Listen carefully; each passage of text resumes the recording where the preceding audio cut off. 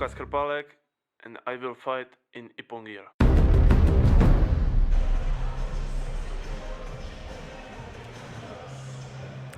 Well, what a nice beginning of the day. This is with Lukas Krpalek in the picture, the current world champion in heavyweight. Good morning to everybody at home. This is day 2 from the Junior European Championships here in Vantaa. Today, this is the second day. We have got 4 categories. But before I go through each draw, we're going to have just a little highlight video from yesterday. Enjoy.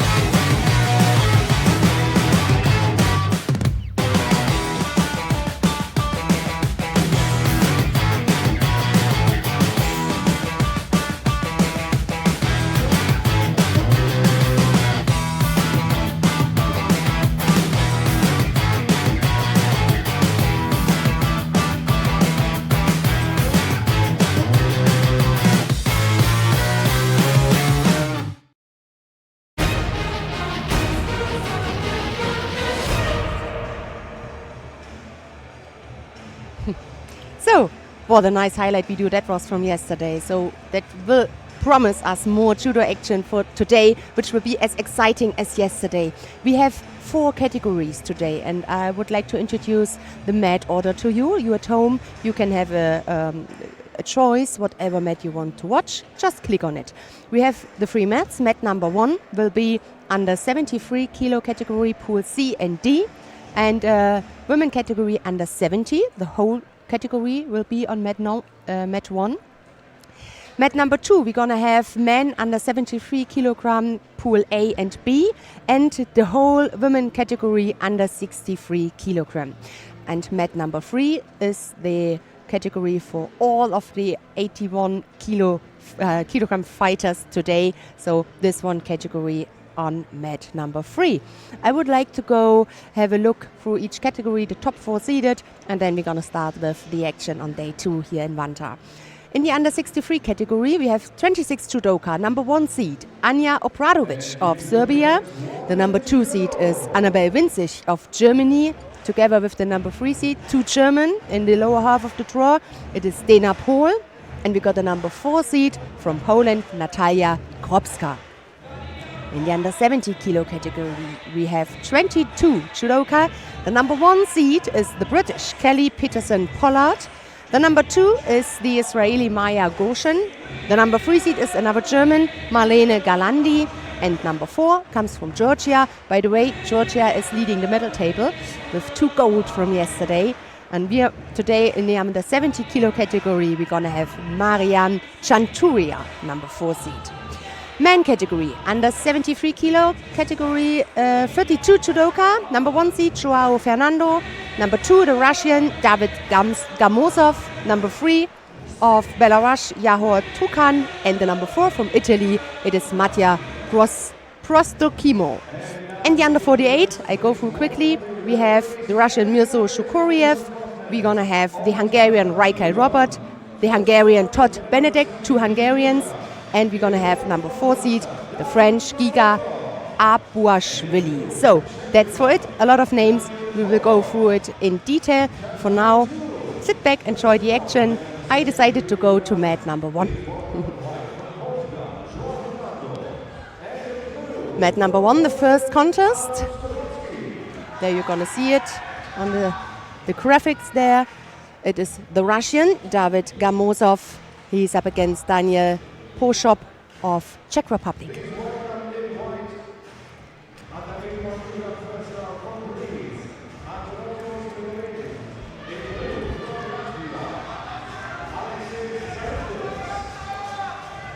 On the bottom you can see the results from yesterday, the medals.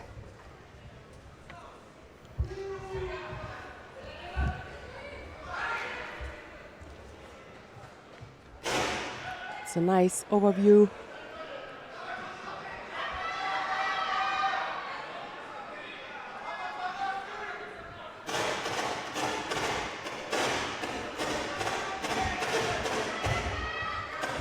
Same problems as yesterday, but they solved it very quickly with the microphone, so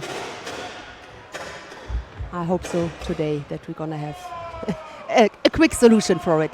Nevertheless, we're gonna focus on the fights, and on the scoreboard you can see already a penalty given to Poshop, the Czech fighter in blue.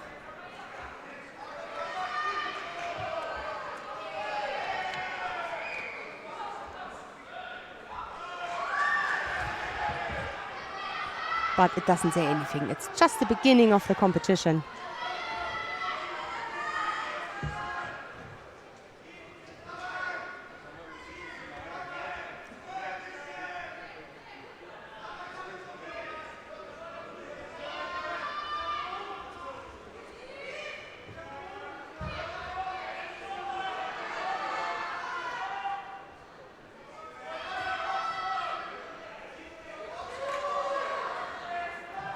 Yesterday we already had a good atmosphere here in the Energia Arena Sports Hall here in Vantaa. Vantaa is, who does not know it, north of Helsinki, 4th biggest town of the country. And the cadets here in 2016 took place in exactly that venue. So maybe some of the juniors who were fighting at the cadets Europeans who were here know already that tatami and the venue can be good. So you are used to it, you know where everything is, where the changing rooms, the toilets, all these things you need during the day, the warm up, and you can arrange with it.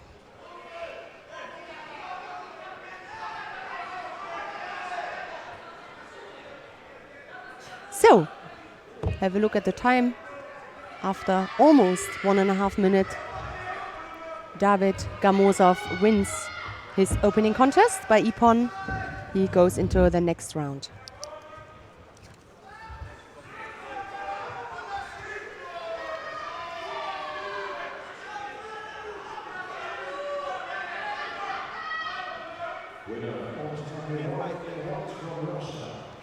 There's the replay. Beautiful. Yeah.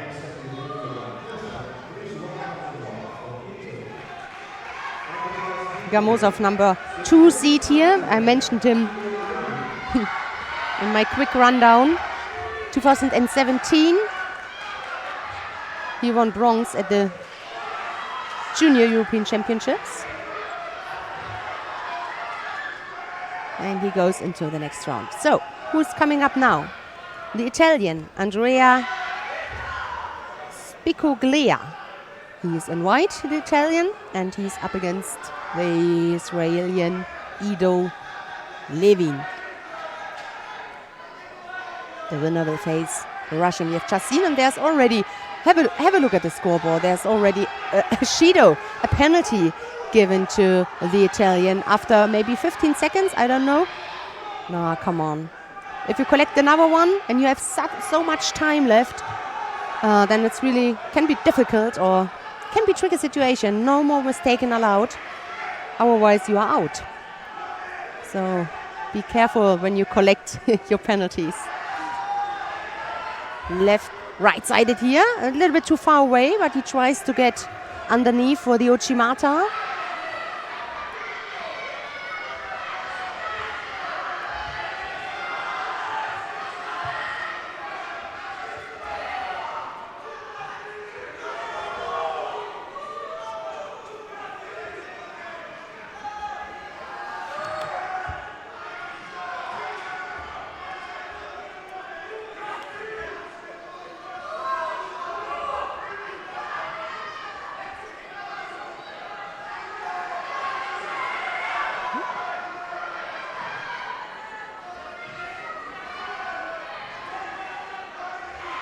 Again, interesting. I don't see that very often, that they put the leg in first and then go into the attack.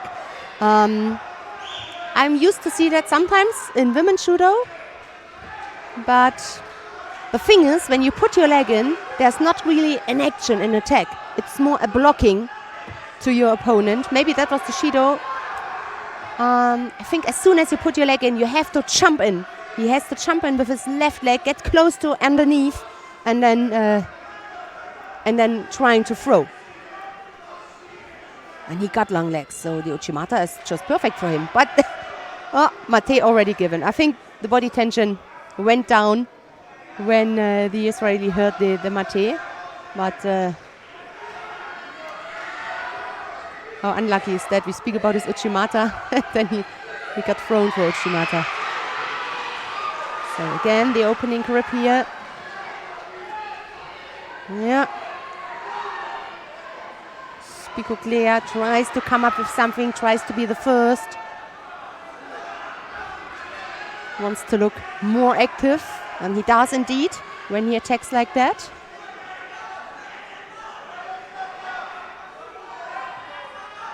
Although the Israeli had the grip on the back, deep on the back.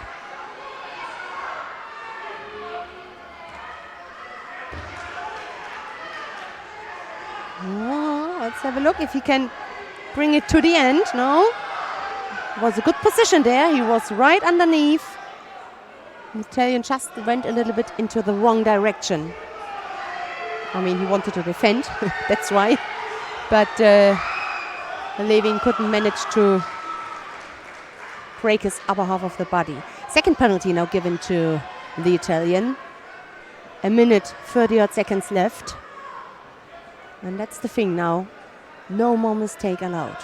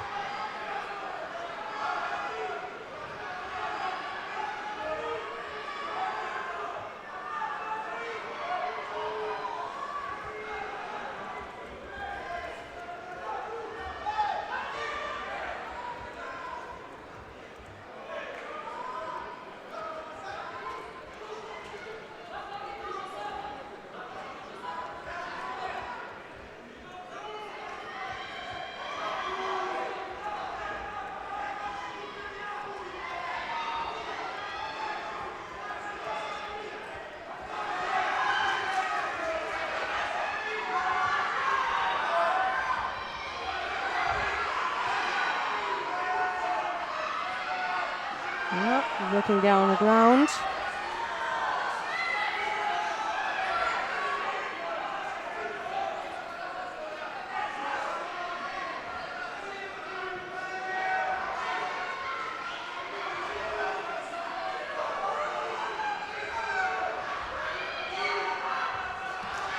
Five categories we had already yesterday. You have seen maybe the video at the beginning, our highlight video from yesterday. In the under 60, it was a Turkish who won, Salih Yildiz, in the under 66. one of the 2 Georgian gold medals. It was Georgi Tutashvili. In the under 48, we had Irina Kubolova, which really impressed me with her judo. In the under 52, we had the French fighter, Faiza Mokhtar. And in the under 57 kilo category, the second Georgian win, it was Ieteri Lielani, who had really a great day. Ieteri Lielani, we hopefully will have later on here in a short interview. And we picked her out as a player of the day. And we will also have a nice story about her on our website. We also have that story and a nice interview from yesterday, directly after the awarding ceremony. So during the day we will upload it on our website, EJU website. You can have a look, and that's really a nice girl, nice and skillful. So. Golden score already. Both with 2 penalties. Levin already also received the second penalty. And you can see now 20 seconds are gone in that golden score. And I hope for both of them that the golden score will not take too long. We all know how it feels when you have your opening contest. The first contest of the day. And you have a long golden score. That all costs so much energy. And you don't have that time to recover until your second fight when you are the winner of this golden score decision. So better to make it quick, save a little bit energy for the upcoming fights.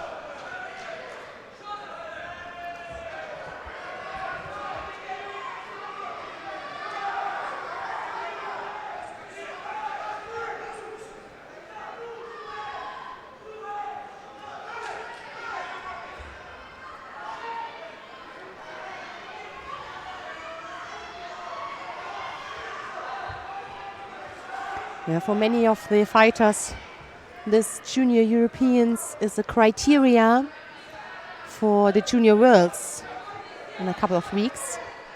So the 2 highlights close to each other. Some of them already got their ticket, but some are still fighting for it. So this is all pressure, also pressure, which some of the players have. It can be good. It depends how you deal with the pressure.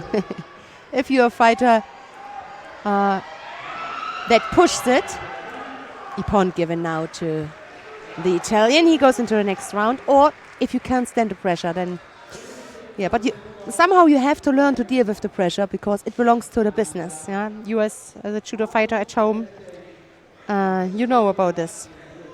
It belongs to it. You always have concurrents, teammates, where it is close, where you trail or you are a little bit better and you have to defend it.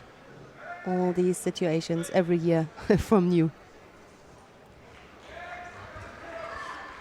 So Andrea Spicuglia of Italy goes into the next round. I hope that I pronounce it in the right way. I couldn't find they were really busy at the warm-up. I will find it out during the day. So Andrea, don't take it, don't be worried. I will find it out. That was the score. Beautifully. And the Israeli who attacked first, or tried to attack with the Uchimata, got thrown with Uchimata. So, what an irony that is. So, Georgia's Makarian of Greece. He's in white and he's up against Eric Paslane of Estonia. Makarian in white, Paslane in blue.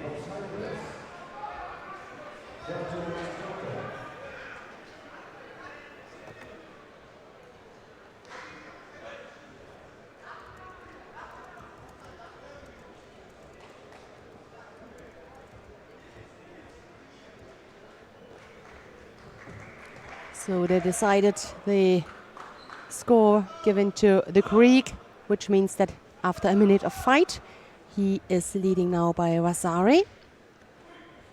They just had a little check.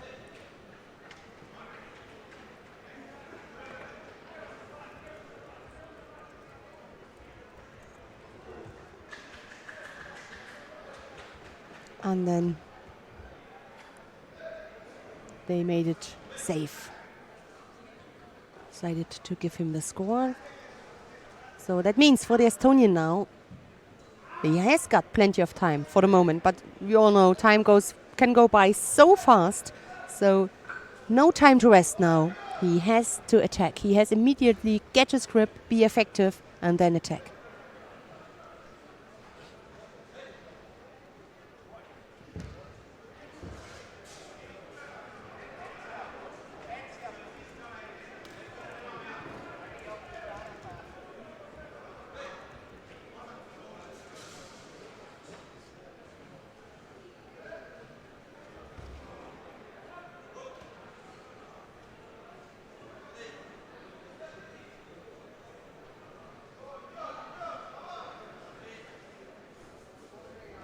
Now missed the attack on the right side. Immediately come up with something on the left side. Keeps him busy, the Greek. Close to the edge, and again he tried. Oh, his left shoulder was a little bit involved there. But he got control about the situation.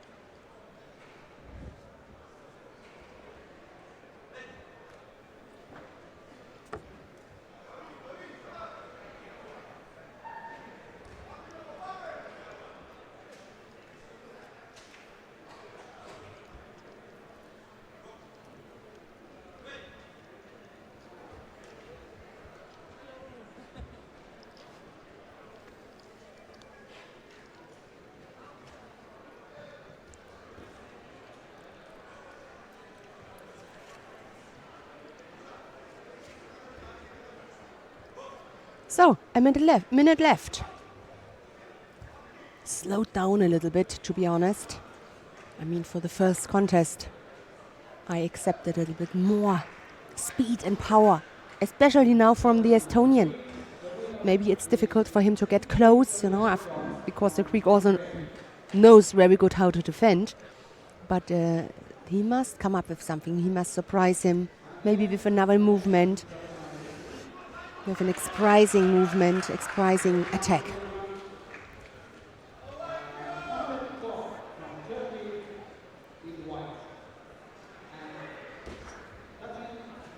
He tries.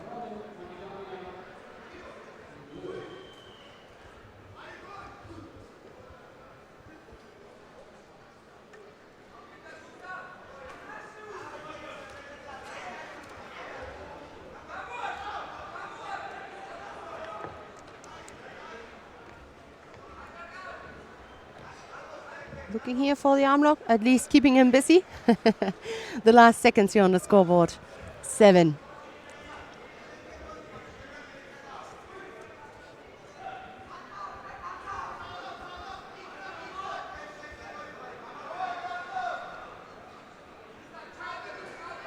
And you can see the Estonian is waiting for, he doesn't like it that Markarian now takes that time.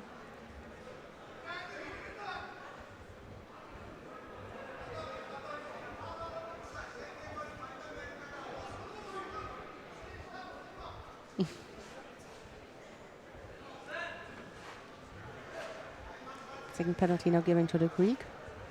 And you see, and he already got thrown. I mean, you have to take the risk, go forward. But couldn't get his grip. The one arm was controlled from the Greek. In the end, he threw him easily for Ippon.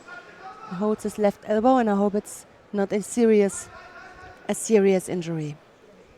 So it is the Greco goes into the next round. We're going to see him in round 2. There's the replay. Yes.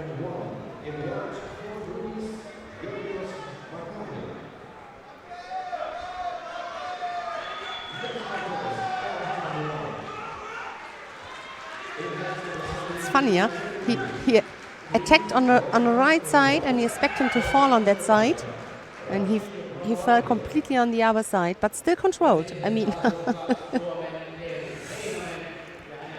still a valid throw.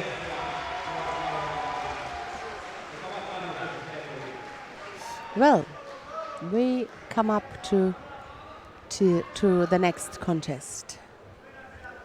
It will be between Rashid Mamadaliev of Azerbaijan and Eetu Heinonen of Finland.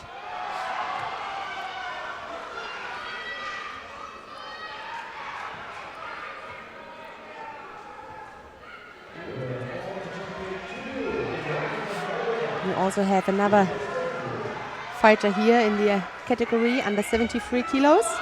We're going to see him later in Pool B.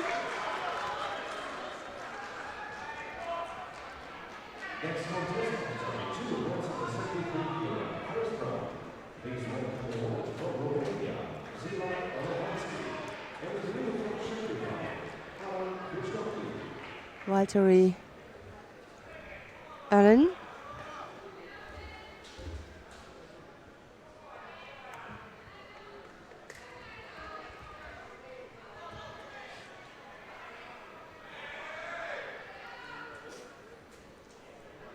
Ja, Ieteri Lielani.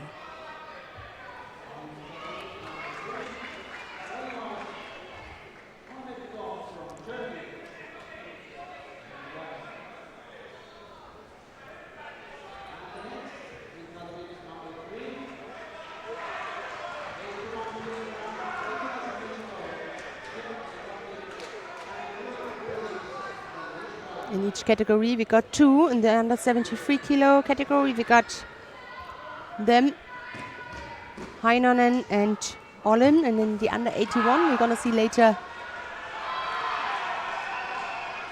Bodonos. Let's have a look. We're gonna see Mäkinen and Ihana Mäki. Yes. Bodonos, I think that's the Judo club.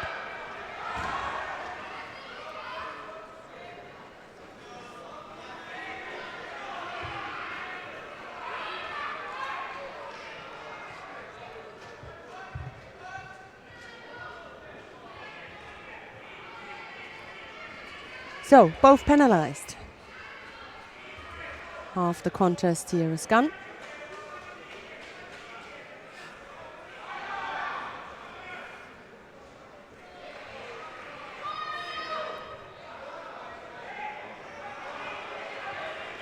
You at home, you got the choice. I would like to stick here with Pool C and D, with the lower half of the draw in the under 73 kilo category, followed by the women under 70 kilos. On mat 2, you're gonna have the upper. We are here with the lower half, and the upper half of the under 73 kilo category is on mat 2 with Pool A and B, and the whole women under 63 kilo category. And mat number 3 for the whole day belongs the under 81 kilo category. So there are 37 judoka, the highest number of participants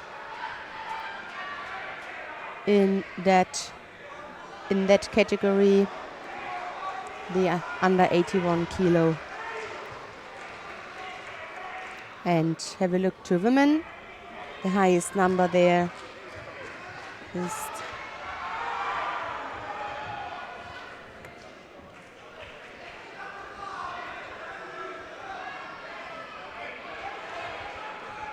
it is spread between the under 57 and the under 63 kilo category, 26 fighters.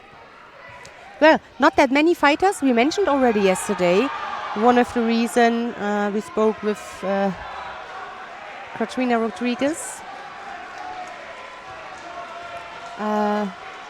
sports director from the ETU, is the pre-Olympic year. It's interesting. Also in 2015 we had not that many competitors, and of course the other reason is that 2 categories are not longer part of the juniors. They do not longer exist. That is the under 55 kilo category for men and the under 44 kilo category for women. But anyway, it's not about quantity, it's about quality we want to see.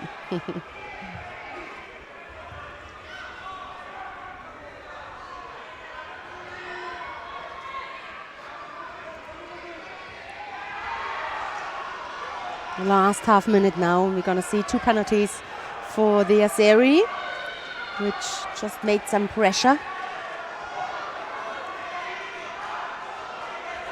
Let's see if Heinonen has some answer.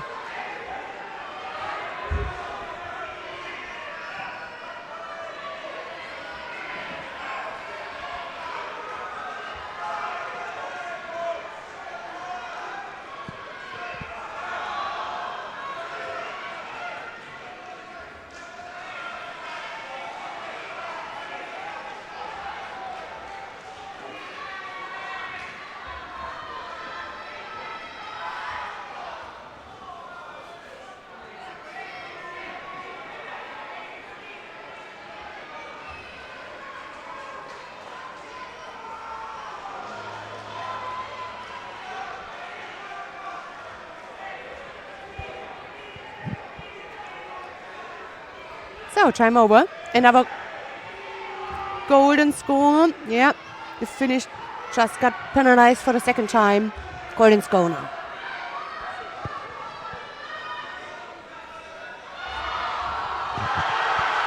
Almost incredible.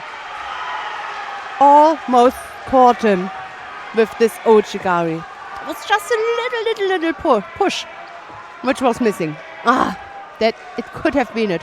And for sure, that's in his mind. Oh, why I didn't turn. He just needed to turn him a little bit more. Yes, this turning came a little bit too late. That's right. It was a little break. There's no. You can't give a score for that.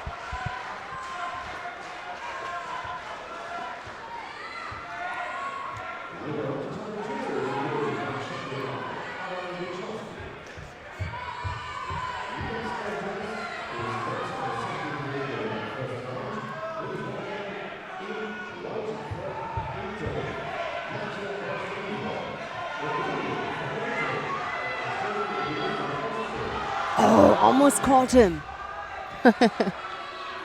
That's a good golden score, I tell you. That's a really good one.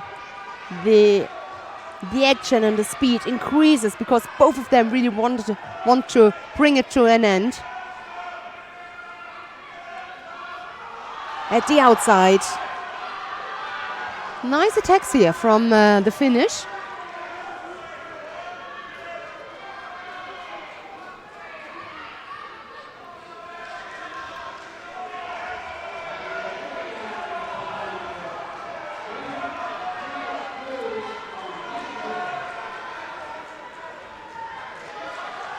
So the third penalty, and I really have to say that was so clever from Fetu Heinonen. He stayed active, he attacked and caused the third penalty for the Ieteri. That was a good win. And Mamadaliev, he has to take it. He got a chance here, as the Finnish got the chance in a golden score, but it was just used a little bit more cleverly here from the Finnish, and you may heard it. There's a little home crowd, and it was some good atmosphere. So we, for sure, for his round 2 contest, we will hear them again, and we're gonna see him again.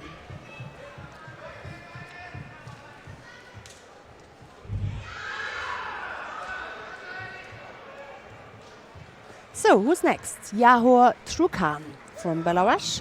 He's up against Petru Pelivan of Moldavia.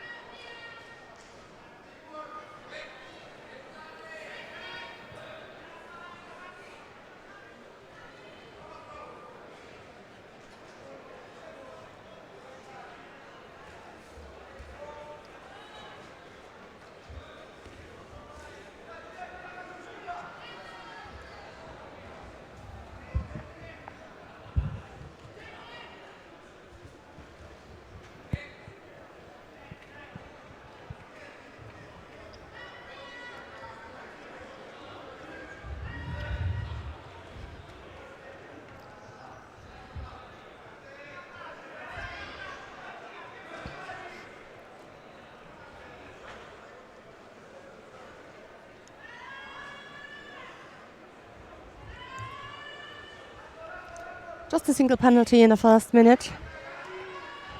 A good grip here from the Moldavian, but he just can't use it. The left arm puts so much pressure on the neck from Trukan. But in that moment where he comes up again, you put pressure on the back, on the neck, and then there's always, or almost always, a reaction from the opponent. You have to use it to go in. Just this little upward movement, upright movement, is a good start to come up with an attack.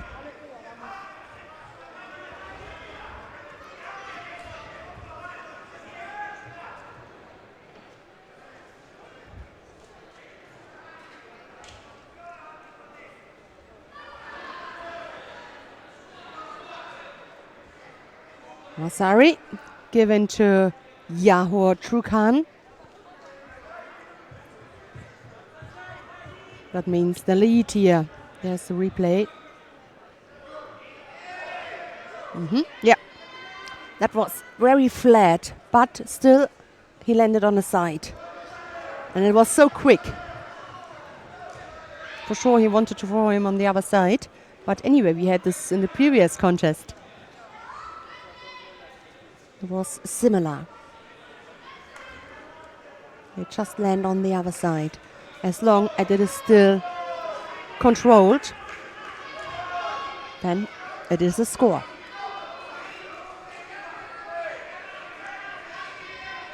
Half the contest gone.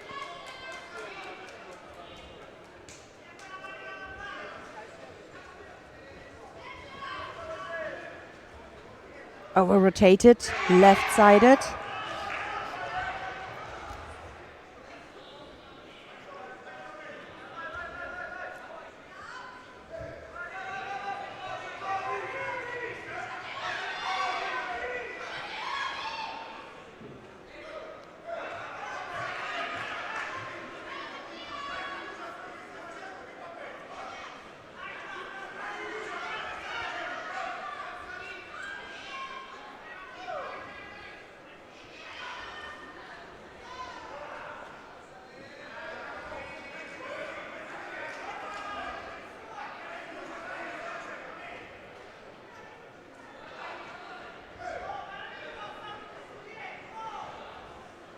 A minute 20 odd.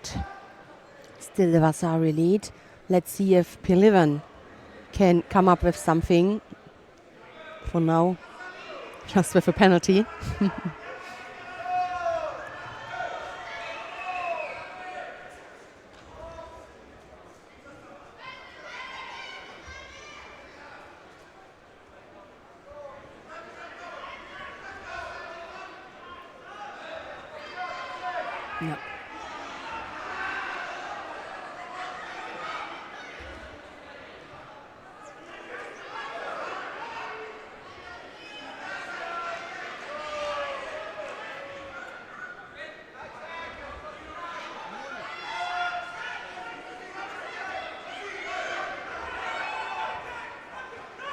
So we're on the last minute now.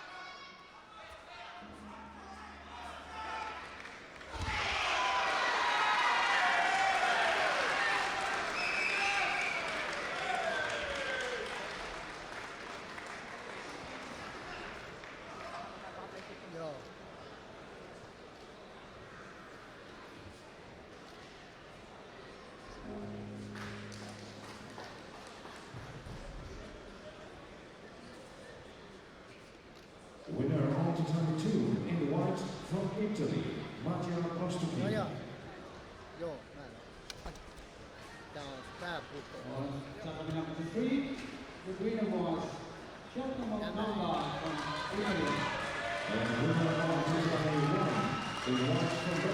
näin. Heitään tuon vesipullon. Next contest from tatami 2. Under Semifinals, first round is 100 from Ireland. Bouts lesson. Ja sinisessä asussa Suomen Valtteri Lielani, tämän vuoden miesten pohjoismainen mestari. Tervetuloa ja nyt annotusta. Second number 3, 81 kilograms, Gramatito Bulgaria. Right, and then Kyle Koubet from Belgium in blue.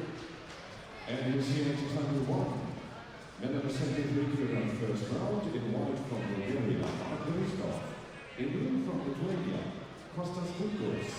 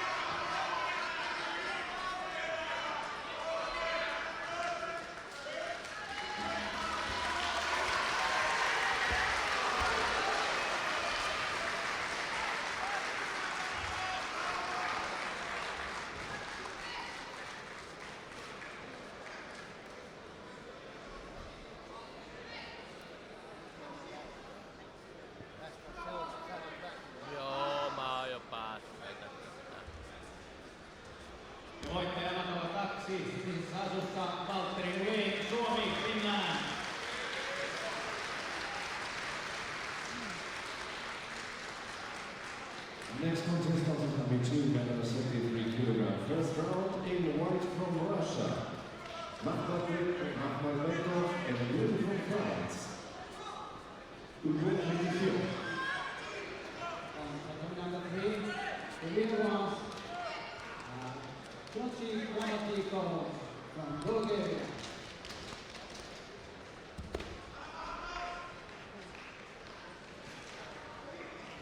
Next on company 3, in white from Czech Republic, Pavel Wets. In blue from Latvia, Alexei Zarudinev.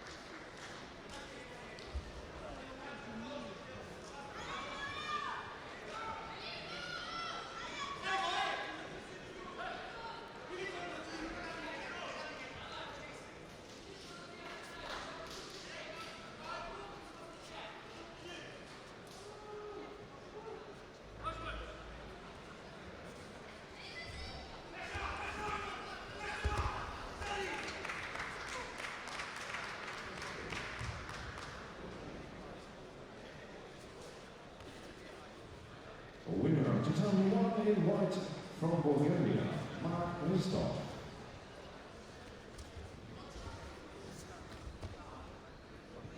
And winner on Tatami 2 in white from Russia, Makhmatkov. Next contestant, Tatami 1, medal 73 kilogram. First round in white from Luxembourg, Claudius Tashanka. In blue from Austria, Mattia Chiche. Next contestant is number 2 in men's under 73 kilogram. First round in white from Armenia, Milosław Zatsian. In blue from Germany, Vladimir Stark.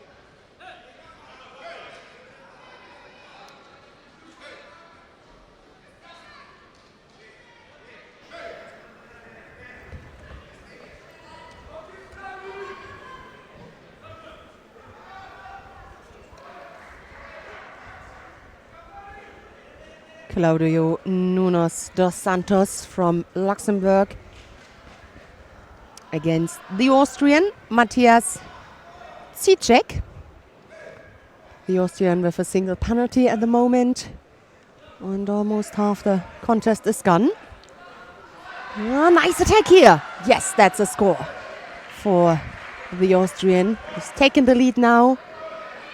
That was a good attack, consistent until the end. This rolling movement. Let's see what Nunes dos Santos got for surprises for us for the last or for the second part of that contest.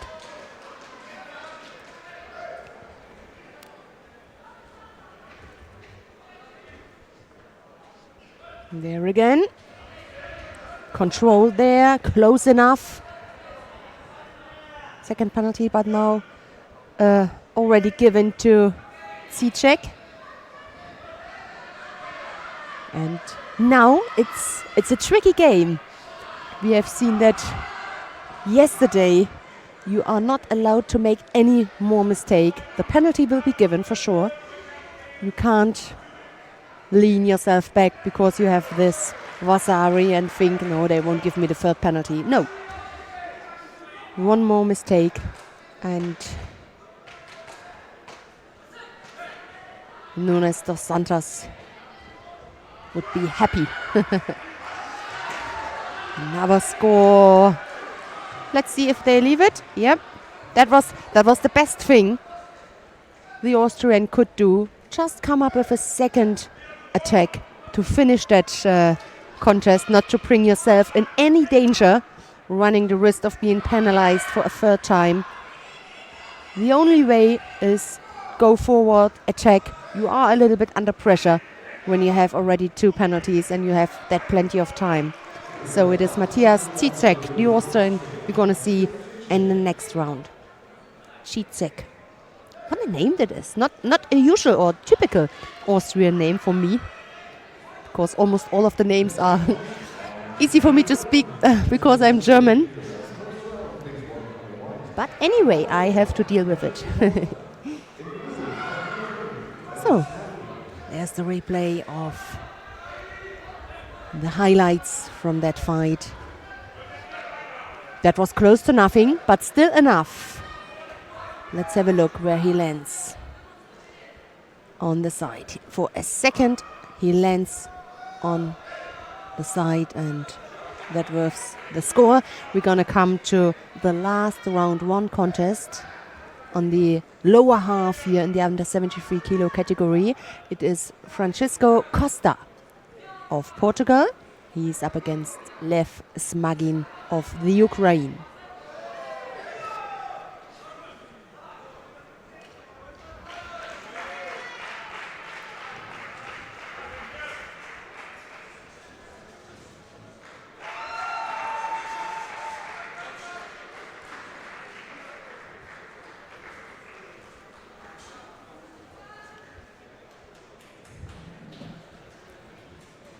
German win on mat number 2, Vladimir Stark. We're going to see him in the second round. One against the Armenian, Sargsyan. On mat number 2, there is the upper half of the under 70 kilo category. And as you can see now, the completely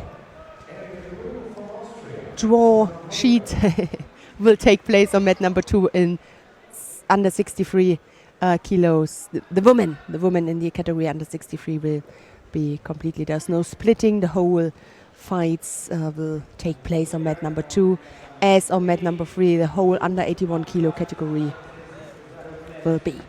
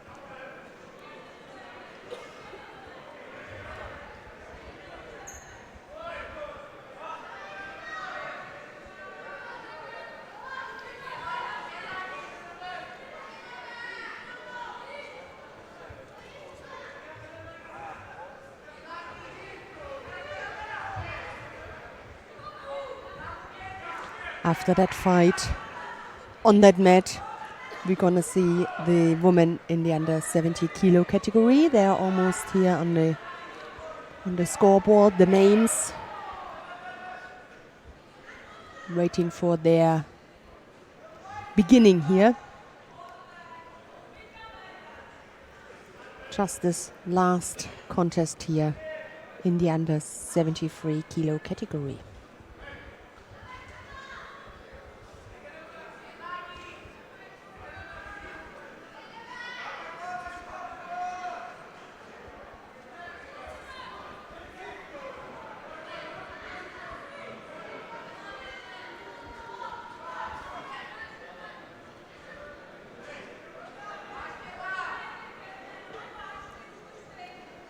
The winner will face the Austrian you have just seen.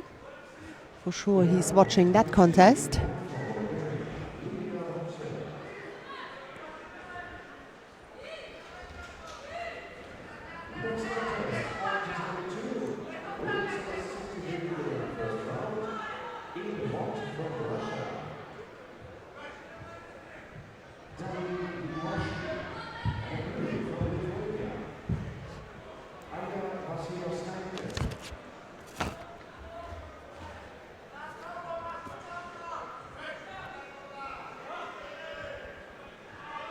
So, no score so far, just a single penalty against the Portuguese, and we have 30 seconds left here. Better to come up with something than to run the risk of losing so much energy, so much power in the golden score.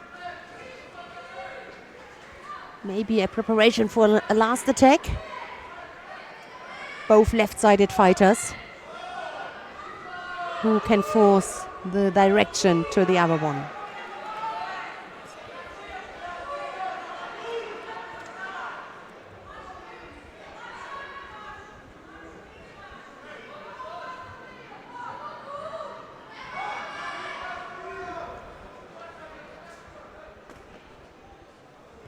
Second penalty now given to the Portuguese for being passive. Now he tried to, but immediately was countered or blocked, not countered, blocked by Smagin. And there's the golden score.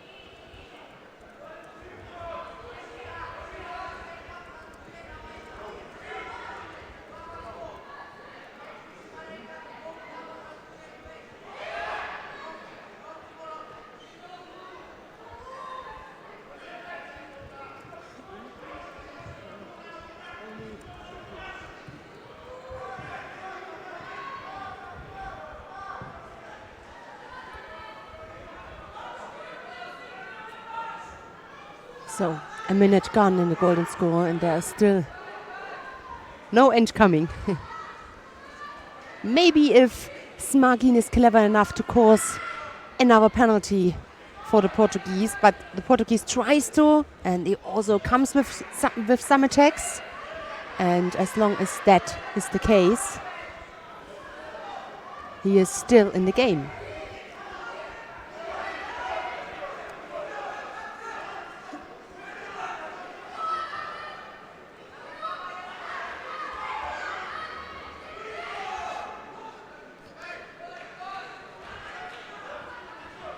Sumigaeshi attempt here from Smagin.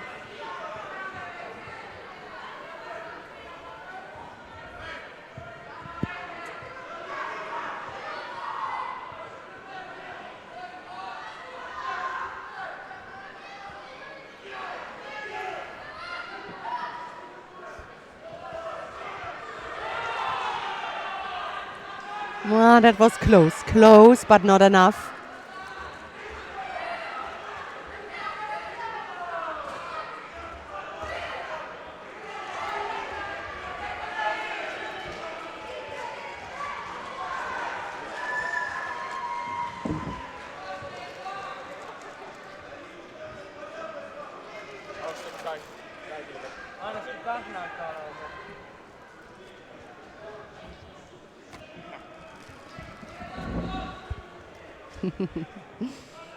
Friendly volunteers here who gave us something to drink, some food, which helps us through the day.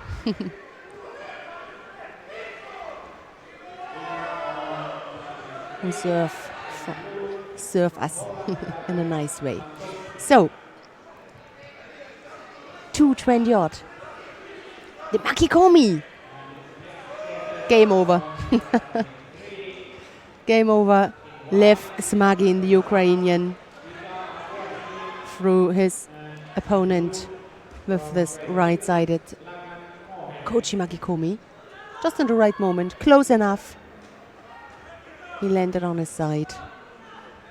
And it is the Ukrainian who will face the Austrian in round 2.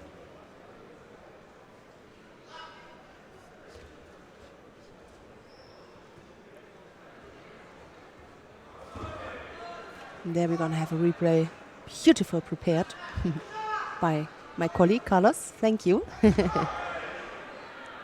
These replays are really nice to see. Just have a quick look. Sometimes it goes so quick and you think, oh, I just missed the action. We're going to have almost always a replay for you. And even from here you can see it. He landed on his side and he just pulled him back. And it was just in that moment where the Portuguese made a step forward with his right leg. You could see that. It looked like he was really waiting for. Brilliant. Yeah. So, I promised you now to come to the women in the under 70 kilo category. It starts colorful with Kayla Isoufi of France. And she's up against the German Mina Agneta Rieken. Isoufi in white, Rieken in blue. And I spoke with Lorenz Trautmann at the warm-up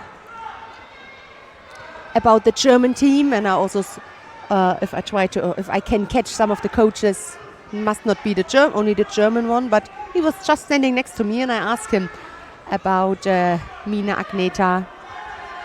So her history is that until 2017, that means until 2 years ago, she was still fighting for Greece. Her mother is Greece, her father is German, and then she decided to come to Munich, lives here since 2 years, is doing a good job, and I'm really looking forward to see her today. It's always a hard task to start or to fight against the French fighter, because it doesn't matter which level they have. What is sure that the French team, the French fighters, are always tactically so strong. So the coaches really work it out very good. The way they stand, if left, if right, how they open, how they defend, how they avoid your own script. Amina Abdelatif, the coach here in the chair, the French coach, and coaching the French girl. Let's have a look if that was a score. That was my time, Amina Abdelatif. We were fighting against each other very often. And now we are happy to see each other on a competition. Maybe in the past, when we were still fighters, it wasn't the case. That we were so happy to see each other. But now, we are definitely. Woo! That was a good action. She lifted her up with her hip. Received Vasari for it. I like that. That's a comfortable leave. There again. And it is a mix between, it's not really 100% Uchimata. For me, it's more like Uranage, but you just use your left leg. Or more vielleicht like Habarelli. It's just the other way around. Yeah. We have to find this out. Work this out, the correct name. Ochi half-halted, almost countered here. There was a chance definitely for the French fighter.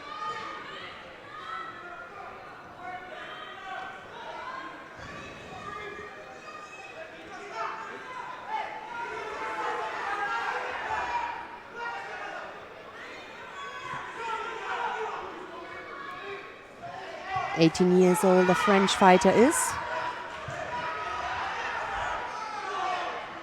And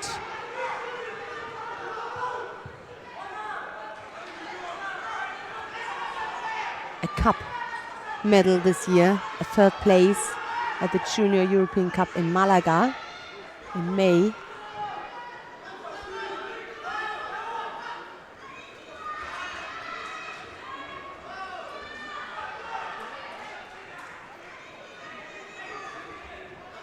Also a cup medal here for it was also in Malaga this year.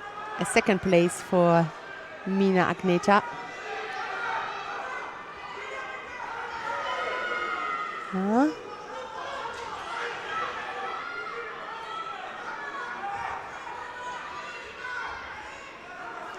And they were fighting against each other in the semi-final in Malaga. So it's not so far, not so long time ago. It was in May this year. And the German won. So that's could be payback here for the French fighter.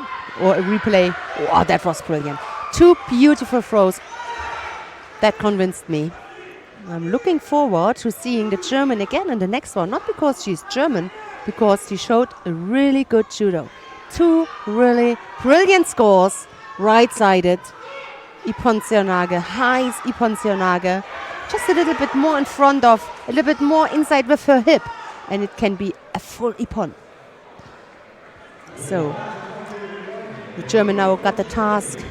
Another difficult task in the next round to throw, not to throw, yes, but to fight against the British, the number 1 seed here, Kelly Peterson Pollard. But that's future thing, thought. That was really brilliant, yeah.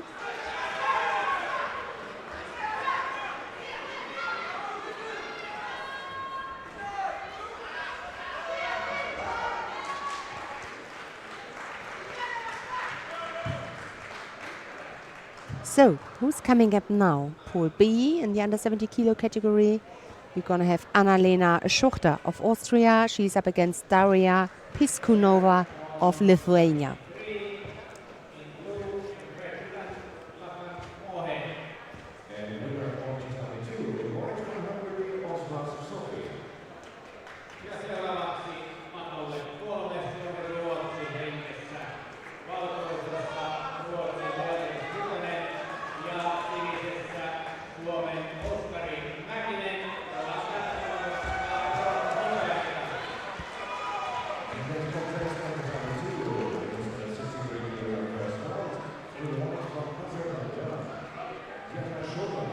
Uchigari countered. It was half-half. So a little bit more consistency from the Austrian for this Ochi. Maybe she felt the pressure coming here from the Lithuanian who wanted to counter this Uchigari.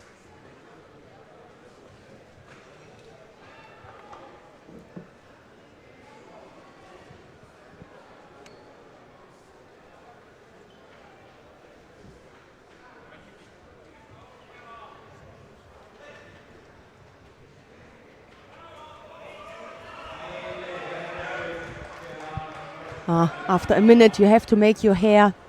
Come on. You can prepare this a little bit better. I mean, a minute is nothing.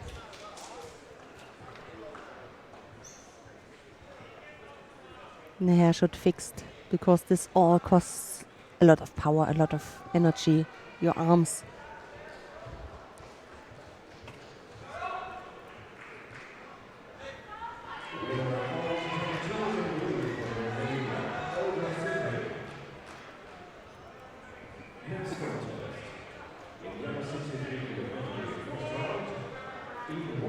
So, and now my champ left-sided, this time the Uchimata. This is a nice profile, the Ochi combined with the Uchimata.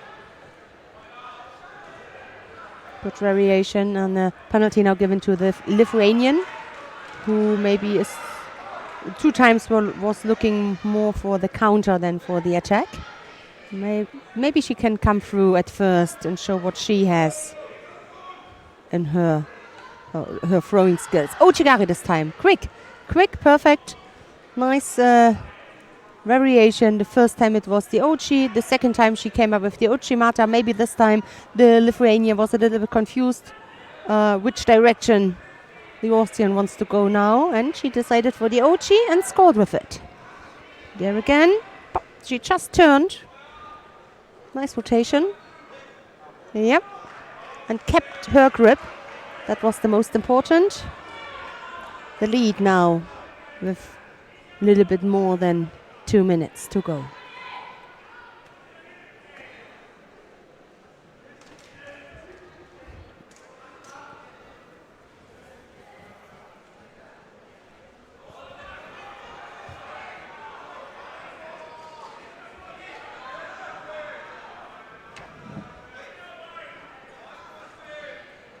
Working now on the ground. She tries to get pressure on the left shoulder here from Biskonova to turn her.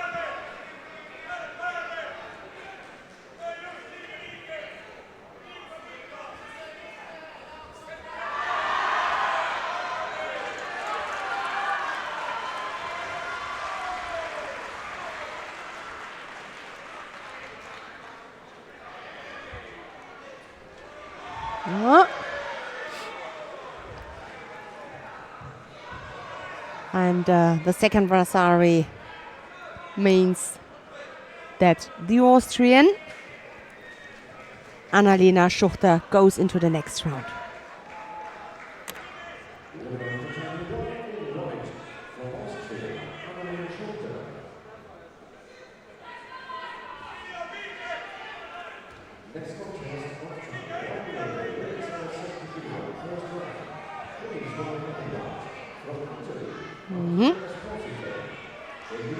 Almost lost her balance.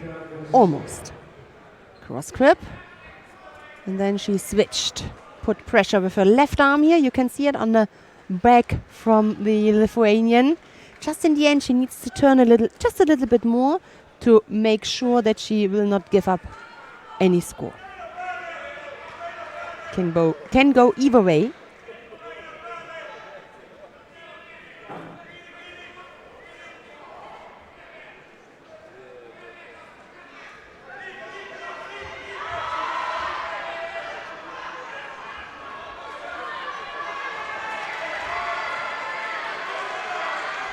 Martina Esposito of Italy is up against Nina Gersiova of Slovakia.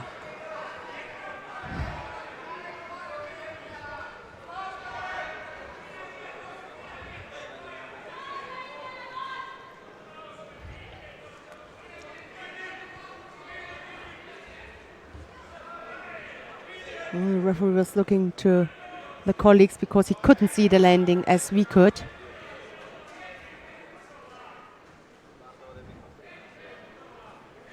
A minute is over. Yeah, and I agree with that decision.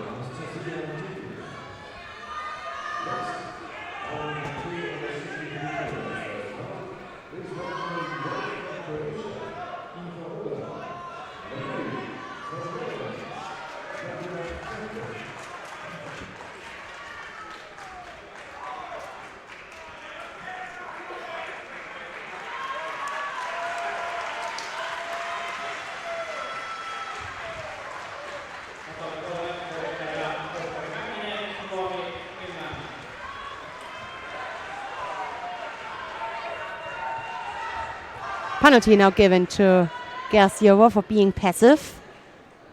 The referee and also we wants to see just a little bit more.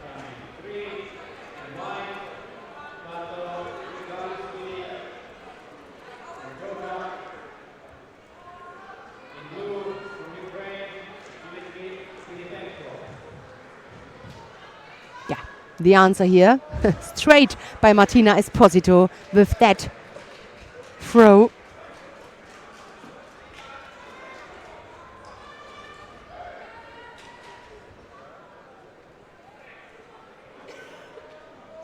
And the Italian takes it and goes into the next round.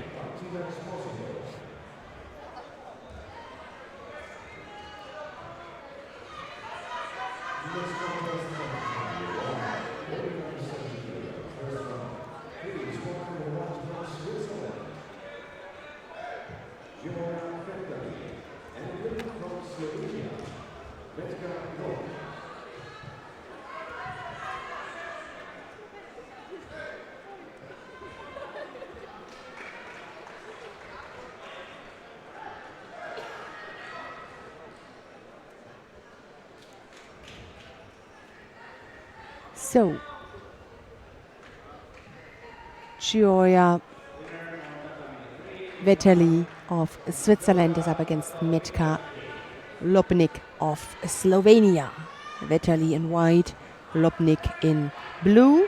And let's have a look. We are already in Pool C. The winner will face the number 2 seed in this category, Maya Goshen. She got it by the Israeli fighter, and we're going to see her in the next round with the winner of this contest.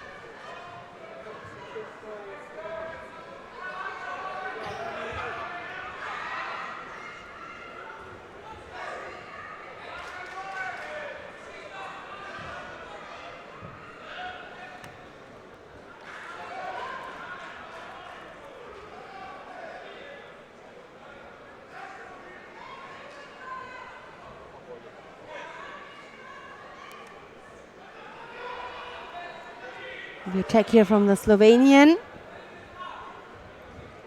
means they took it back for me. I agreed with it because she landed on her front side. Maybe that was close, but not close enough for a score. They decided to took this Vasari back immediately. No confusion for the athletes because they were still busy on the ground. But nevertheless, it wasn't a bad attack. Maybe just a little bit underneath, a little bit more in front of, and just this body rotation.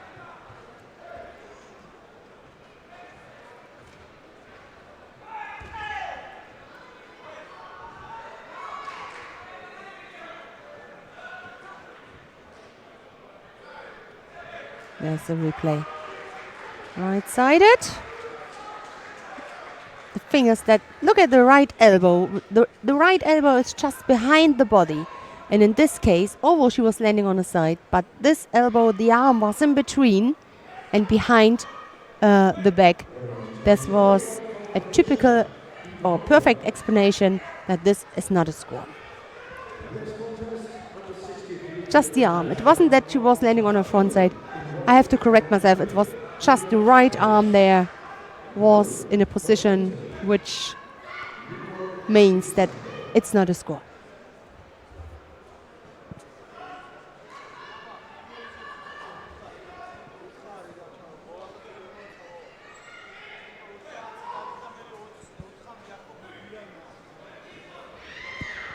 Kouchigari. That was a good attack from the Swiss fighter. And she goes on and continues on the ground, looking there for the arm lock. The arm is extended. Just the right ankle, and she got it. That was a beautiful transition. She attacked She was at the position close to the legs from her opponent. Look at that. Kochi, yeah, she was landing on the side, on her right side, and then immediately didn't stop the action. She just kept her grip on the jacket, turned her, and was immediately looking there for the arm lock. Brilliant done. So we're going to see her in the next contest against Maya Goshen, the Israeli fighter. So,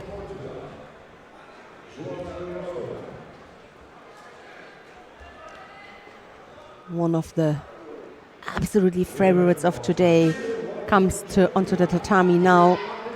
We're gonna have Tsunoda Rustand Ai, or better to say Ai Tsunoda Rustand, because she is fighting here. She is fighting for Spain and the neighbor country. Joana Crisostomo of Portugal. Tsunoda in white, Crisostomo in blue. And what to say about the Spanish fighter, her father, Tsunoda Go, our Ichi, one of our Ichiyu experts of the team. And look at the results here from the Spanish fighter. She won this year the European Youth Olympic Festival. She won gold. She won the Cadet European Championships this year. You know what that means, that she's still a cadet.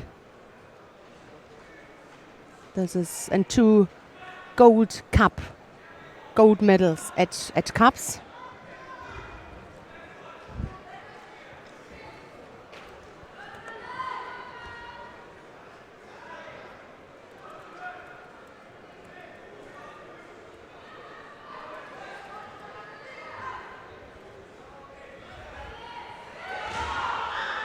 That was a good attack. That was a good attack from the Portuguese. No score, but that was quick, powerful. But you see immediately the work on the ground, the Nevasa work, as we are used to see from the Japanese. I mean, she is half Japanese. There, you see.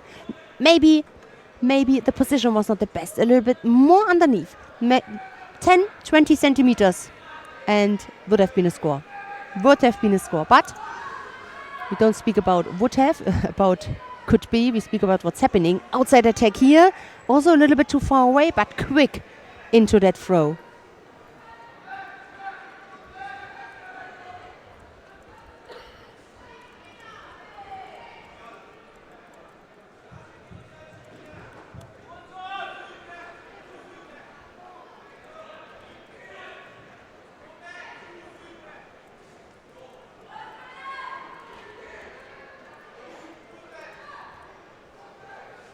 Penalty against the Portuguese. Almost half the contest is gone.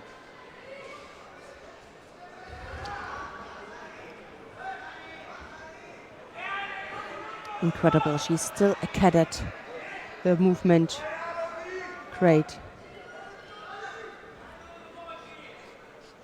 Born in Spain. And her career has just begun, I would say.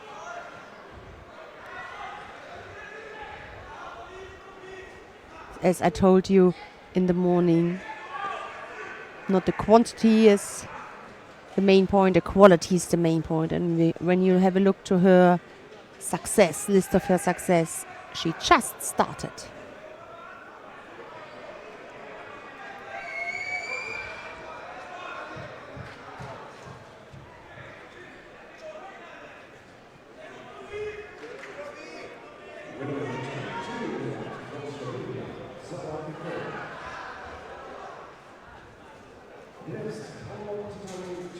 She is 17 years. She became 17 this year. Ai Tsunoda Rustand.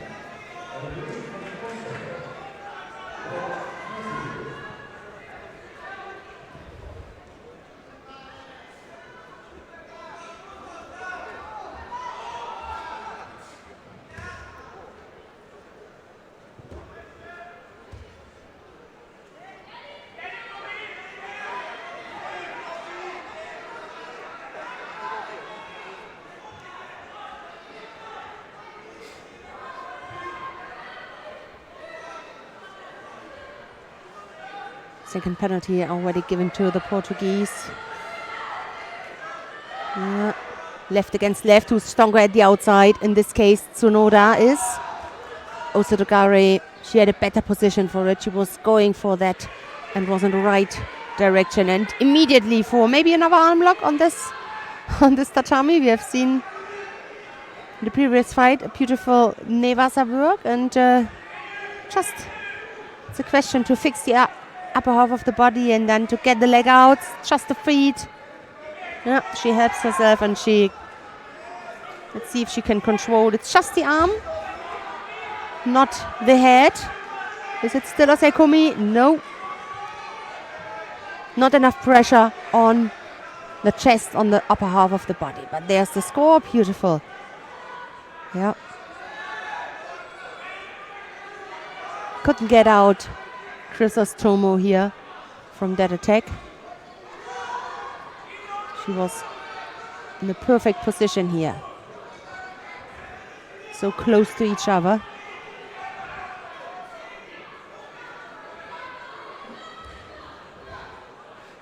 And again. Good contact, and immediately started to work on the ground. Well, this Vasari is the lead here for the Spanish fighter. 20 seconds. No, she turned the sides, changed to the right side. I liked it. She felt the pressure coming and just got underneath, turned on the right side and tried to throw her. 3 seconds left.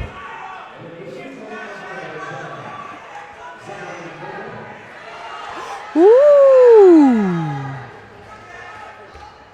The attacks from the Portuguese were good. Oh, it could have been. That would have been a golden score. She almost caught her hair. Look at that. What would you say at home? That was really close to, right? Look at the landing. Maybe just a little bit too less. Yeah, not really enough. 90%, not 100%, 10%, I would say. Yeah, you're right. It's not completely the right side. It was a part of the right side and the front. So it is okay to give nothing, but it was so close to. Just a little bit more rotation in the end. But anyway, that's history. It's a fact that Tsunoda goes into the next round and she meets there Marlene Galandi. I'm looking forward to see them both. To seeing them both fighting. Tsunoda it is. So, okay, back on action here for the next fight. Matilda Nilsson of Sweden. She's up against Iona Amarantidou of Greece. Nielsen in white, Amarantidou in blue.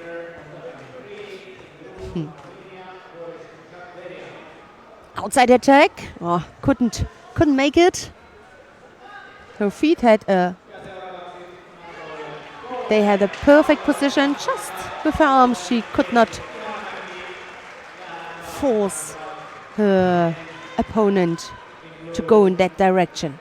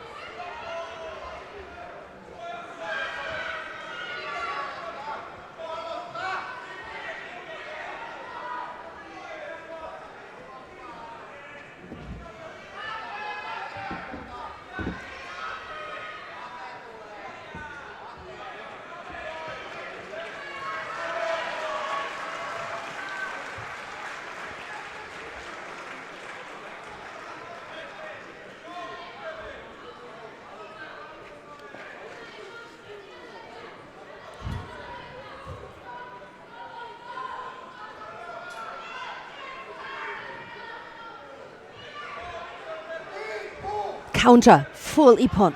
Yes, no doubt. Matilda Nielsen takes that one.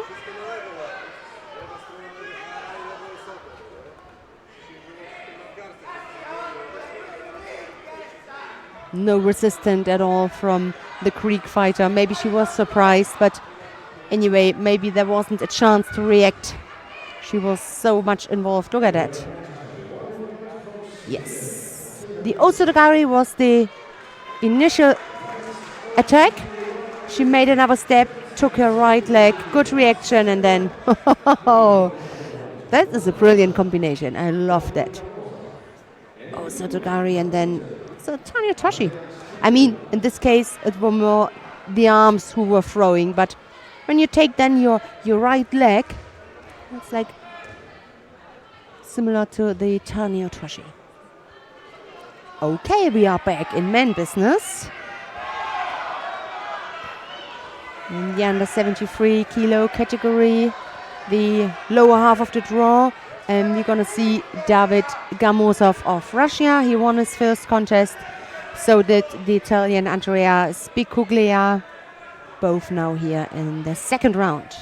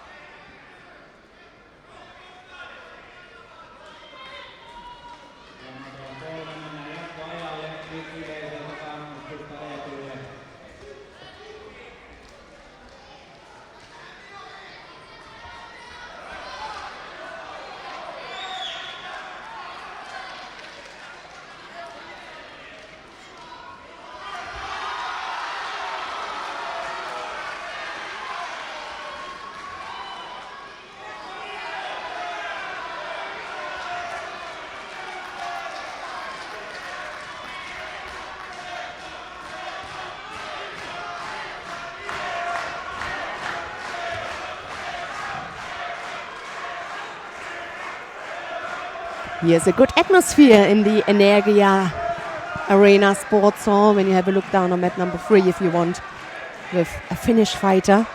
A good support.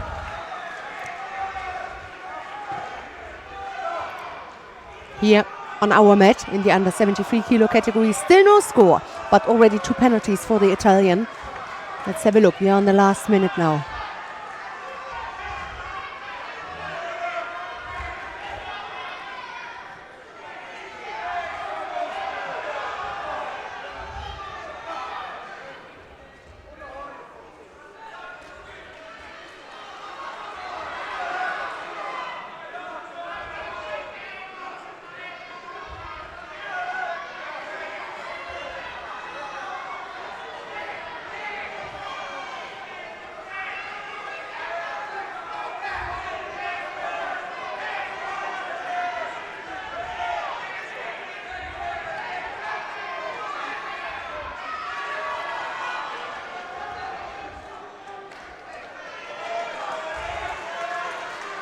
So, almost the last half minute.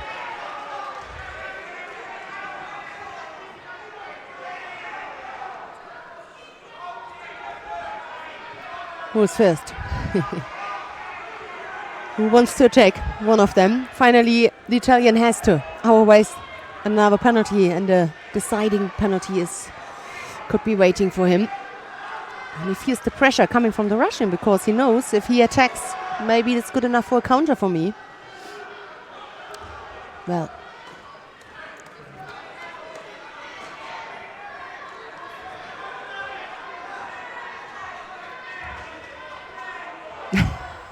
No time to get your breath back, David.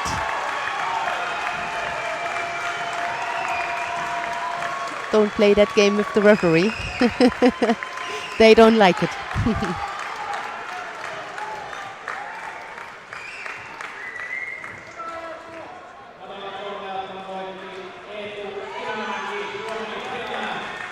So, penalty now given to David Gamozov.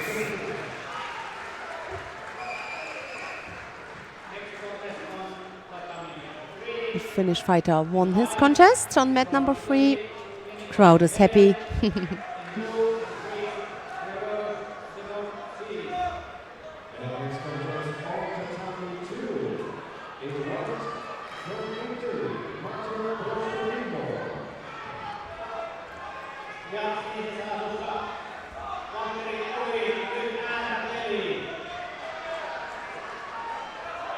Oh, Shimata. That was a good reaction. Almost on the ground. The initial attack came from the Italian. He failed, and Gamozov just took this chance to end this contest up, finish that contest, and threw him with this left-sided. I think Shimata it was. Very low, flat, but that's the score, no doubt. So it is Gamozov who goes into the next round. They were gonna see it. Yep. Didn't need to do much. Just went backward and turned him. There again. Okay, the Osoto. And now the attack here from the Italian failed completely. The worst which can happen is when you come behind your opponent, when you go onto the ground, try to throw your partner for your opponent for the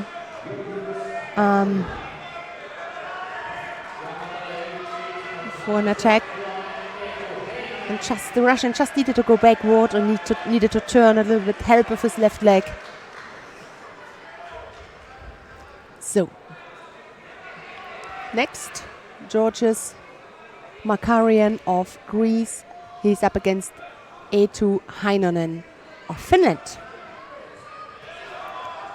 The winner will face Gamozov in the pool final.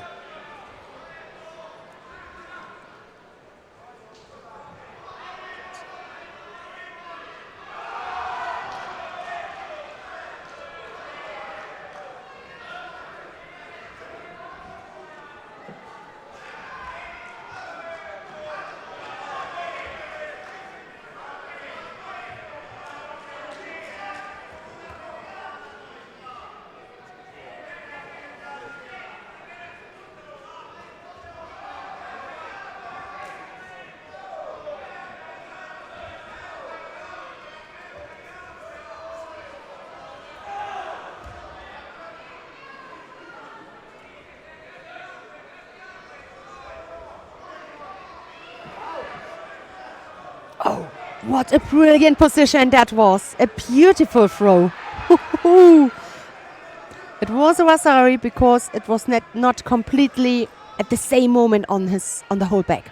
But look at the position he had. Right-sided. That was a perfect position. Look at that. Almost a little bit backward, but he took his balance back.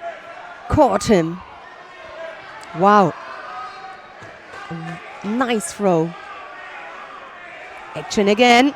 Yes, you don't want to miss anything. Maybe we're going to see it for a second time. Makarian. Maybe we can come up with another score like that. We will see. Wow. 2:30 odd seconds.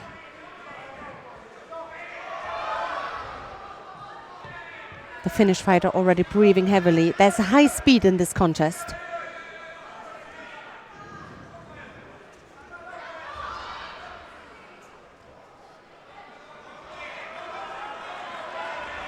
But that makes it attractive. There again. Toshi. Oh! Was it something? Not really. Maybe not 100% control about the situation. But he turned. The Greek turned. Look at that. Again. It was so quick. The outside attack, the turning. Yeah. They decided to give, I think. Was it a decision? I think they gave the Vasari because it was Vasari. It could be that they said, they checked it and said it was Vasari. It was so quick. Even for me, I to be honest, I wasn't that sure. But you see control over the arms. He turns. He is not falling next to the Finnish fighter. And he lands on his right side. So that can only mean that they decided, to give. Yeah, you see it also from that side. Look at that. They decided to give the second Vasari. Vasari, Auseti Ippon, and it is the Greek. We're going to see in the next round, and I like his judo.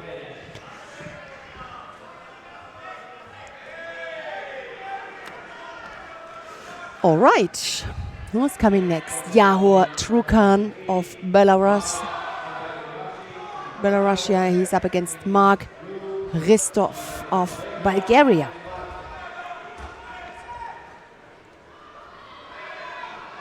And it continues as good as it ended the fight before. The Vasari lead here for the Belarus.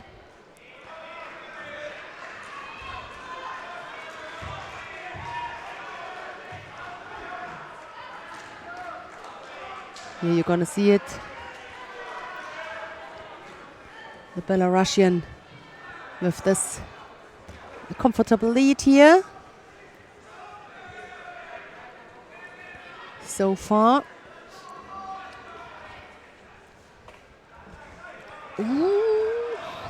He was laid a little bit too much back.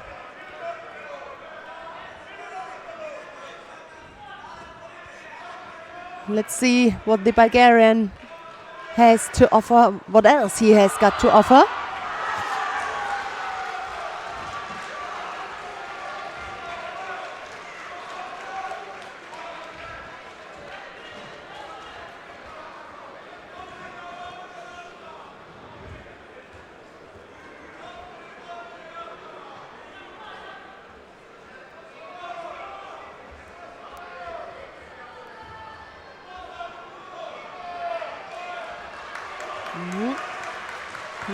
From the outside here, not enough power to take him on the ground. Trukan.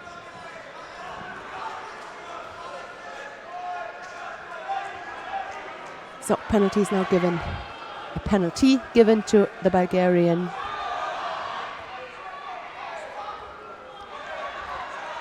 And we're gonna have 2 40 seconds left.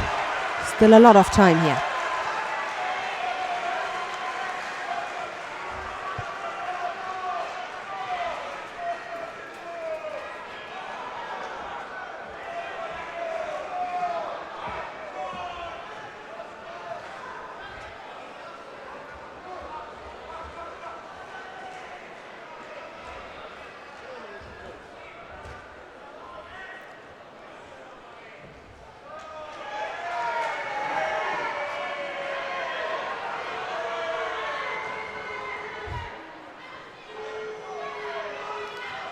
Half the contest is gone.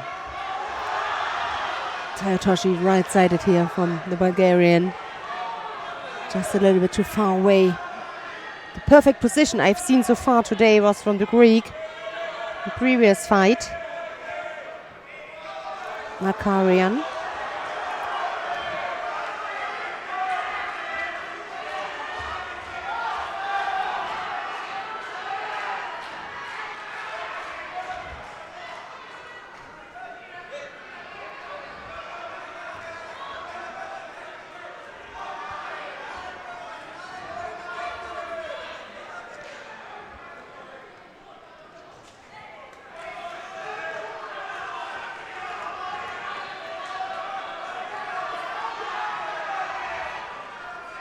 Right-sided, not so powerful enough. He just could not transfer the power to his opponent. Anyway, he's leading the Belarusian.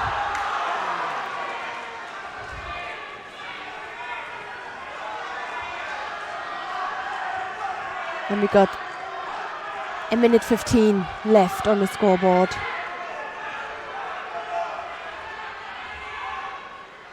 He tries to counter. Can he?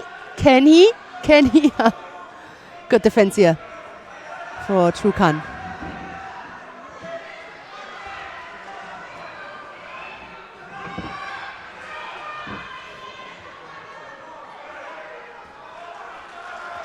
So we're in the last minute now.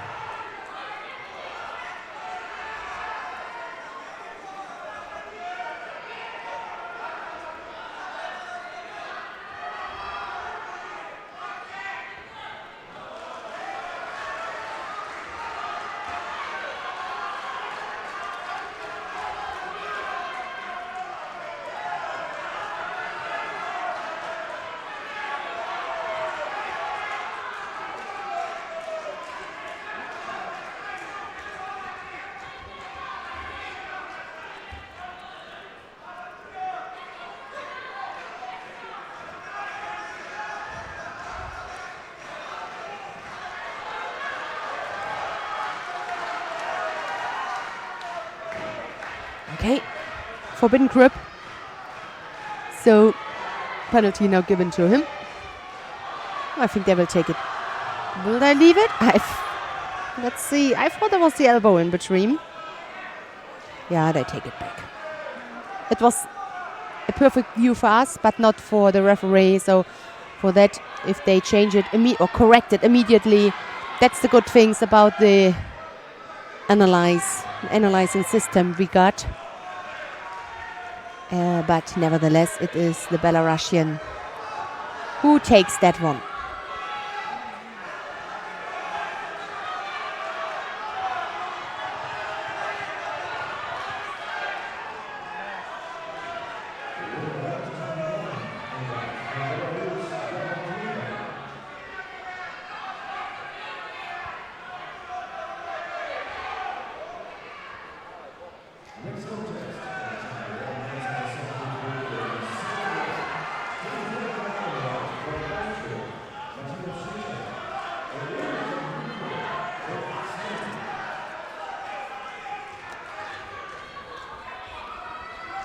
So,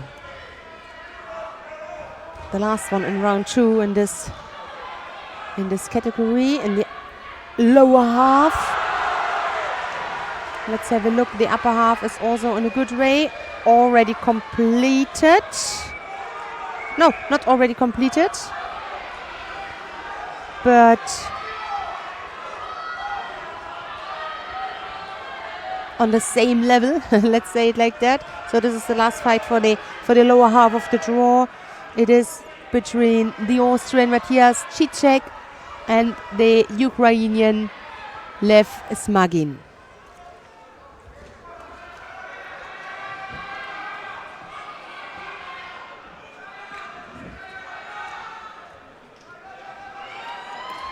Working here the arm lock, for the arm lock.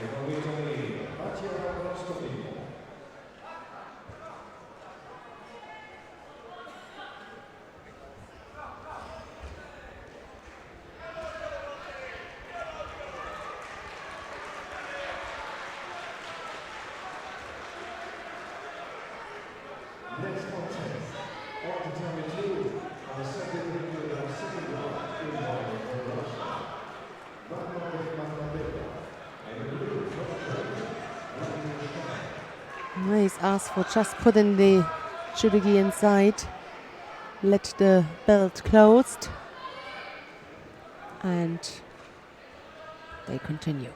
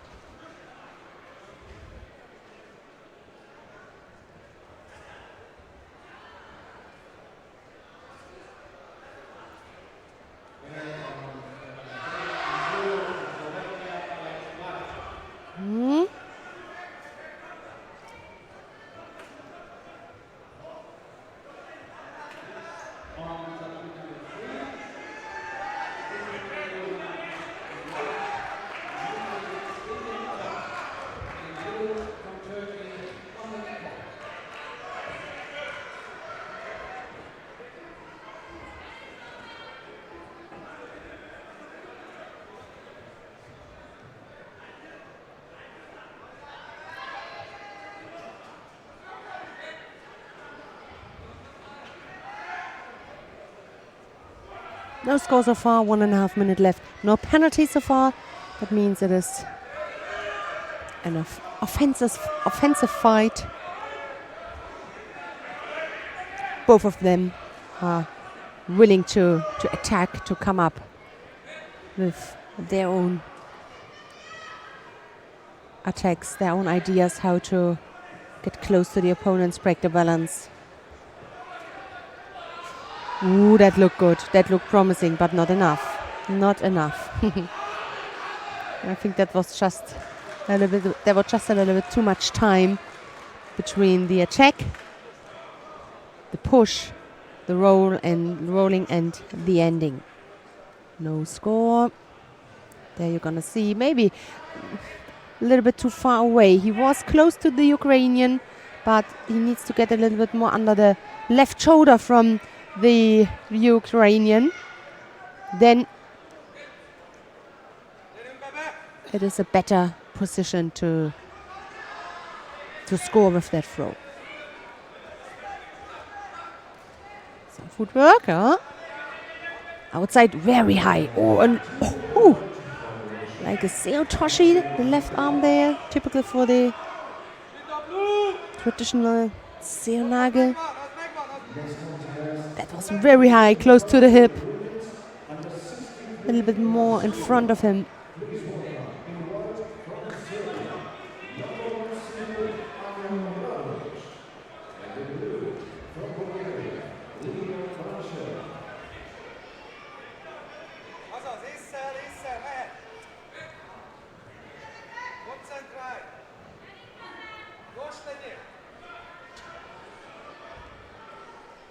So let me just switch the mat.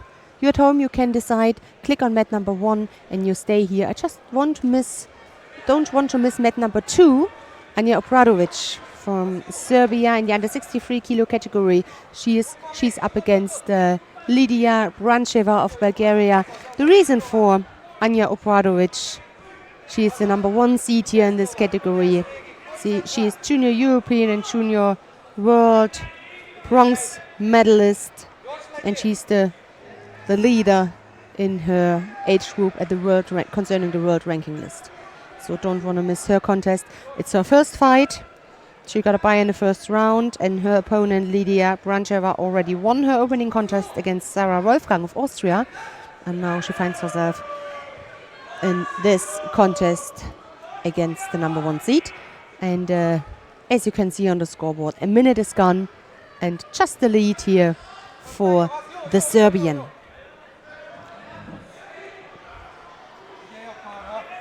After that, I will go back on mat number 1, but for now, let's have a look to that contest.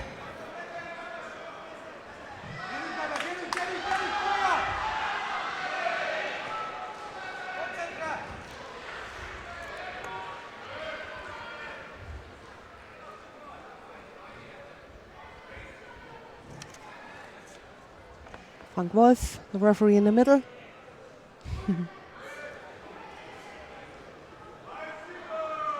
Always happy to see him on the mat.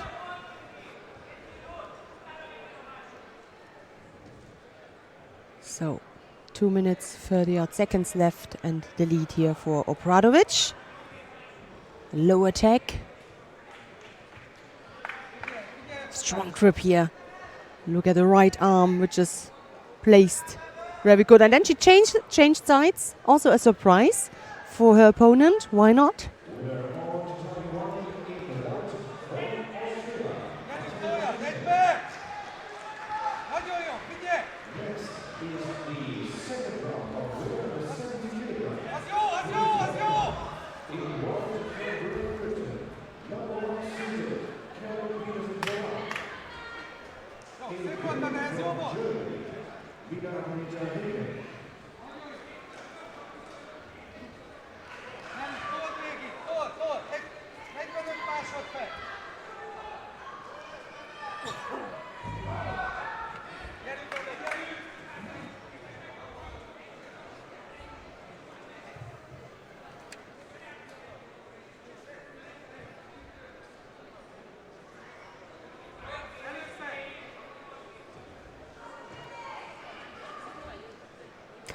So a little bit more than half the contest is gone. Nice replay here of the Vasari.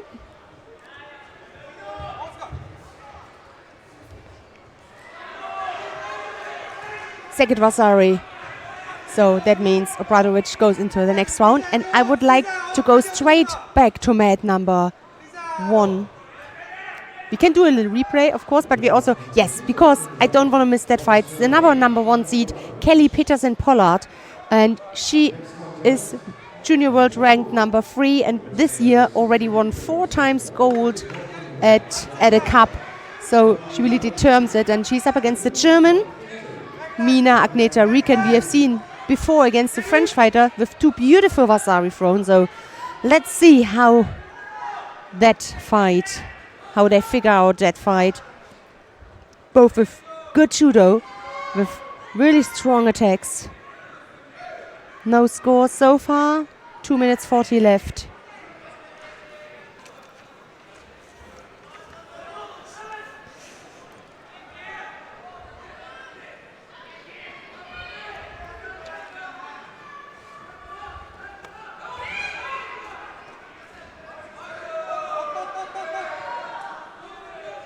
Let's see who is on the receiving end here. Peterson in white, the British fighter, the number 1 seed in this category, and Rieken, the German, in blue.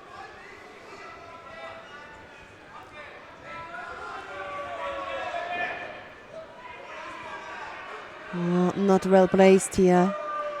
Just beside her opponent. The footwork must be just a little bit better. The entry. And for that she receives a penalty for dropping down. She needs to get in front and underneath of Peterson-Pollard.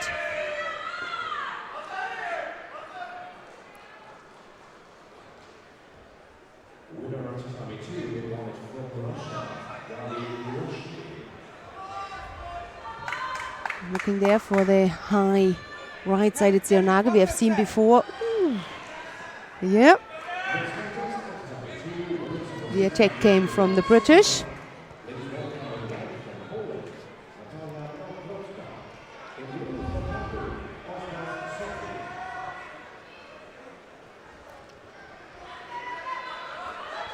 There's another German in the under 70 kilo category waiting close to me, Marlene Galandi. She's still got some time, a couple of fights. The sixth fight will be her opening contest. Still some time for her. Now all action, all eyes on tatami 1 between Peterson and Rieken. No penalty, no penalty. 1 penalty so far, but no score. That's what I wanted to say. No score so far, and we are coming now to the last minute. Difficult for the German to get close to. Peterson Pollard always tries or keeps her busy, moving around, changing direction. So it makes it difficult for the German to come through with her own attacks. We all know that she can throw. We have seen this in the previous contest against the French girl or French woman. Two beautiful wasari.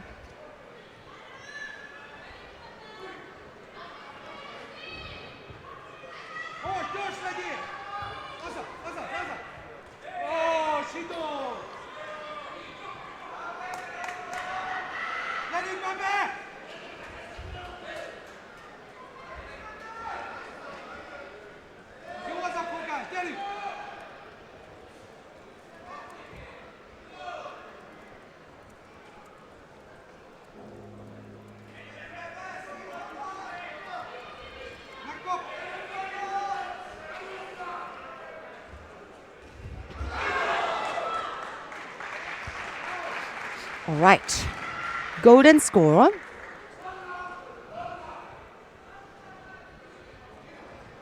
If there are no changes.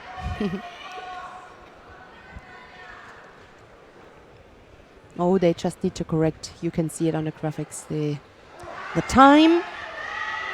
Maybe there was still some seconds. We will find out. Okay, not a golden score. I beg your pardon. So 40 seconds. Yeah, that would have been gone a little bit quickly to be already in the golden score. The last now half minute regular time. And if there is no score, if there will be no score, then we're gonna see a golden score.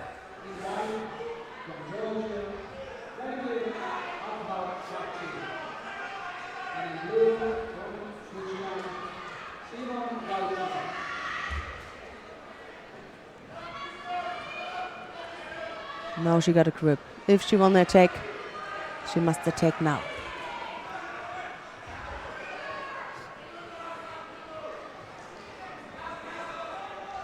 Well, she may had the grip in on the belt. If that's the case, you need to attack. You must come up.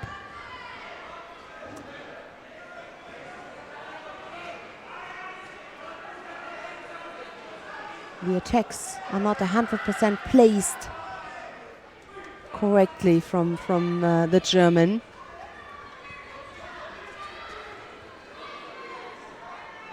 She needs to put in her hip just a little bit more. Just a little bit more in front of the British. British now with a strong grip here. The right arm. Put some pressure on the back, on the neck from Riken, which makes it difficult for Riken to attack. She already got 2 penalties. No more is allowed. She's on a knife's edge, my colleague Sheldon Franco Rooks would say.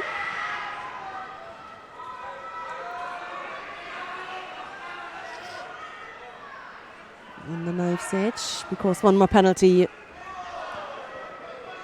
would mean a win for the British. The contest win. Almost 1 minute is gone.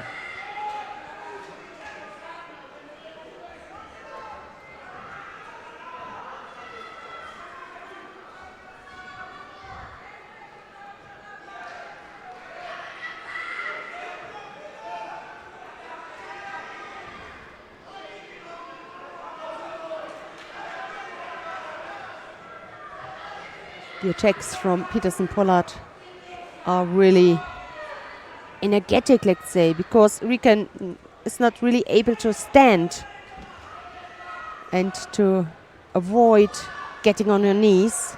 And as long as that is the case, ooh, Raparelli, Ochi. Good idea, but not enough. It looks really attractive, really an exciting attack. We have seen that yesterday with Ieteri Lielani. She did it in a brilliant way. And also Mina Agneta Riken is able to throw that Raparelli. The previous contest, she received a wasari for it. So just a little bit more And it is possible. There again, there again, there again. Oh, in the end, the better ending here for Peterson Pollard. She just broke up. I mean, she was already at the end of this attack. And Peterson Pollard, so clever enough to overtake this movement. And she came with her own attack. It was a tight fight. So close. But in the end, the result is the thing which is counting. And it is Peterson Pollard who takes it, who receives the Vasari. And she goes into the next round. But still, I must say, a really good performance from the German. I know that in this situation you don't want to hear it because you are disappointed. But there we're gonna see it. Yeah. Finally, she got in front of the German and threw her, and that was already the direction the German was going to. Just the end of the movement from the Sabarelli. Well, now we are coming to round 2 contest. Lara Kliba of Croatia. She's up against Victoria Novikova. Right. Yeah. Just let me finish that thought. The thing is, the juniors, this is just another step on your way to get to the seniors. And of course, you learn from it. You got pressure, you got your concurrents, teammates who are better or not better. You miss a qualification. You're not able to qualify for the next highlight. But it is just this 1 year. Then the next year is coming, and your main goal should be the end of the road, the seniors. And it's not the end, it's just maybe a new level where you can continue with your success. Yes. Just a normal development of your judo career.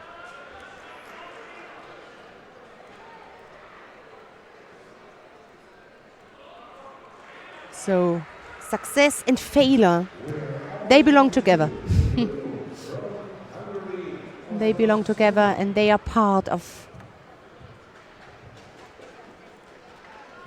your growth, of your development.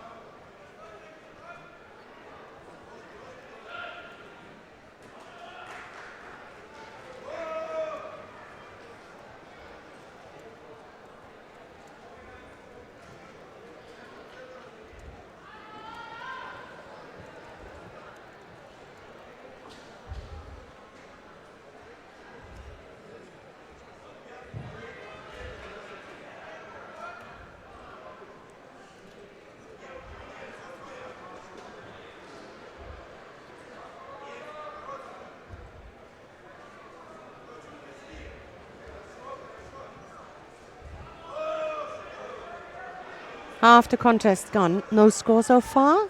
Single penalty for the Belarusian. Right-sided attempt here from Novikova.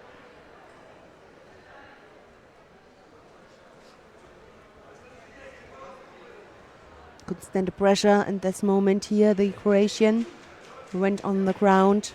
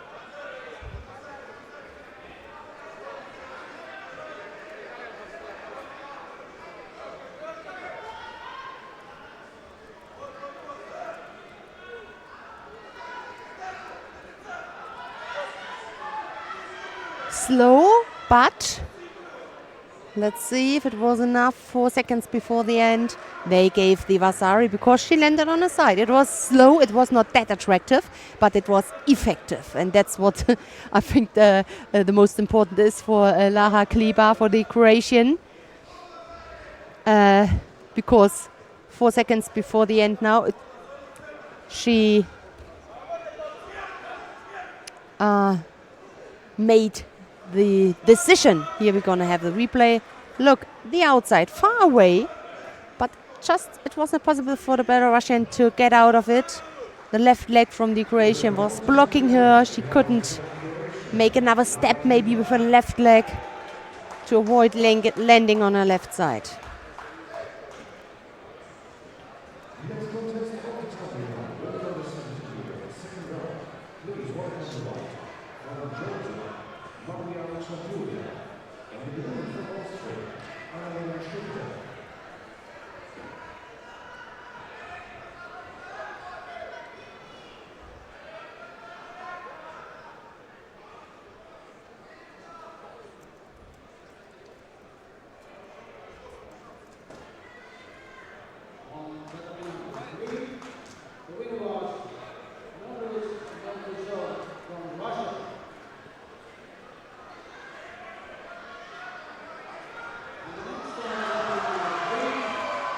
So, it starts powerful again in the next contest. In this contest, Marian Shanturia of Georgian, she is up against the Austrian Annalena Schuchter.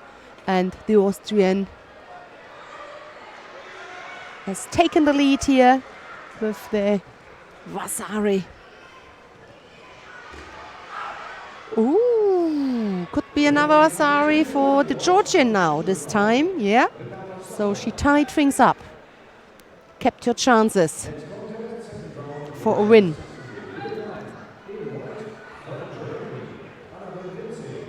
There you could see, yes, she took control about the situation. The initial attack came from the Georgian. Austrian was clever enough to overtake this.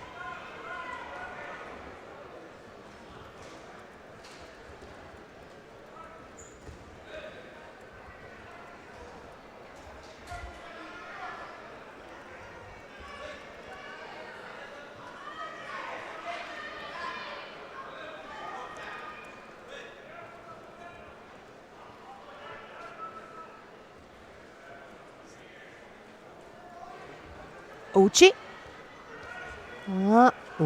Big forward attack here with the hip. Rolled smoothly. And it is the Georgian. She goes into the next round. Many action on both sides.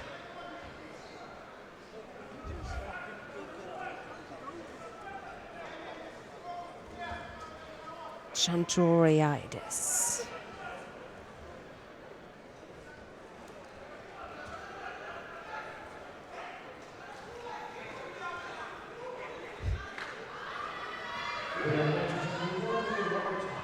There again. Although she wasn't really in front of her, she managed to throw her by Ippon. Look at that. The Ochi. And now that third term, her left leg is completely beside her opponent. But still, such a good contact that the Austrian could not really get out of it. Now the Austrian wanted to block. She tried to block this attack. In the end, she rolled over. So, Andela Violic of Croatia, she's up against Martina Esposito of Italy.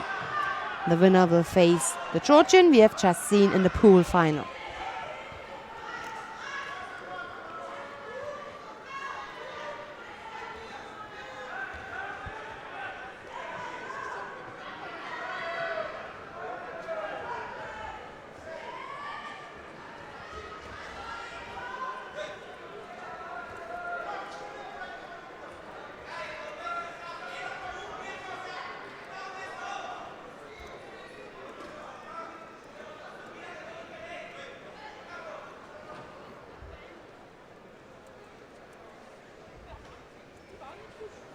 Just a little break. I don't know how long it takes. Always difficult to say. You know what? For that reason, let's switch down to mat number 2 or what? Or is she coming back? Let's have a look. Difficult to see from here. Yes. I decided to stay with the action.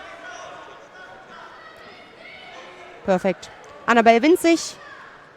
You always don't know how long it takes. And if I can tell you nothing about the fights, maybe to choose an action here. And that was a good decision.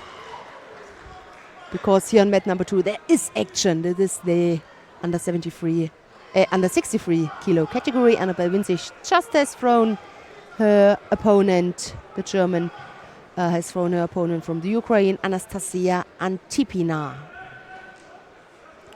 So, Ochigari. She goes into the next round. Let's have a look in the under 63 kilo category. We have seen the number 1 seed here earlier on, Obradovic, Anja Obradovic from Serbia. This Winzig, is the number 2 seed here. Coach told me that she got such a great judo feeling. And yeah, you just need to bring it onto the tatami. And she did in this case. Well, Eva Oberan of Croatia is up against Minel Akdeniz of Turkey.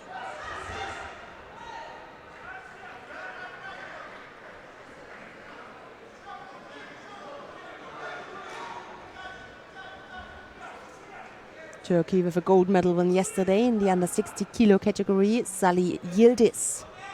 It was.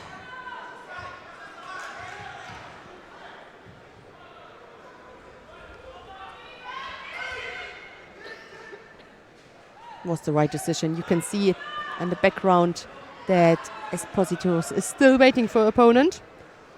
Right decision to change.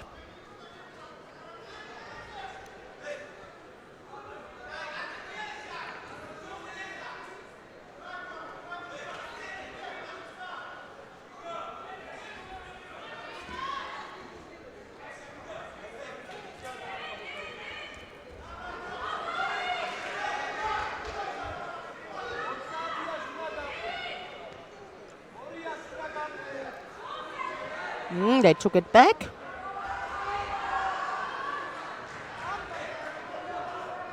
Oberon seems just a little bit confused about it. The Vasari, which was given first, they decided not to give. And in this case, if Violic is back on tatami, you're at home, you know you can stay here. We go back. Just finish that contest. It's still a lot of, we just take this score with us. Couldn't be a better transition. And then we go straight to mat number 1. Exactly. So Turkish is leading now with this beautiful throw, and we continue this contest. Just the first minute, which is gone. Let's see how the rest, the 3 minutes, will be here. Penalty now for being passive for the Croatian. It's funny, she just had a long break. Oh, Ochigari, that was brilliant. What an Ochigari. So you see that this break, which was really a little bit longer, wasn't bad for Martina Esposito. With the Hashime, she was directly back into the contest. Didn't waste any time, felt the pressure from the left arm here from her opponent. Didn't hesitate to attack Ochigari. Although she was going backwards. This is a nice reaction that she still realizes while she was going backwards, while her opponent put pressure on her, that she can throw here, and she came for the Ochi. Brilliant. So, Maya Goshen, the Israelis, fighting against Gioia Vetali of Switzerland.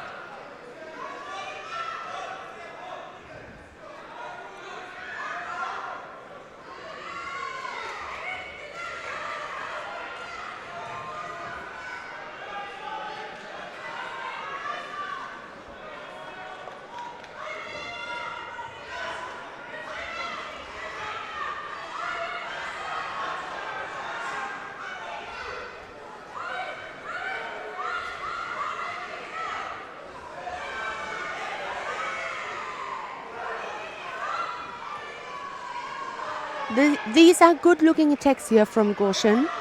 She's in front of her. What she just is not able to show us so far, just the last part of the throw, this rotation, because the Swiss is already almost always landing on her front side.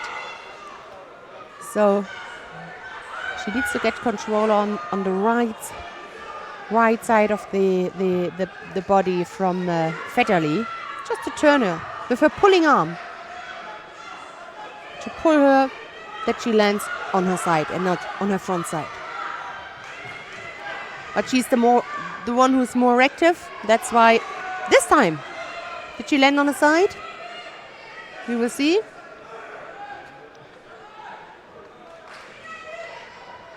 Okay. Vetterli is the one who trails here by 2 Shidos. Better position, and again you can see it. Just the last contact Goshen has. Okay, she took her right arm, I think. She took her right arm to defend falling. She didn't land on her right side. That's why it wasn't a score.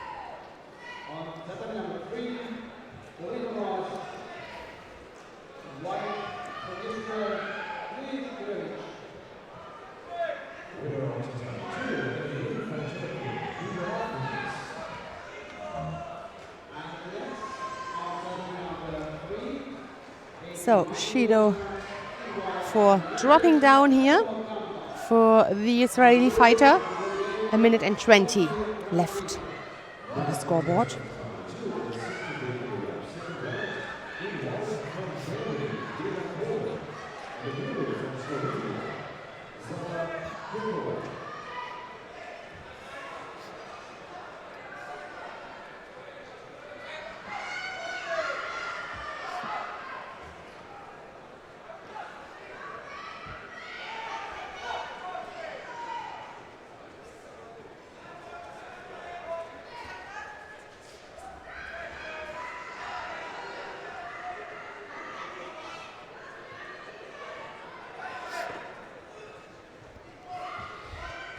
Last 45 seconds here. 1 against 2 penalties. No score so far.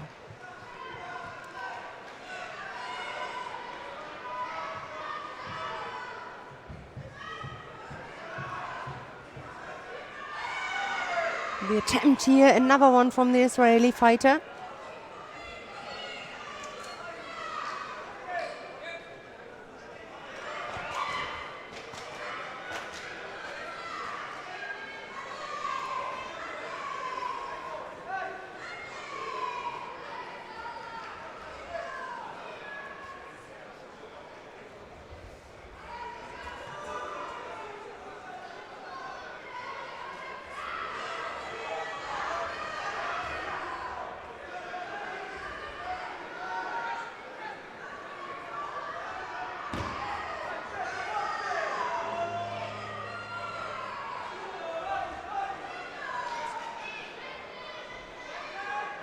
Golden score.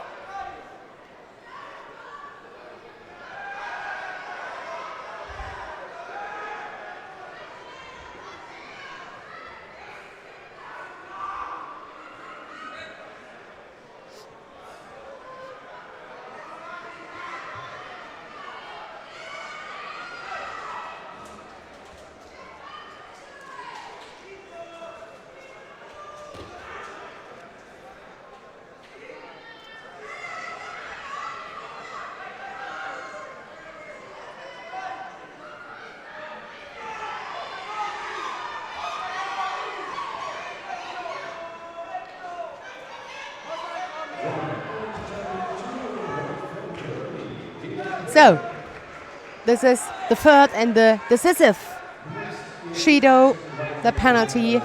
That means that the Israeli Maya Goshen goes into the next round.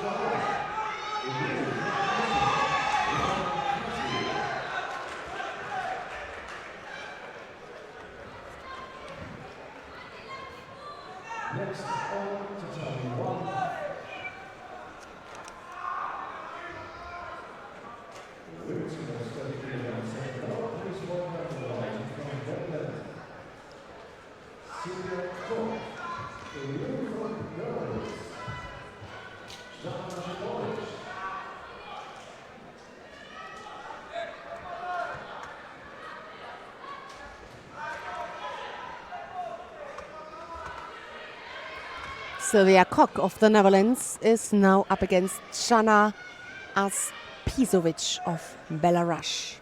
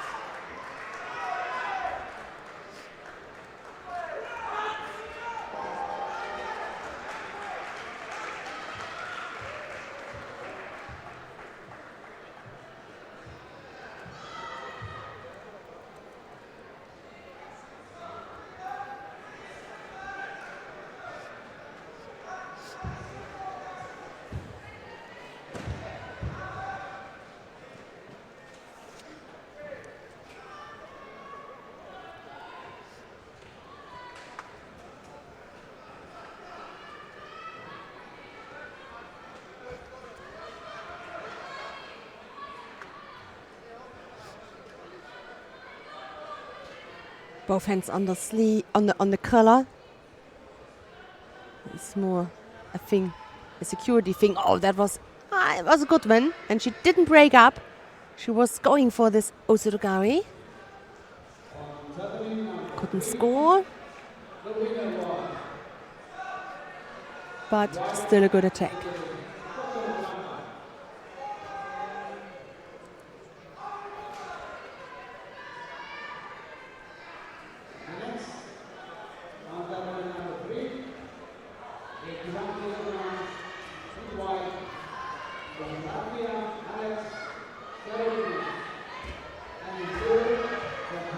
Wow, Ippon on the ground. Good Nevasa work here. She was leading already with this Vasari, and now finally she won that contest. After half the contest was gone, it is Sylvia Kok, the Dutch fighter, who goes into the next round. There we're gonna see it, the Vasari, and then she just continued. The collar was already underneath the skin. She just needed to pull the collar. There you can see it. At the beginning you can see it. No chance to get out if it is one. If you're one in that choke. Oh, she right-sided. Oh, she didn't had contact there on the pulling arm. With her pulling arm on the sleeve. She received the score. It was so powerful. Brilliant. So, let's see who's next.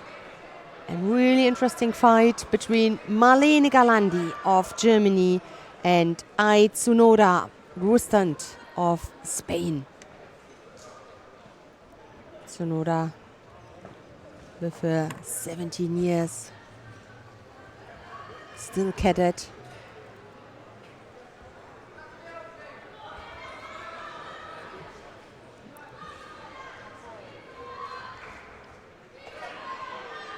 We mentioned it already in her previous contest, where she won against the Portuguese fighter. This year she won gold at the European Youth Olympic Festival, and she won the Cadet European Championships. This is a tough start for Marlene, but we don't need to forget that Marlene, with her 19 years, has already had some really great success. Remember 2 years ago when she won the Cadet Europeans and the Cadet World Championships. Last year, third at the juniors. As long as she stays focused, she's a brilliant judoka. I always love to see her on the tatami. So this is definitely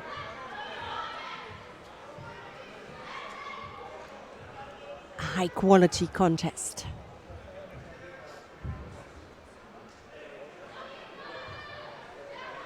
And the level from both of them could be also the semi-final or even a final.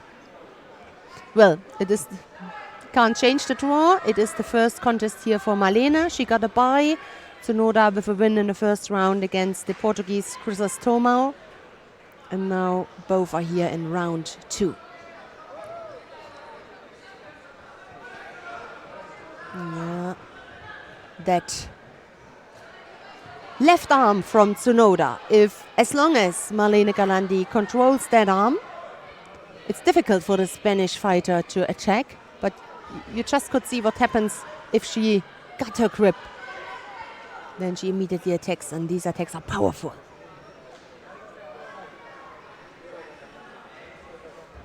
Hard worker, Tsunoda.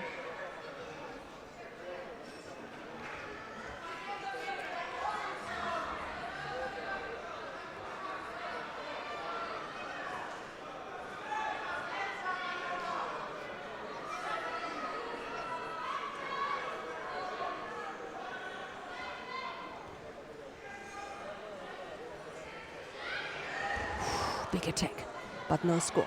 No score so far. But she really keeps Galandi busy and makes it difficult for her. Let's see if she can work things out on the ground. Good defense from the German.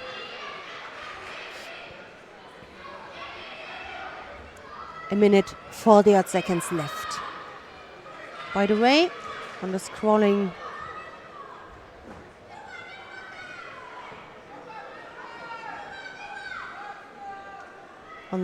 text below, I'm looking forward to having Ieteri Lielani at about 2 o'clock here.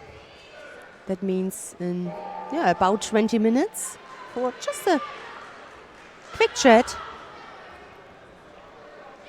with the junior European champion from yesterday in the under 57 kilo category. So if you want to listen what she tells us, then don't miss that time, 2 o'clock local time here,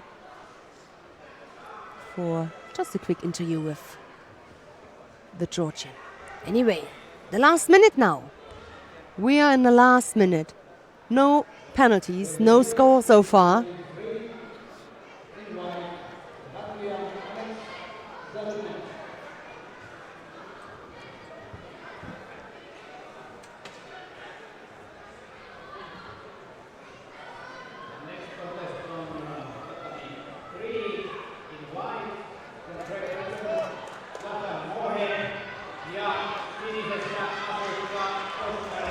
Right against right, but also on the left side.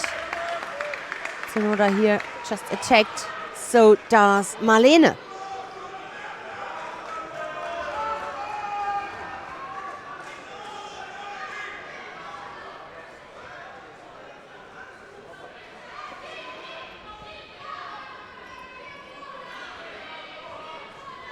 Many attacks here, many powerful attacks. It all costs a lot of energy for attacking and also for defending. This arm she needs to control if she wants to come through. Sumikaishi.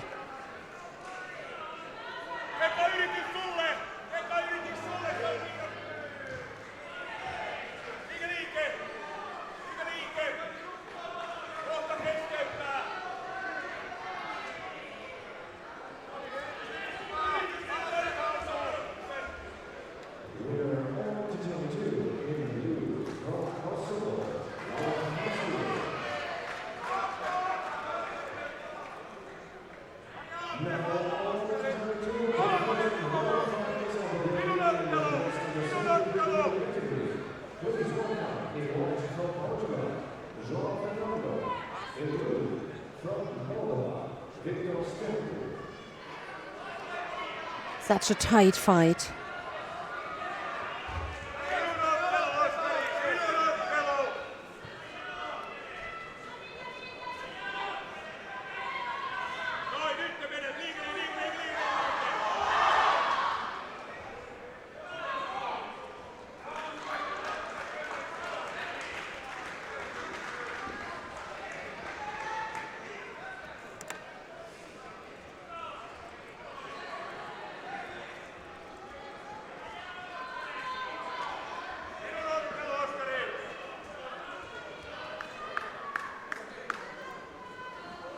who got the more power in this golden score. Oh, Sotogari. She is taller. This is an advantage when it comes to the outside attack. But then you need to take the upper half of the body from your opponent with you.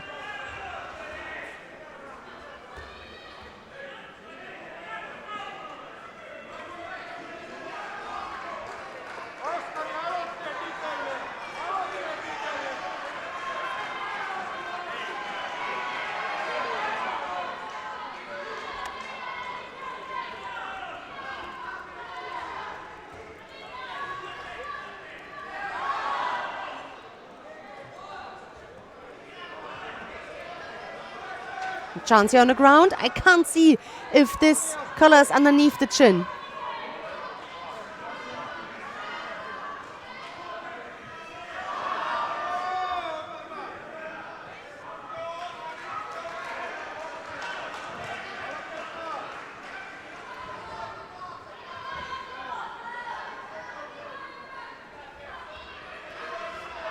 A minute 47 now already.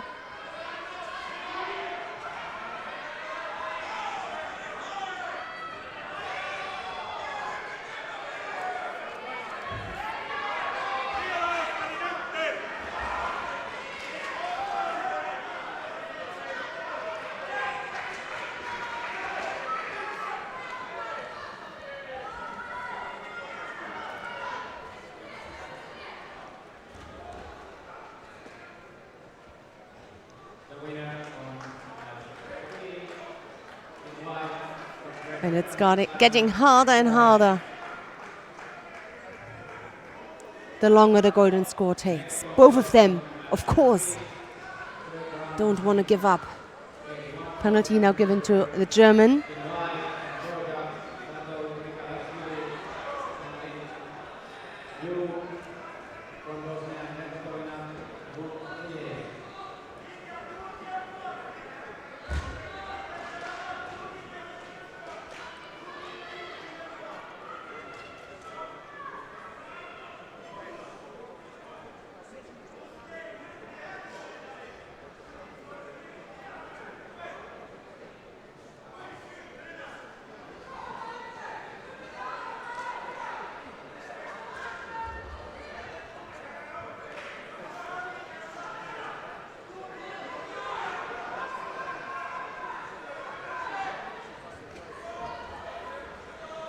Yeah, she tries and tries. Of course, absolutely difficult to get Tsunoda on her back. But it's the same for the Spaniard.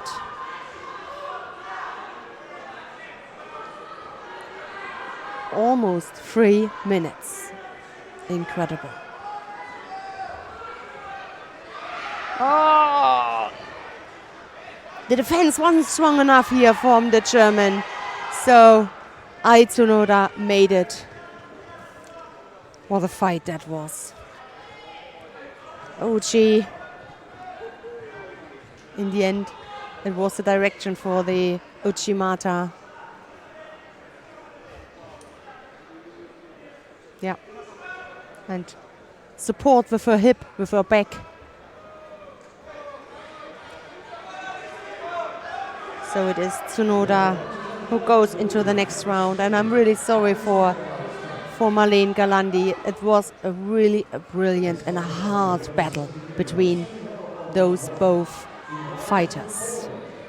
So we are coming now to the next and last fight in round 2 in the under 70 kilo category. It is Elisa Wroblewska of Poland. She is up against Matilda Nilsson of Sweden.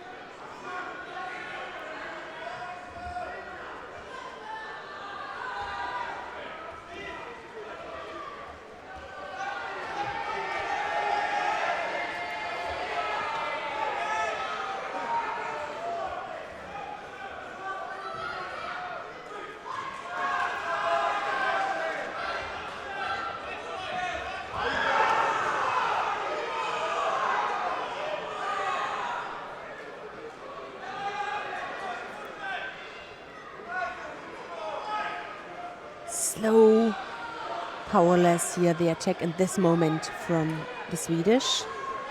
She just broke up.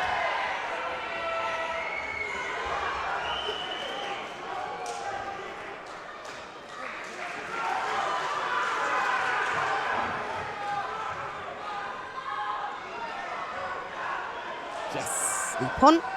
Right-sided Ochi from the Polish.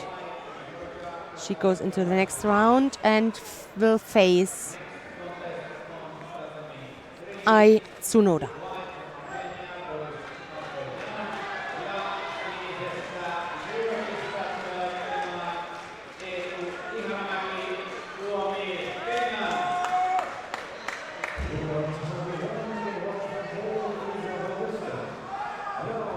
There's a replay.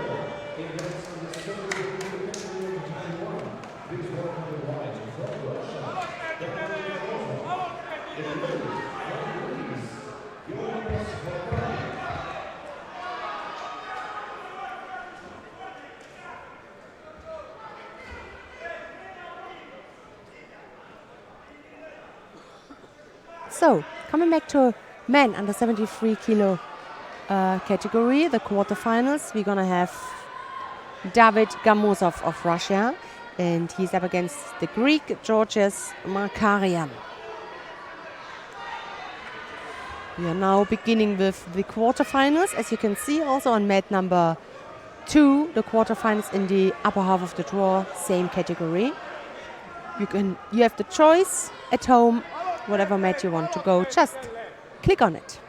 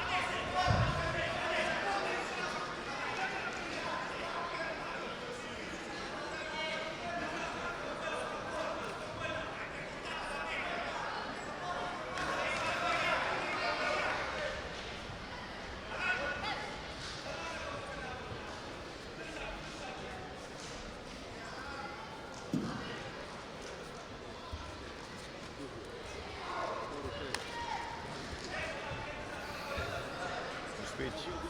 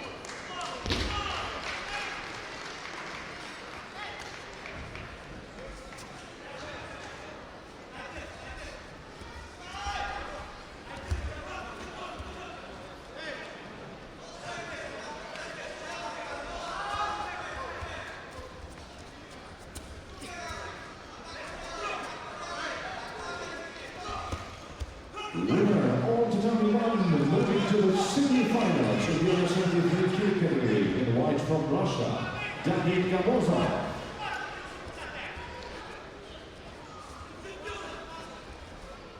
Dear children friends, now the second quarterfinal under 73 kilogram, all to time one. Please welcome white from Belarus, Yahoo Trupa. In blue from Austria, Matthias Schuchek.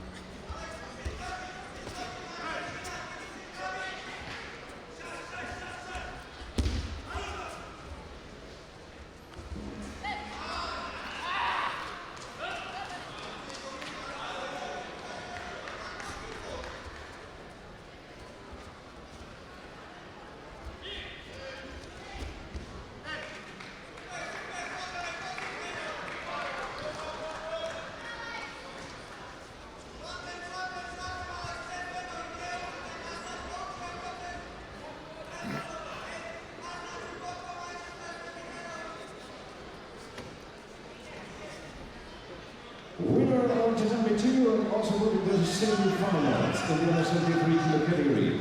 In blue from Russia, Makhmabekov. Next is the quarterfinal women under 63 kilogram. So, please welcome in white from Serbia, number 1 seeded Anya Obradovic. And in blue from Russia, Dali Lielani.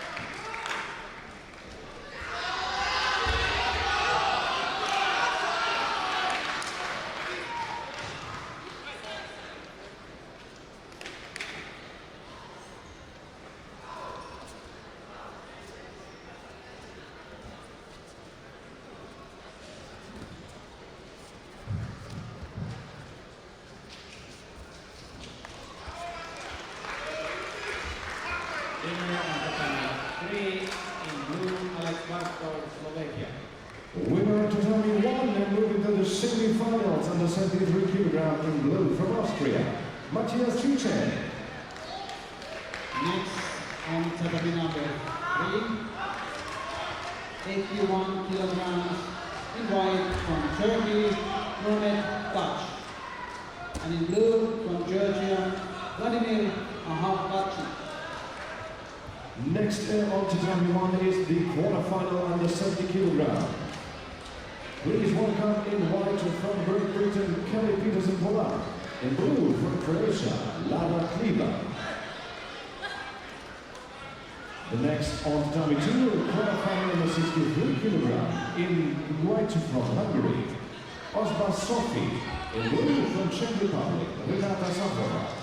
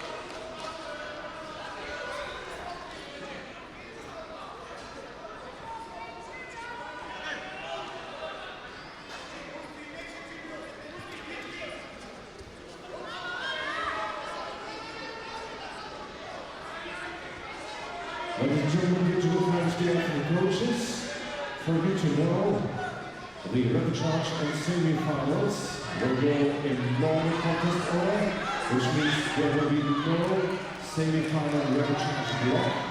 So, semi-finals and repechage will continue in normal contest order.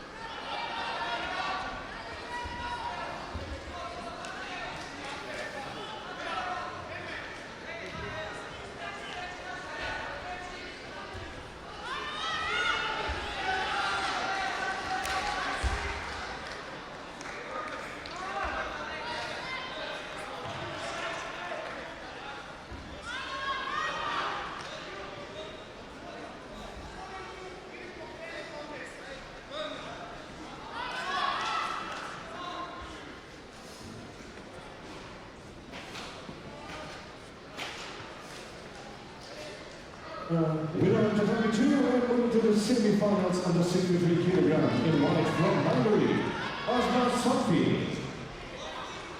Next quarterfinal now of 22 under 63 kilograms. Please welcome the white from Germany, Anatol Vinci. In blue, from Turkey, Mine Akademiks. The winner on category 3 in blue from Georgia, Vladimir Ahmad. The next on tatami number 3, 81 kilograms in white from Russia, Leverage Novichov. And in blue from Israel, Green Village.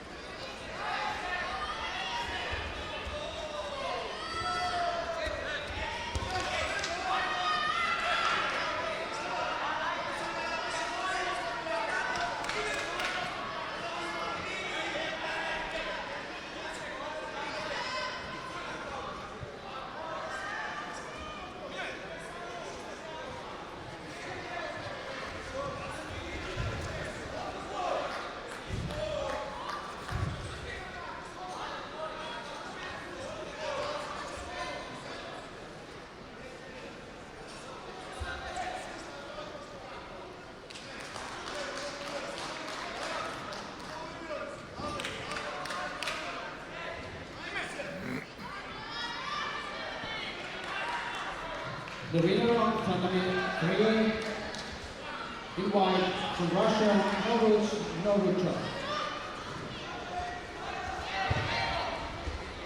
And the next on tournament number 3,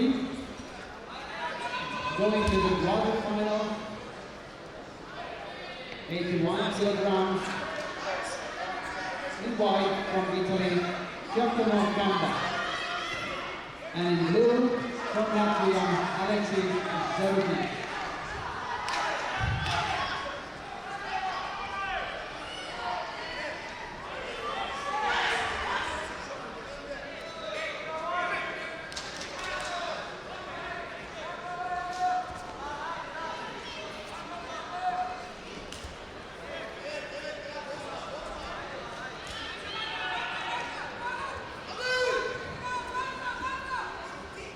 And on tournament number 3, the winner is Latvia in blue, Alexis Sarugin.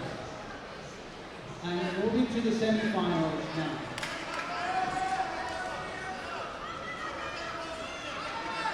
Next on tournament 3.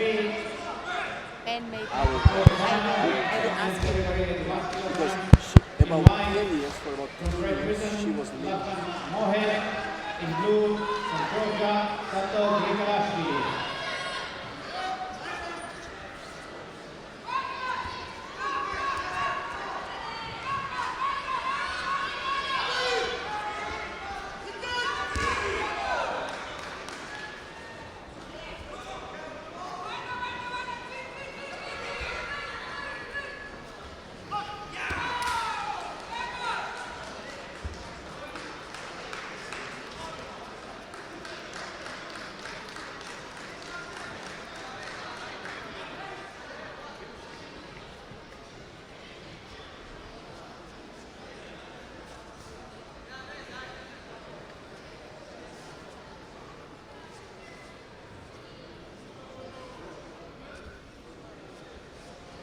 Winner on the WTA and moving to the semi-finals in the under 63 kilo category in white from Germany, Anna Vincent. And winner on tatami 1 in the white from Great Britain, Kelly Peterson-Brad, also moving to the semi-finals. Next on tatami 2, the quarterfinal under 63 kilogram. Please welcome in white from Germany, Dina Pohl. And a blue from Kosovo, Laura Fazlio. Next contest on tatami 1, quarterfinal under 70 kilogram women. In white from Georgia, Maria Chanturia. In blue from Italy, Martina Esposito. Well, we have the quarterfinals, as you can see on our graphics. And during that fight, I would like to speak a little bit with Ieteri Lielani, and I'm so pleased that she's now here in our little studio just as a guest. She won gold yesterday in the under 57 kilo category, and next to Ieteri we're gonna have Irakli, our really sympathetic Irakli. Thank you that you are here from the Georgian team. He helps us a little bit to translate, because I want to have Ieteri just that she feels well, and that's why she speaks in Georgian. And Irakli, you help me with translation. Yes, I would love to. Yes. Annette, first of all, before we begin our conversation, I would like to thank you. Mm-hmm. Huge thanks for invitation. Very good day to you, to all the judo audience, all the judo fans. Yeah. And this is a really great pleasure Yeah. to be here. Thank you so much. Perfect. For invitation, which is a really great honor for us to be here. It's the same for me. So we are all happy, and I hope you also at home are happy, because of course we want to speak about this historical moment yesterday. I mean, Ieteri, you wrote history yesterday when you won gold at the juniors. How does it feel? Did you realize already? ეთო, თქვენ დაწერეთ ისტორია გუშინ, მოიგეთ რა ოქროს მედალი პირველი ისტორიაში იუნიორებს შორის საქართველოსთვის გოგონებში და რას გრძნობთ ამის შესახებ, რა შეიძლება რომ გითხრათ? რა თქმა უნდა, კმაყოფილი ვარ ამ ყველაფრით, მაგრამ ეს დასაწყისია, ვიმედოვნებ მომავალში უფრო მეტი შედეგი მექნება, რადგან ეს ჯერ ისეთი არაფერი არ არის. I'm really satisfied with this. Yes. But I would like to say that this is only just the beginning. Oh, good promise. I will increase my pace, and everything will be much better, I think. It is just the start of a brilliant development, let's say this, and also for the Georgian women's judo. Yesterday, Ieteri, you showed us really great techniques, and one of them, I think that's your favorite, is the traditional Georgian technique, the khabareli. Maybe talk a little bit about this one. How does it feel? I mean, not many women are able to throw this khabareli. ეს მხოლოდ დასაწყისია, დარწმუნებული ვარ და კიდევ უფრო მეტად განვითარდებით კლიენტ ქართული გოგონების ძიუდო და გუშინ ჭიდაობის დროს თქვენ აჩვენეთ საოცარი გდებები და მათ შორის რამდენიმე გდება, ერთი და იგივე გდება, ეს არის ქართული ხაბარელსაც ვეძახით, ანუ ობიტორი გაეში და აი როგორ ასრულებთ ამას, ეს ხო ძალიან რთული შესასრულებელი ილეთია. ამას კაცებისთვისაც, მამაკაცებისთვისაც კი საკმაოდ რთული შესასრულებელი ილეთია და როგორ მოახერხეთ ამის ათვისება? დიახ, რა თქმა უნდა, ძალიან ძნელი არის ილეთს რო აკეთებ, თან სარისკოც არის, რომ მაგილეთზე მოყვები, მაგრამ ძალიან ბევრი ვიმუშავე, დავხვეწე ეს ილეთი ნელ-ნელა და უკვე ძალიან კარგად ვაკეთებ, მაგრამ მარტო ეგილეთი არ მაქვს, მარაგში ძალიან ბევრი ილეთი მაქვს. Yes, you know, really, this is a really very hard throw, and technically it's very hard to do this throw, but I worked so hard. Yes. in order to get enough skills for performing this throw. You can see it on the corner, Yeah. from yesterday. Yeah, Yeah. definitely. I tried so hard, and I'm very happy that I'm able to do this throw. And okay.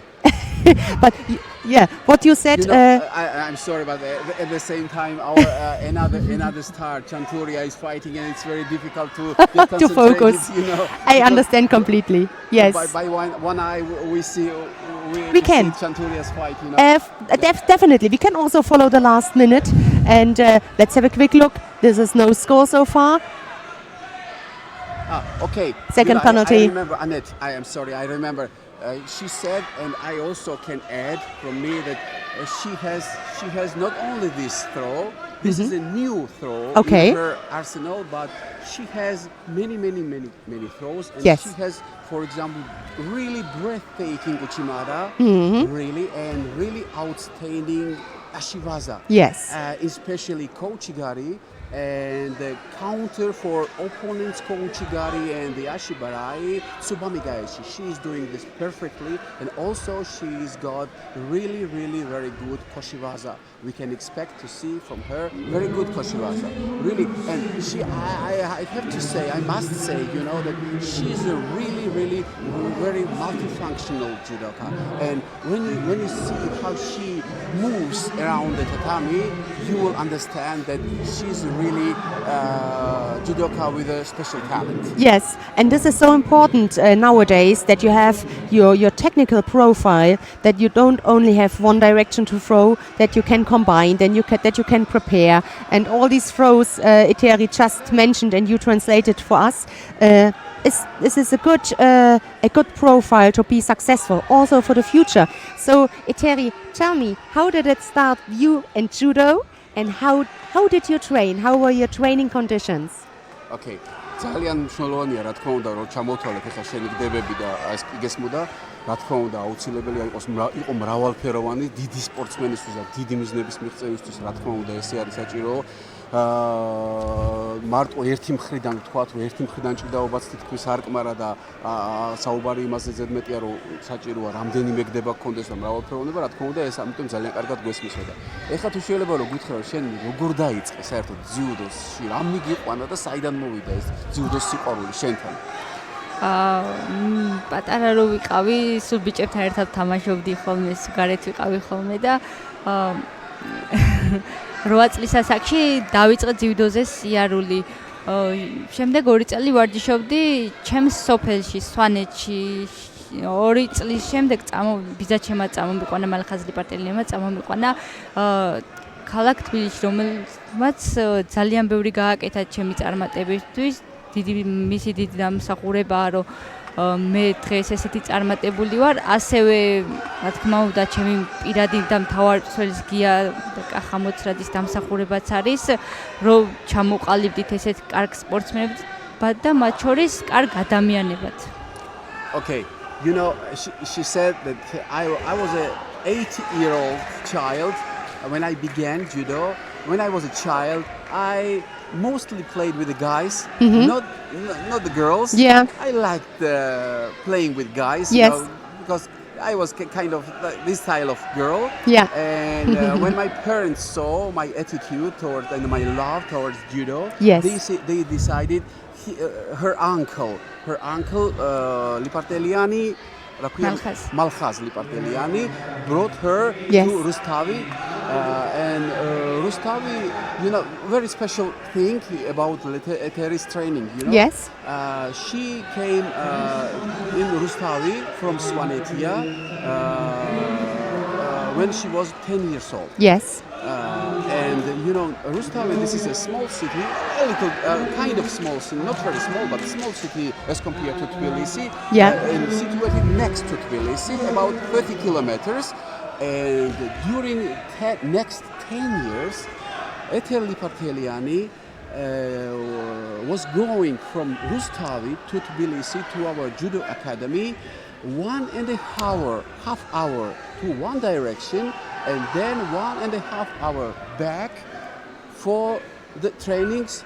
Yes. This was all from wow. the love of judo. Yes, imagine 1.5 hour. Normally this is a training session. So you had 3 training sessions in a row. 1.5 hour to the training, then the training, and 1.5 hour back. 3 hours only on the road. Yes, 3 hours. yeah. Every day, even at Saturdays, even on Sundays, Yeah. she was training day in and day out because she was absolutely crazy about judo, and I know this from her. Yeah. And You must be crazy if you do that, but it's yes. worth it. I mean, That's look why- where she that's is why- now. That's why she Yeah. is a rising star, and that's why she's Yes. so promising sportsman. Yeah. She also said that thanks to my personal coach, Yes. Rafa Bermutsradze, who is at the same time Yes. assistant head coach Mhm. of Georgian national women's team, and thanks to him, I reached this level that who Yes. I am right now. Yes. And really, I would be even much better in the future. Yes, that are good. These are good words. Besides, may you look wondering why I'm looking to the other side. There's the screen, and also of course we want a little bit to follow this is the golden score already almost 2 minutes. Yeah. And one of your teammates, right? Ieteri, Miriam Chanturia. Mariam Chanturia, not to miss that result. Close to the edge, both penalized, but no score so far. We will see. We will follow that one. So, Irakli, we keep one eye on At it. the same time, at the same time, I would like to say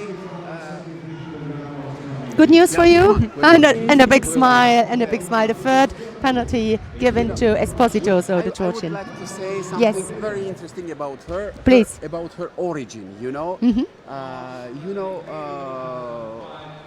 In Georgia we have several regions, and the surnames which ends in Iani, Yes. such as Liparteliani, Yes. Margiani, Gigani, Yes. and Lukhum-Chwimiani, Yes. current world and European champion, Yes. all are from Swanetia. They are swans. Okay. And the Swanetia is this is a mountainous region, northwest of Georgian northwest. Northwest, right? in the Yes. northwest of Georgia, At right? the foot of Caucasus Mountains, near the Georgian-Russian border. And this is a wonderful, really beautiful region. One of the most beautiful regions, not only in Georgia, Yes. but I in believe whole you. Europe. In whole Europe, Yeah. I call this a kind of eagle's nest. This is something incredible. Beautiful. With ancient castles, Yes. ancient churches, and really beautiful panorama, and really wonderful people. Swans, called swans. Yes. And these swans, are believed to be one of the strongest people, even amongst the physically well-known Yes, Georgians. yes. Even amongst the Georgians, they are believed to be one of the strongest people. Yeah. And now you understand why Yes, our I understand. Liparteliani star of the star. It is a must be. Yes. And So the all the name guarantees power. Yeah, the swans are Lukhum-Chwimiani and our Lipo. Yeah. And the one very, very, it's a funny thing, when we already 12 or 13 years we have Varlam Liparteliani on the top of judo world. And when Ieteri showed up in the Georgian judo family, when we speak between each other, I mean Georgians, in order to clear out about whom we are talking about, we always added Big Lipo, it means that the Varlam. Yes, and Varlam. Little Lipo means Oh. Ieteri. But once she said, if he is Big Lipo, I'm Small Lipo then. Why not? This is a joke between the words. Yes, she yes, is yes. not small at all. She is Of very course. quite tall and slender and yeah. beautiful girl. Yes, she is. But Ieteri.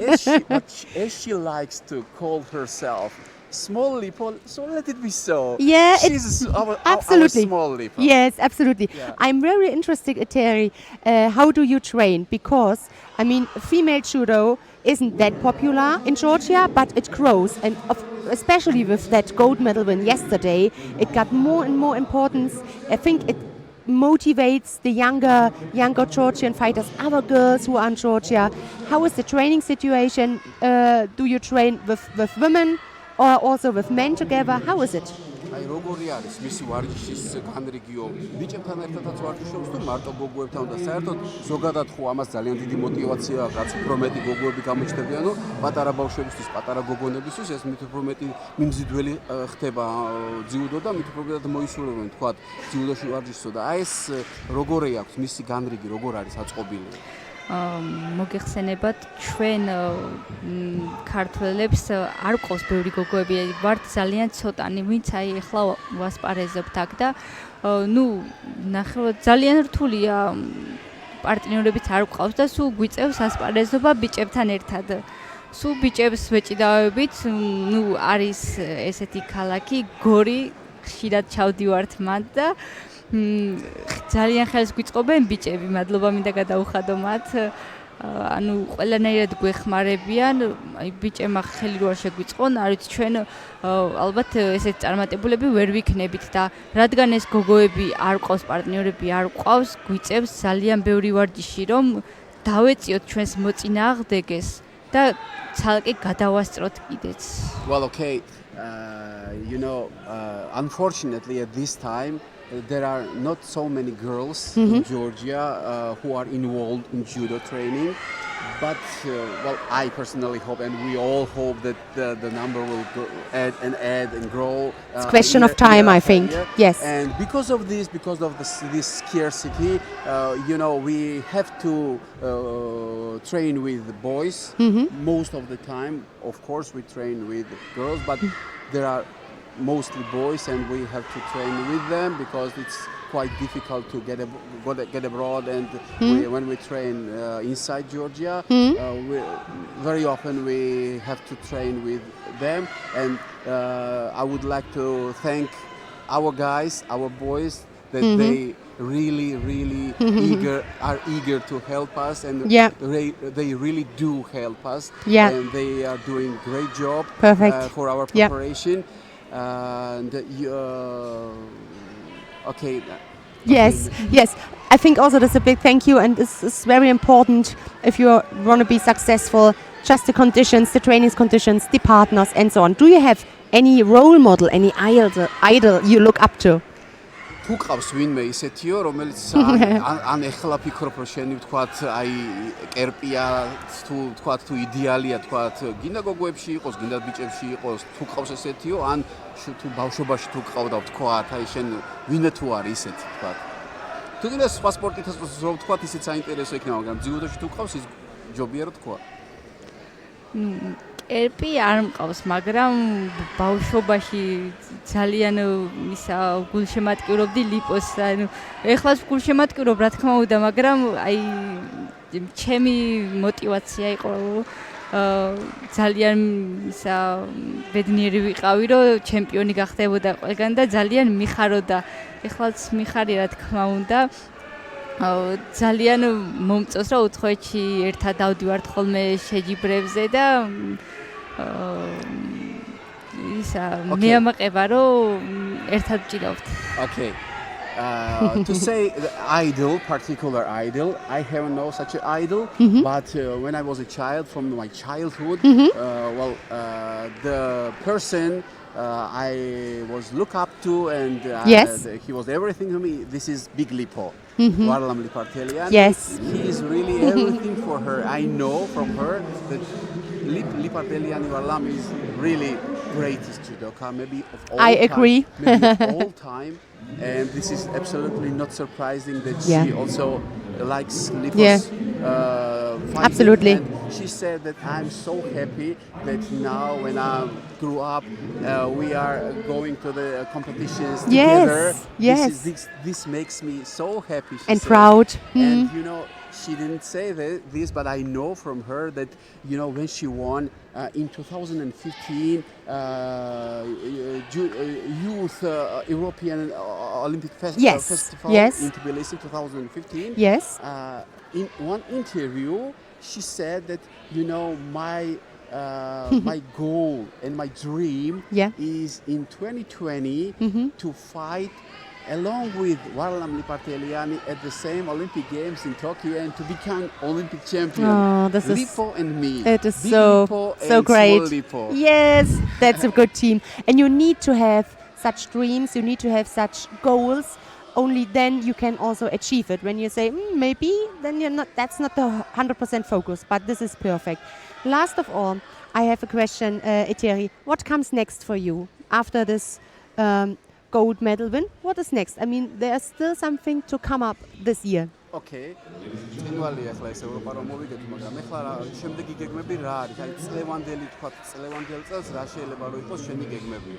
მე შემიძლია პირდაპირ მე შეიძლება გიურად უთხრა, მაგრამ მოდი თქვი თუ კიდევ მოვეთქვი. უთხარი. Okay, I know the answer. Okay. Next we are preparing very hard for the world championship. Because yes.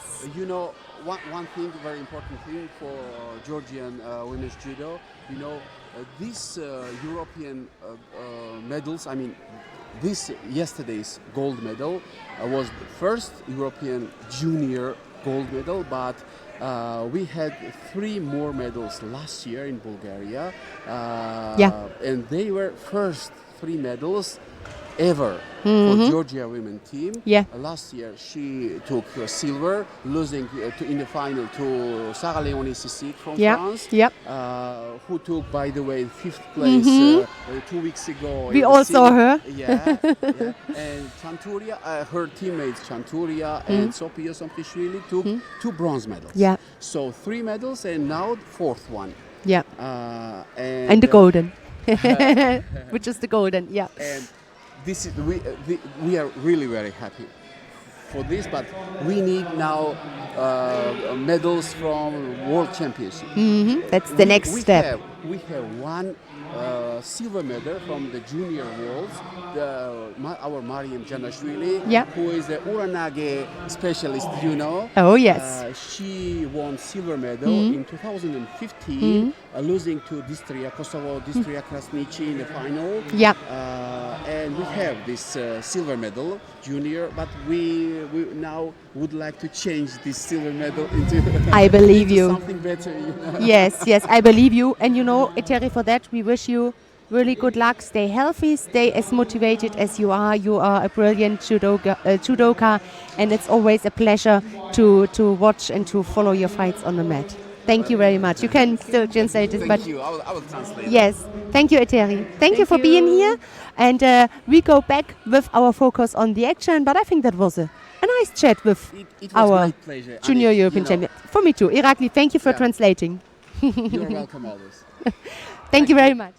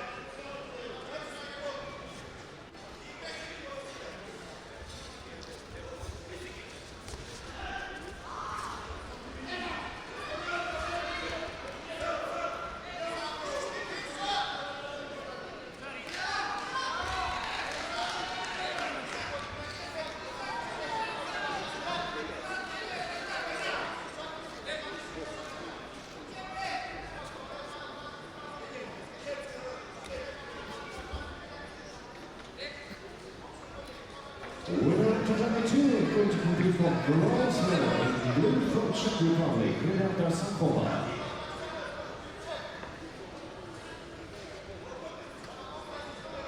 Next repertoire contest on 32. Under 63 kilograms, please welcome the ones from Turkey, Lina Agnes. And in blue from Germany, Dina Pohl.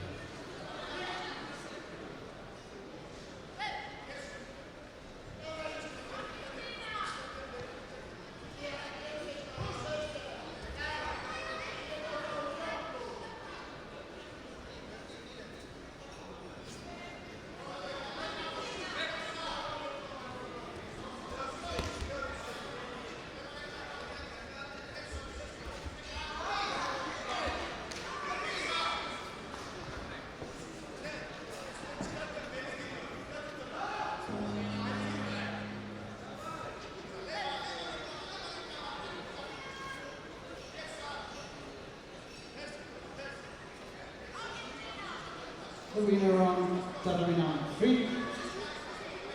In white from Armenia, Boris Chateri. And he goes to the bronze medal. And now, tatami number 3, 81 kilograms, in white from Latvia, Alex Sarusnek. And in blue for Georgia, Tadov Ribashvili. And this is the semi-final contest.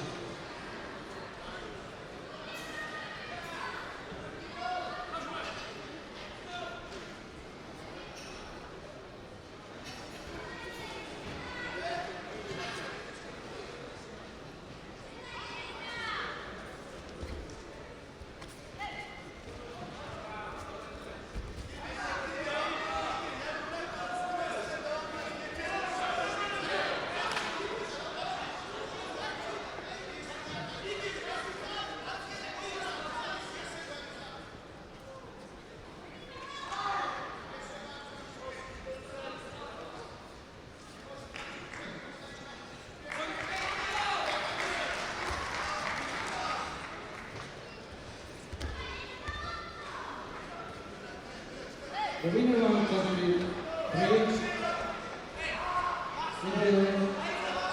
Georgia Tadov Ribashvili. And you will be to the final.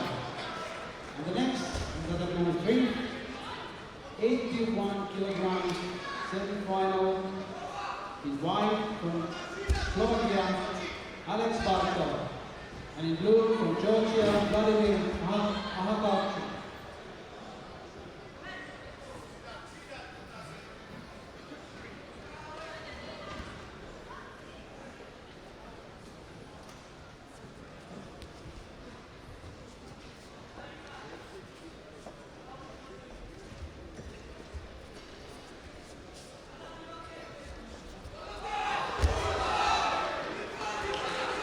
Winner of #1 and winning the semi-finals of the 20 round in white from Spain, Ieteri. Next is the red charge, men under 73 kg, on tatami 1. Please welcome in white from Greece, Yorios Markania, and in blue from Belarus, Yahon Trukla.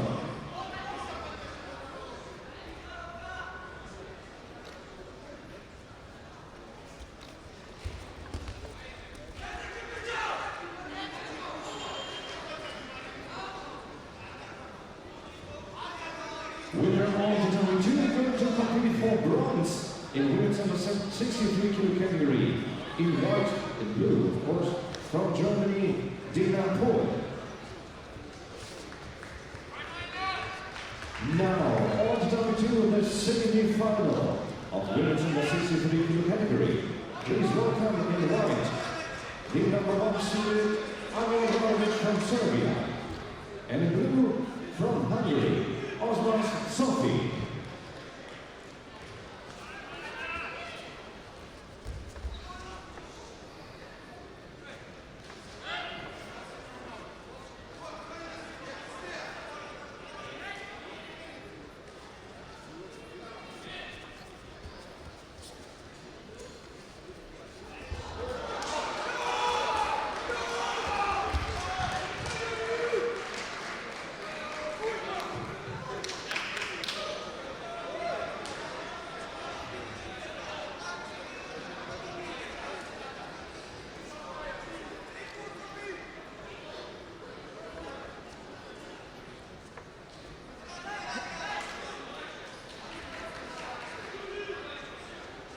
The winner of tatami 2 is going to the finals in the under 63 kg category in blue from Hungary, Osman Sofi.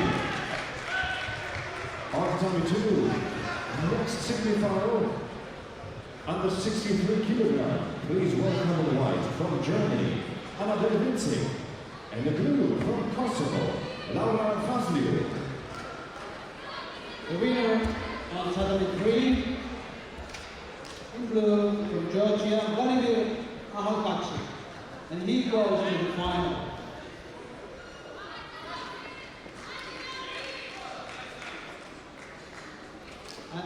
this was the last contest today on tatami number 3.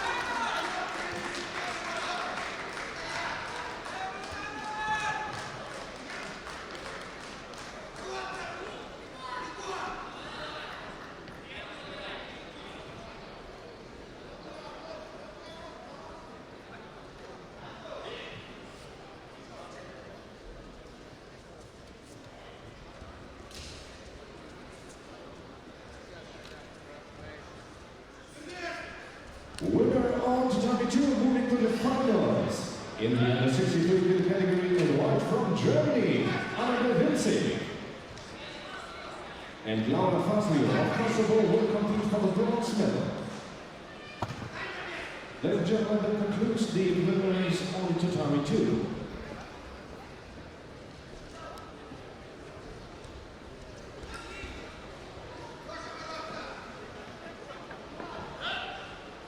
Once again, for your information, dear judo friends, about the further time schedule.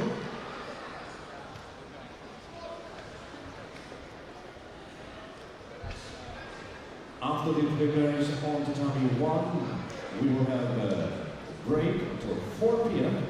Then you'll all be invited to follow the opening ceremony of this Judo European Championships, followed by the final block at 4:30 p.m.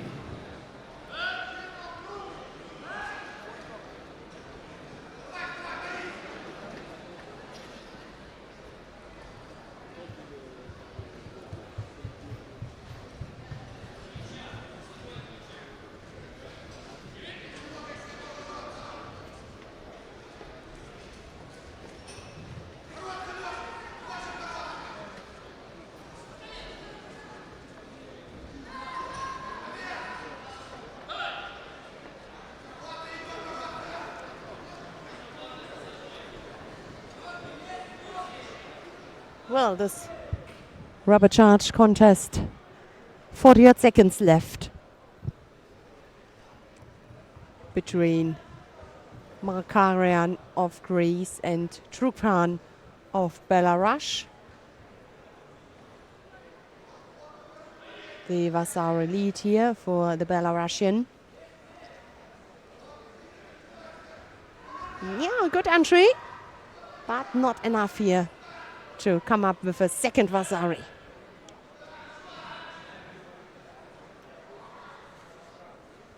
So all the action now, as you already realized, is on mat number 1. A few contests are still open.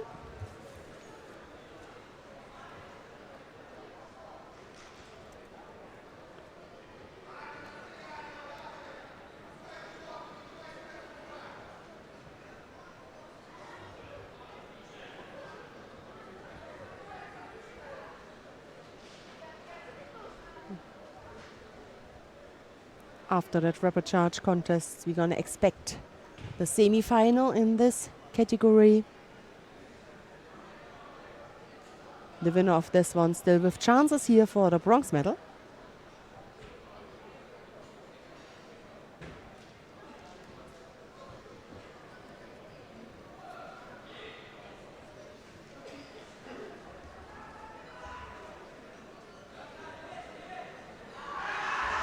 Wow. Brilliant. Another Vasari and a happy Belarusian fighter. Yeah, just the emotions came out. And he will fight for bronze.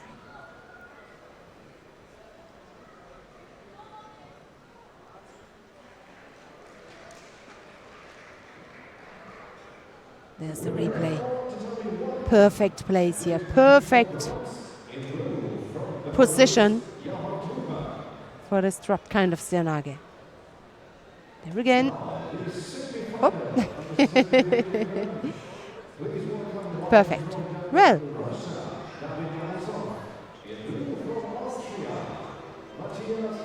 And the Belarusian will face in the bronze medal contest Makhmatbekov. There it is. Perfect. Almost Ippon for me.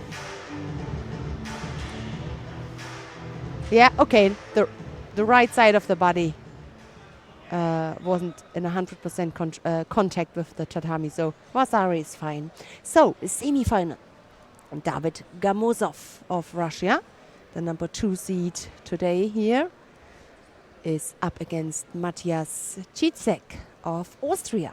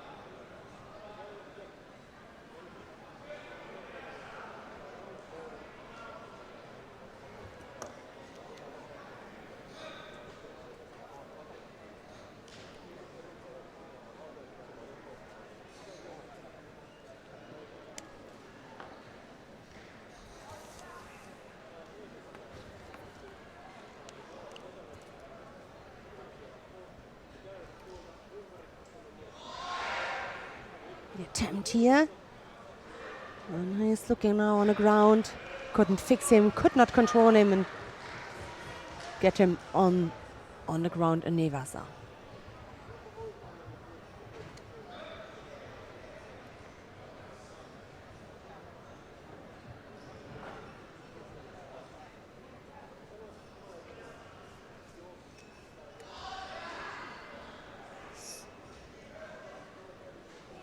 Nevasa attempt.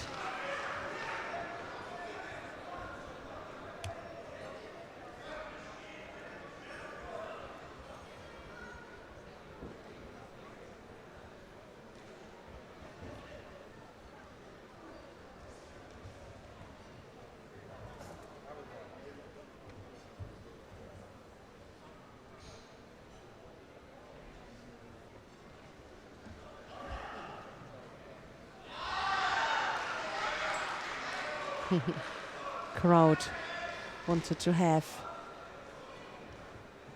or was looking forward to a score. Wasn't enough.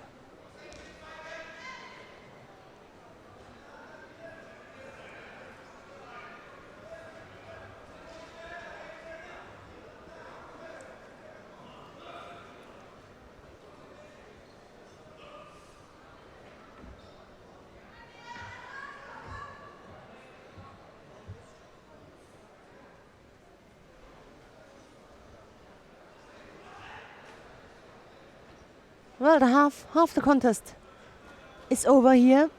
There's still no score and still no penalty.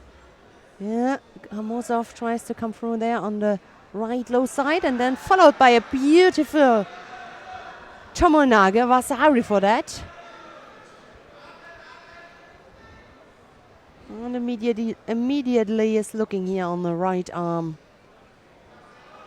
Maybe he can work things out. Good defense from the Austrian. He keeps his chances, or tries to keep his chances. Oh. So, a minute 16. Time where it is possible to come up with something there. Brilliant. Good feeling for the direction.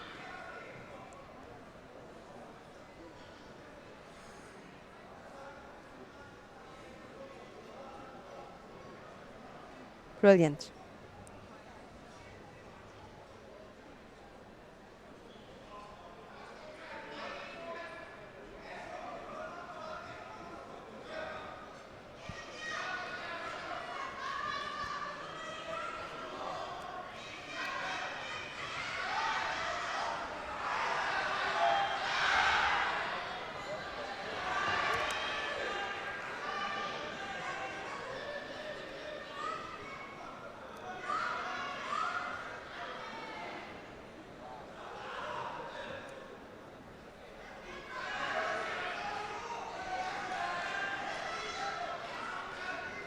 Shimata, the attempt, countered.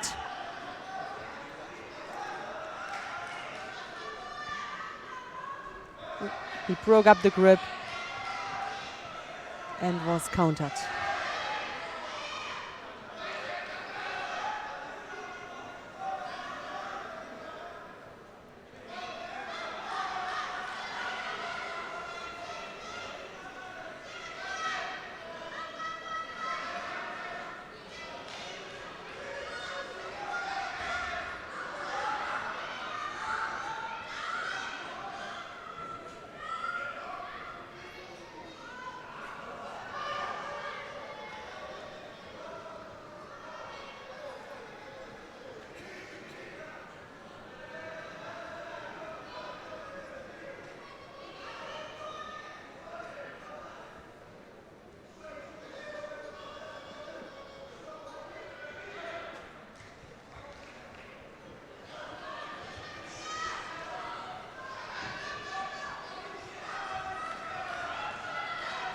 The last 7 seconds here in this semi-final.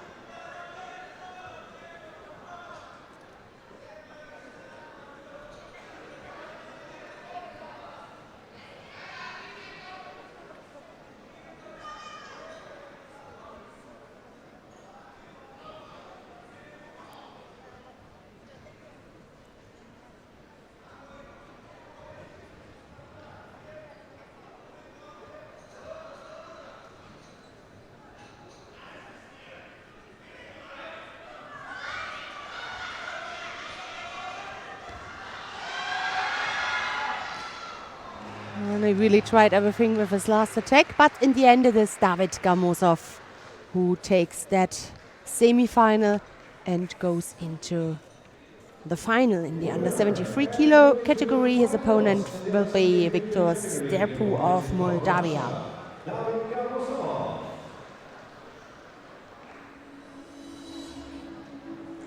Now, the European charge of women under 70 kilograms. Please welcome in white for Croatia. So, we switch to the category under 70 kilos. Women, the rubber charge contest will be between Lara Kliba of Croatia and Martina Esposito of Italy.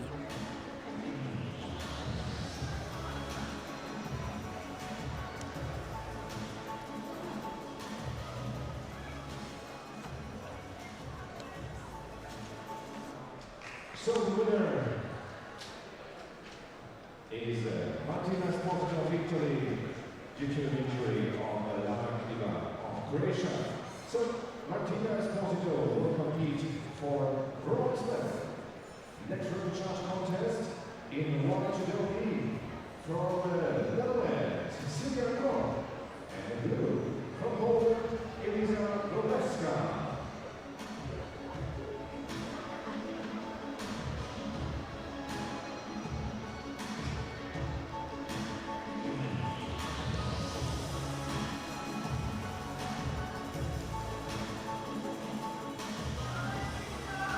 There they are. The winner with chances here for a bronze medal in the final block. You can see it down below in the scrolling text. 4:30 it will be. Ooh. Flexible the Polish fighter is.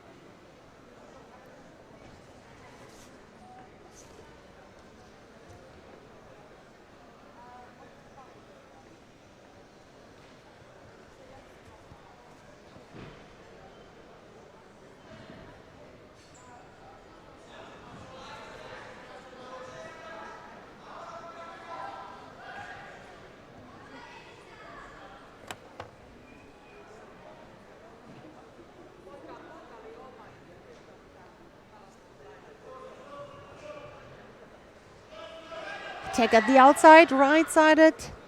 The Makikomi. Not the best position here for the Polish.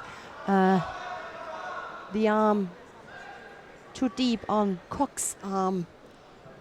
You need to include this arm a little bit higher to take your opponent with you to roll.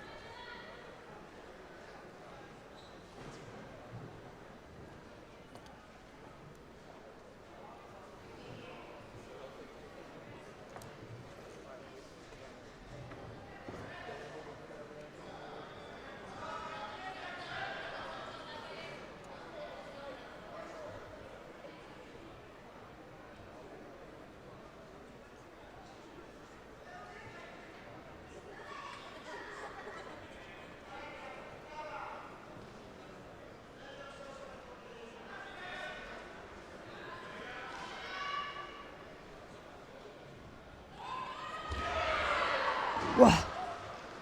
What an ippon from the Dutch.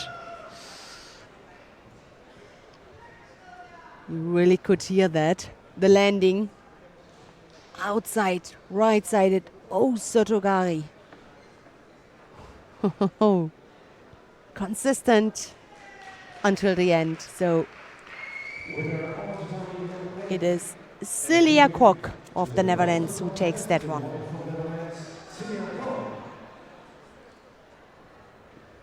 Next is the first semi-final in the under 70 kilo category. So, after that, we're gonna expect the first semi-final in the under 70 kilo category.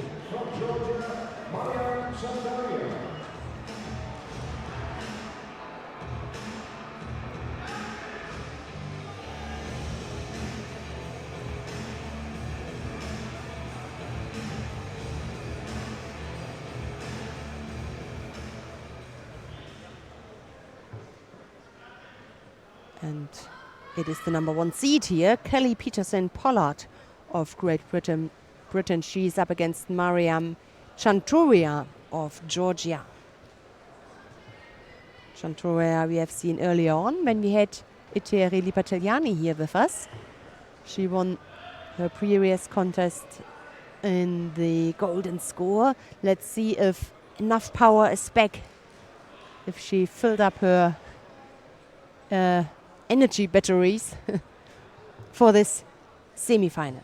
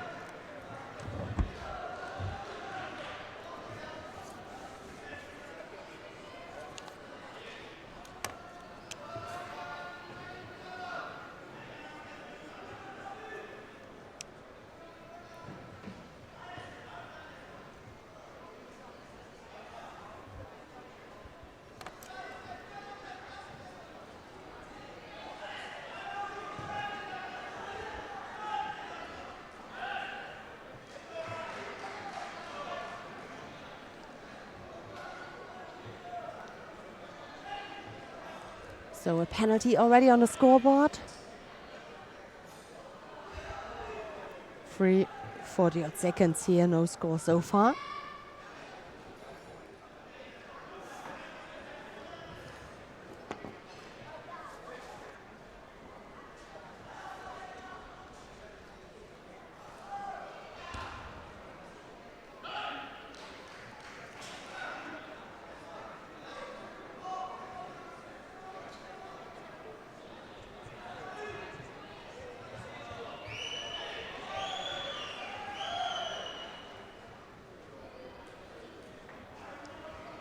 Both now. Almost half the contest is gone here. Close to the edge. Oh, it's a bit tricky here for Peterson Pollard. Oh, she just left the fighting area and collected a second penalty already. It's still 2 minutes to go.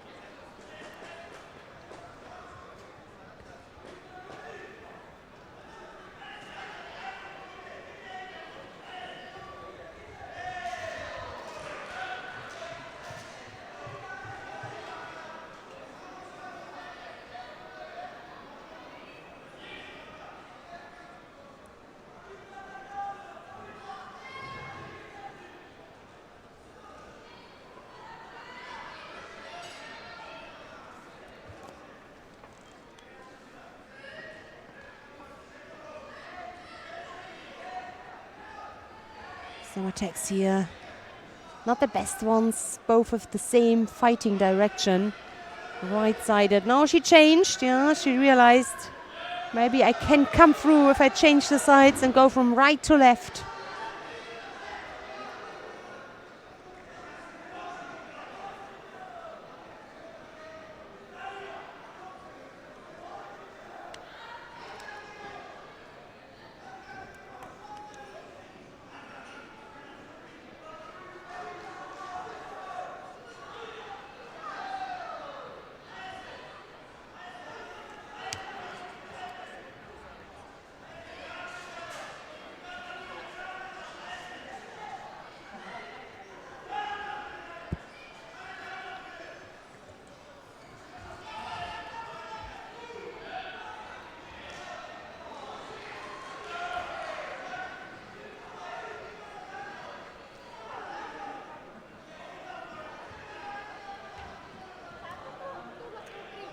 So we're coming now to the last minute.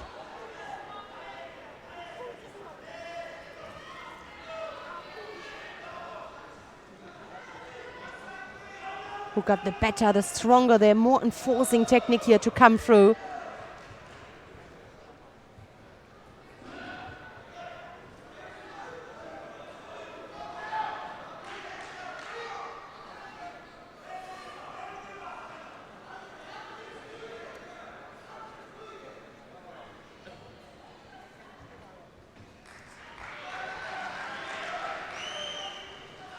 Second penalty now also for the Georgian. That ties things up. So for both now, it's on the knife's edge here. No more mistake allowed. They must come up with something.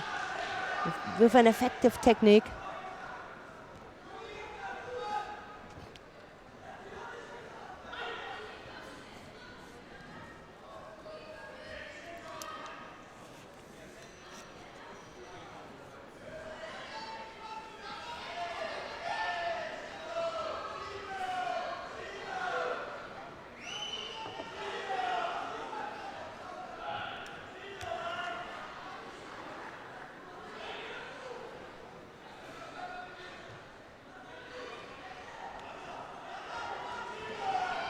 The last few seconds now. Who's stronger to can get through here?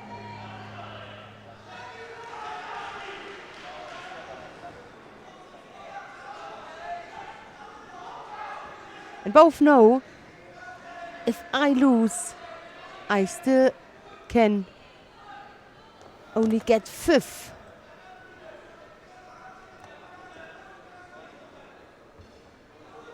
And both know if I win this contest, I already got a silver.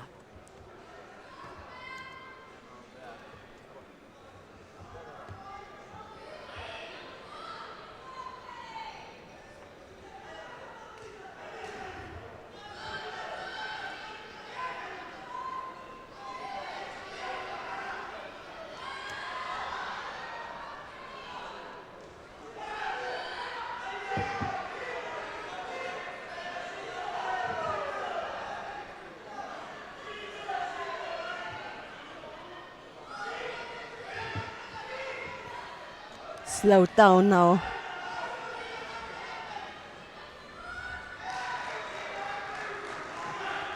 Energy level is sinking.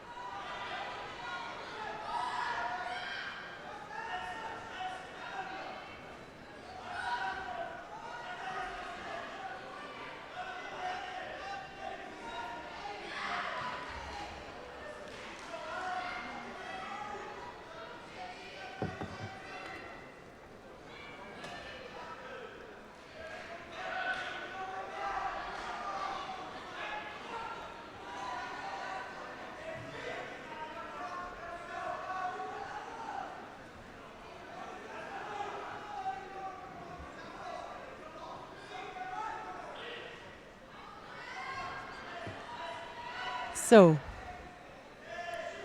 waiting here for the final decision, as you are for sure at home.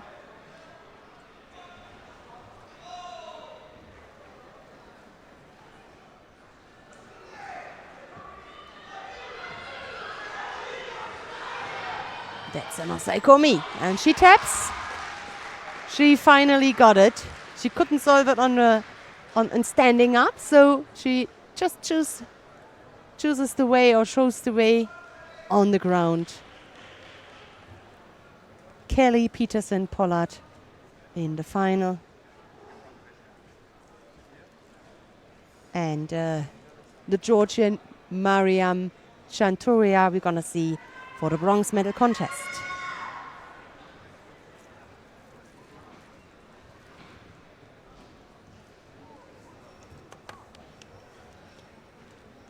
Well, one more semi-final to go.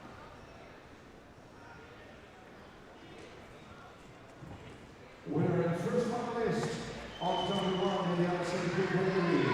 In white from Great Britain, Kelly Peterson Pollard. And now, the second semi-final on the 70 kilogram. Please welcome live from Israel, Maya Roshan. In blue, from Spain, Ieteri.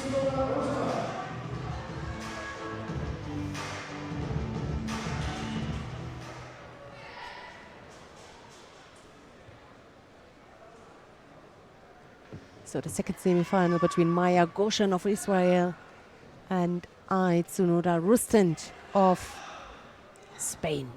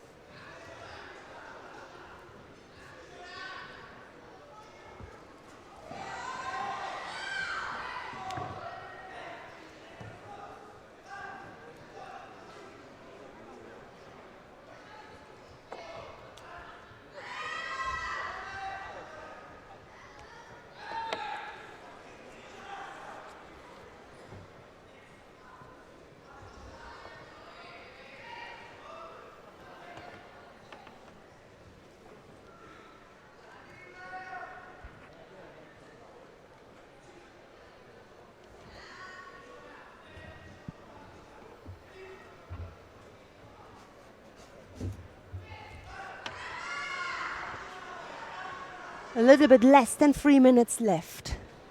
And we are still waiting here for the first score. Tsunoda tries it on the left side.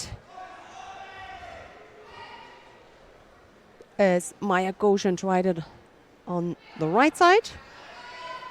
Just a single penalty so far for the Israeli.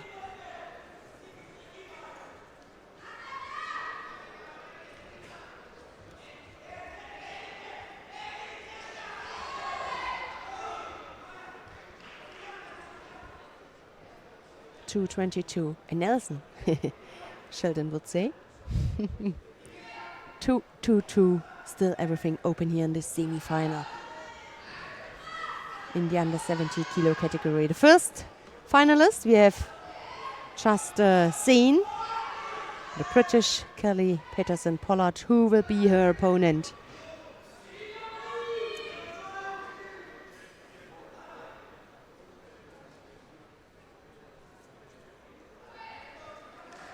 One of them, either the Israeli Goshen, she got penalized,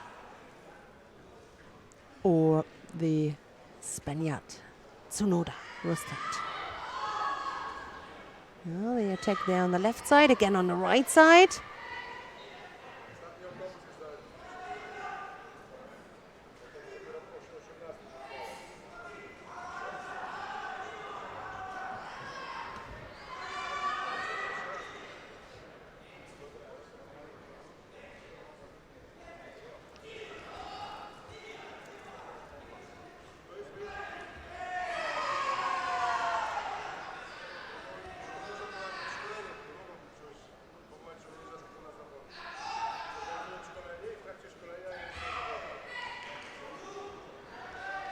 Not that dangerous attacks from the Israeli, but still it makes it difficult here for the Spanish fighter to come up with her own techniques to really get through. Second penalty now. This time it was for dropping down her opponent.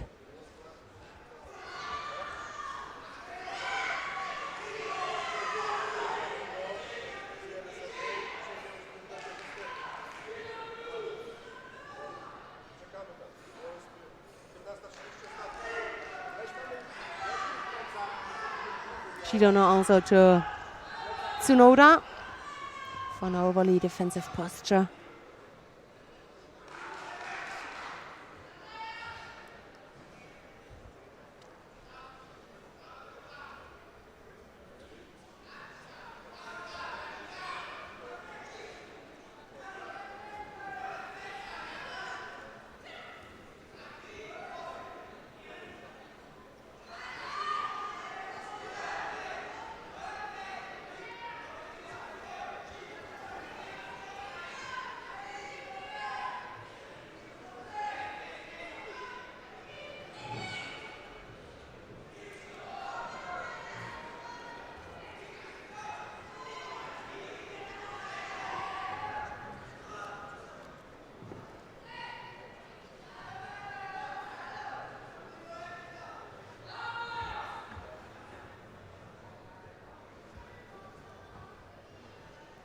Well, 11 seconds. It looks like another golden score.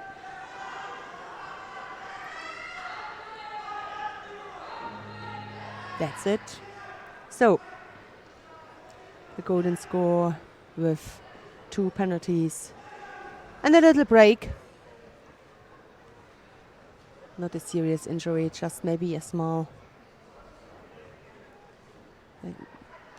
Maybe she's bleeding at some stage, but at some place. But Maya Goshen, the Israeli, got already penalized twice. Tsunoda once. And we will see who will have the more enforcing throwing skills. And they make it both exciting, just a little break. And I hope that she is back soon on the tatami, that we can finish and continue with this semi-final.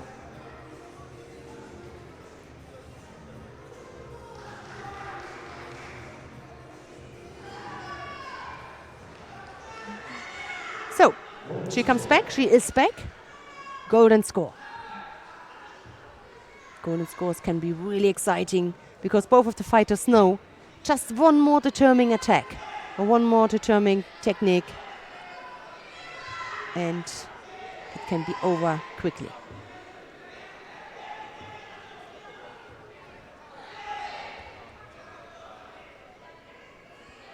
Blocked the attack from Goshen.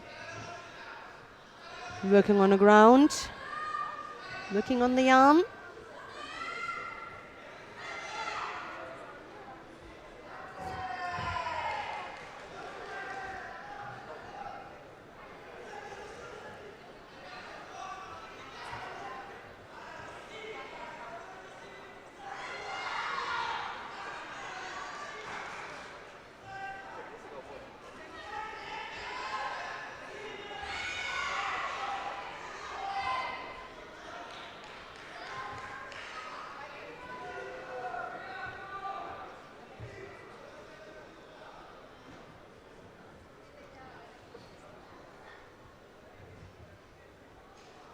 Let's see what the decision is.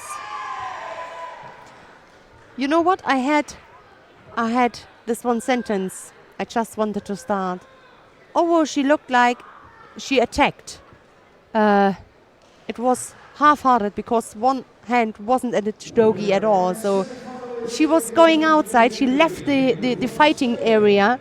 And at the same moment, she half-hearted attacked. So maybe that was just an attack, a half-hearted attack to rescue yourself. I had the same feeling, to be honest. But I didn't want it, sometimes it's just a feeling and you don't really want to say it because I don't want to be unfair or something like this. But in this case, the referees, they gave the Shido and it is decided the second finalist in this category. Let me go quickly through the four categories and before we're gonna have the break. We start with women under 63 kilo category and the final will be between Ospas Sophie of Hungary and Annabelle Winzig of Germany. The final in the under 70 kilo category will be between Kelly Peterson Pollard of Great Britain and I Tsunoda Rustand of Spain. Men category under 73 kilo category, the finalists are Viktor Sterpu of Moldavia and his opponent will be David Gamuzov of Russia. In the under 81 kilo category, it is an all Georgian final between Tato Krikalashvili and Vladimir Akhalkadze. So we have a little break now. At 4 o'clock there will be the opening ceremony. At 4:30 we're gonna start with the final block. Local time, of course, same time as yesterday. Have a nice break and see you at the final block. Bye bye.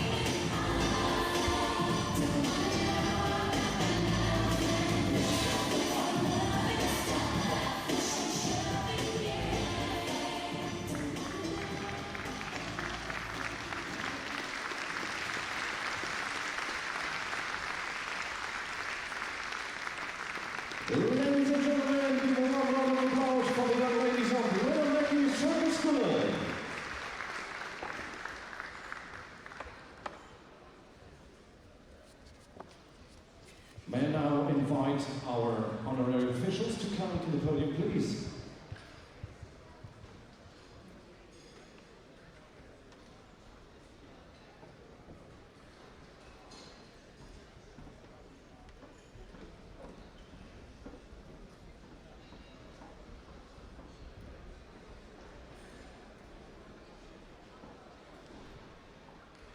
Ladies and gentlemen, for her welcome address, please welcome the Minister of Science and Culture, Ms. Hanna Kosonen.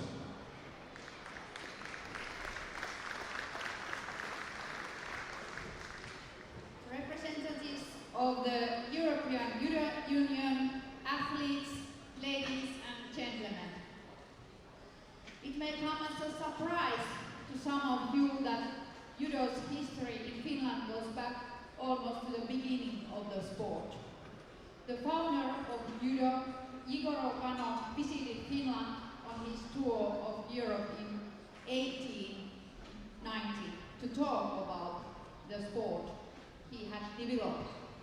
The first training guide for Judo was published in Finnish 150 years ago. However, here in the Nordic countries, Judo did not become an organized sport until the mid-1950s. In 60 years, a solid fan base for Judo has emerged in our country. The world's famous, most popular form of martial arts is clearly the most widespread martial arts also in Finland. Over 12,500 children, young people and adults in 120 local clubs practice Judo. As a sport, Judo is great for both children and adults, for amateurs and professional athletes, and the Finnish Judo Association and clubs have done a good job in offering diverse activities.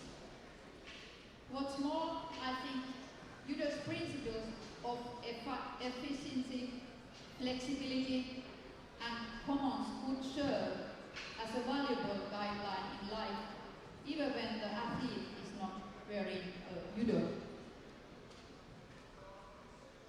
In Finland, Vantaa is one of the leading cities in event organization. There is a tremendous amount of sporting expertise here, and I know that the games will be carried through with professional skill and to the satisfaction of all the participant fans. A total of 44 participating countries have sent nearly 400 judokas to compete in the European Championships. We can look forward to some very high quality and exciting matches. Despite the fact that Judo is a sport widely practiced here, we often don't have a chance to host major international competitions in Northern Europe. So we are very pleased that the European Judo family is now gathering in Finland to compete in the Junior European Judo Championships 2019-1. I think that the opportunity to organize international sports events locally, especially for young people, is a very important one. Such opportunities enable us to demonstrate our skills on a broad scale. As organizers, we also want to highlight the ecological values of events. These are issues that will play an increasingly important role in the organization of future competitions. This is what the organizers have emphasized in this event as well. Dear friends, as a former athlete, I know that these international competitions are top moments in an athlete's career and life. You all have come a long way to this event. Even though life is a journey, not a destination, I really know how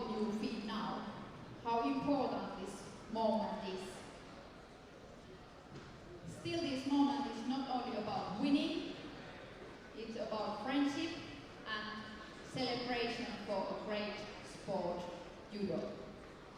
So I hope you will enjoy these days, get to know each other and learn from each other. I wish you athletes every success and memorable moments on the tatami. And I hope spectators and support teams will have an exciting and great tournament. Thank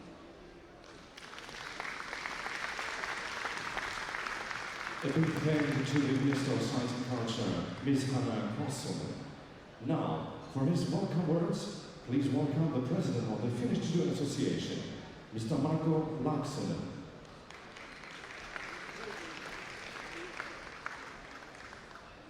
Dear judo friends, I warmly welcome you to the European Junior Championships 2019 in Vantaa. In this same venue, we also hosted the Cadet Europeans in 2016. Many competitors who fought then are also fighting for medals this time. It seems that last time we did a good job because we are trusted to host the championships again.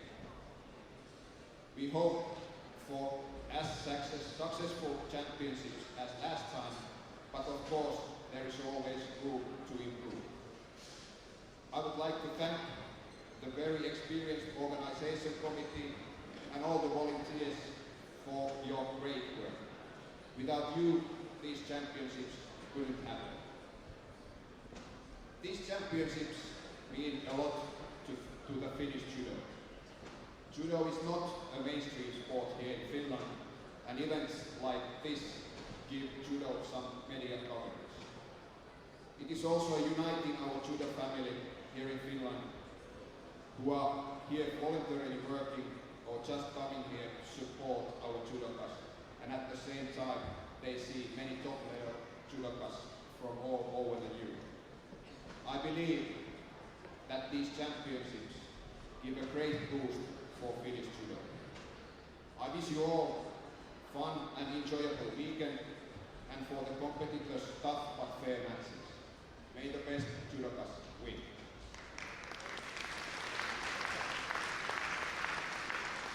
A big thank you to the President of the Finnish Judo Association, Mr. Marko Laaksonen. And now, for his welcome address, please welcome the President of the European Judo Union, Mr. Sergei Solveici. Ladies and gentlemen, the judo family, welcome to Vantaa for the Judo Junior European Championship 2018.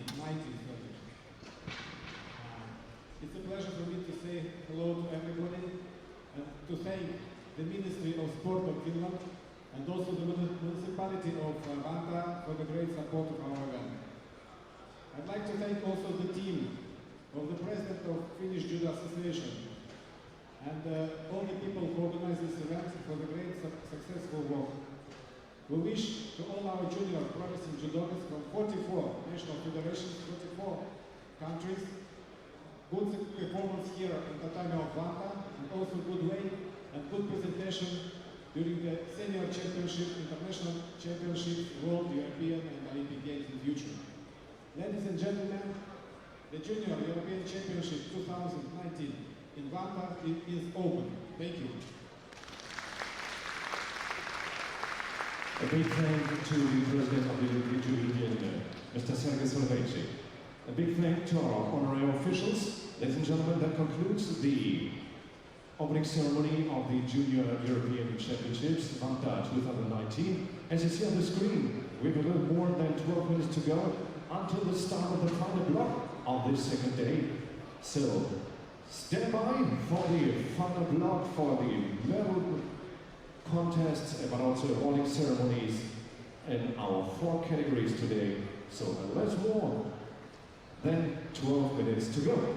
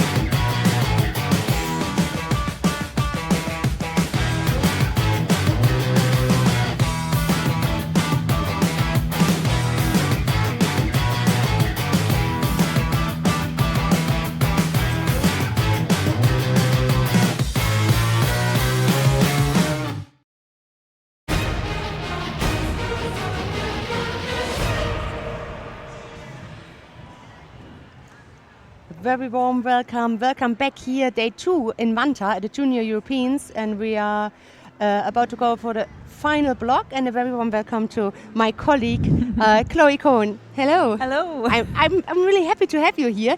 This weekend we are here as a coach. Yes, that's right. I'm a coach here for Great Britain team, and unfortunately for me, I wasn't coaching anybody today. Yesterday I was, but we do have 2 of our athletes in the final block, so it's going to be so exciting to see how they get on. Absolutely, and I'm happy to have you here. I grabbed her because you don't have many possibilities to be together, to commentate no, we together. don't. We miss each other a lot, don't we? Yes, either you are there or now I am there this time. So we will be here together, and we will have a look for the final block now together. And we have got 4 categories, and all the action will be on one mat, on match 2. So we don't need to choose which bronze medal contest we want to watch. Yeah. So Chloe, your impression so far from the day, or maybe from yesterday? Well, from yesterday, there's such a high standard, and I think for me, I'm really lucky because I've been able to follow not just our British athletes, but all of the athletes through this year. And there's been some upsets, but it's been just such a high standard, and you'll see that throughout the final block as well. It's just, and I think for the Junior Europeans, it's always been a bit of a standout competition to see what juniors move through to high-level senior. And in this competition, especially in the under 73 kilogram category today, these young men are already medaling at Grand Slams and Grand Prix, so it's such a high standard. Absolutely, and that's a good sign when the juniors are already successful at senior levels. Normally you have a little gap, and then they can continue. And it's good to see that there's just a connection. We are used to a little bit more when we see the women. Yes. Women, very often you have younger women who are already successful at senior level. Yeah. And but if you have it, as you said, with some of the 73 kilo men, then it's a really good sign. Okay, so we were looking forward to seeing this final block, and we're going to start with the under 63 kilo category. There were the 2 competitors. It will be between Renata Zachova of Czech Republic and Laura Fasliu of Kosovo. There they are. This is the first bronze medal contest, then followed by the second one, before we are coming then to the final. The under 63 kilo category we had today 26 judoka, and we will go through. Have a quick look. The Czech fighter Renata Zachova. She lost her pool final against the young Ospas Sophie of Hungary. She's in the final. We will see her then later on. And Laura Fasliu, the woman from Kosovo, lost her semi-final against the German Annabelle Winzig. Yeah, I did catch a couple of her contests throughout today, and she's been really impressive.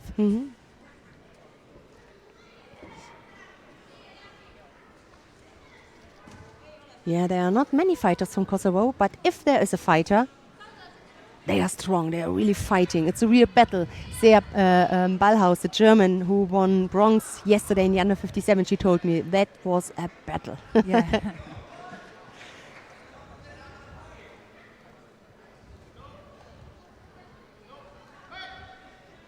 Both now with a penalty. The referee wants to do them a little bit more. Sometimes it starts a little bit cautious. You just need to get the feeling, but you don't need to take too much time. Yeah, you can see here they're both right-handed, and it's causing a problem for both. There's a big effort there by the young Czech. She's looks to be a little bit more in control, but you can see Vasilieu, she likes to use her hips to switch into that left side as well.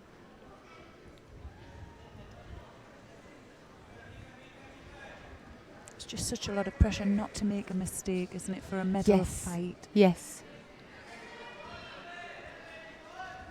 That's right. There's such a big gap between the 3rd place and the 5th place. You almost got it. The 5th place, everybody knows it. Well, there's not really much in it, is there? There's not been much in this contest, and well, there you go. Fazlua picks up a second penalty. Yep. And have a look. I mean, they have. It's just half the contest is gone, and she already picked up 2 penalties. So there's no more mistake allowed. And you can. Sometimes it happens just easily. You're forbidden grip, or you don't realize that you're at the edge of the mat. And now she really has to be careful. Best is now to come with an attack and throw. Oh, like that. Maybe she heard me.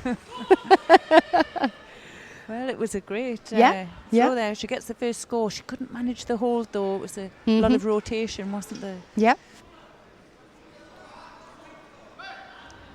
Replay. Yeah, that was nice. She just used her hip, didn't she, there, just to set that up. Yeah.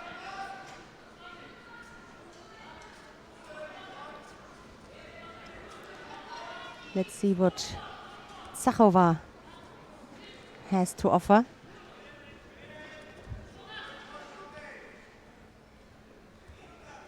Well, it is. It's a difficult position here, isn't it, for the Kosovo fighter, because she's she can't be seen to be negative, or you know, she's got no shidos left there, has she? So she really has to give it all. Absolutely.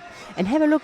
I think she just had the grip on both colors. For me, this is more so a grip for almost, you know, keep the distance a little bit. Don't run a risk. Makes it difficult for the Czech to break this distance and come close to. Yeah. Well, last 30 seconds. It still looks very controlled. A little bit slower, a little bit calmer.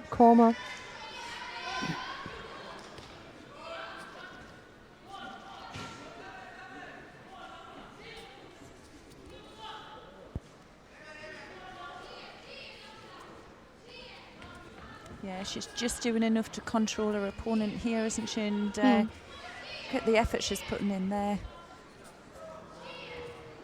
It's not really a serious and dangerous attack from the Czech. She's not able to break that balance. I know she tried to, but it was really a good control all the time from Laura Fazlua. And she got bronze. Yeah. The first bronze medal Fantastic. of today.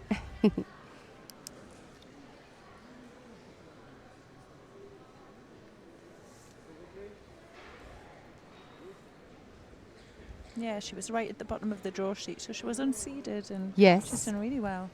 Yeah, and she won in the pool final against the German Dana Pohl, and I think for Dana, we're going to see her now in the second bronze medal contest. That was a little bit unexpected. There's an internal bit of a rivalry. Yes, between Annabelle Winzig and Dana Pohl, and I think for the German Dana Pohl was she was a little bit the favorite. But sometimes I don't know it, but sometimes it's also in your head. You see that your teammate just won the pool final, and you think, oh, okay, now I have to win too. Okay, and then we're gonna face and all these thoughts.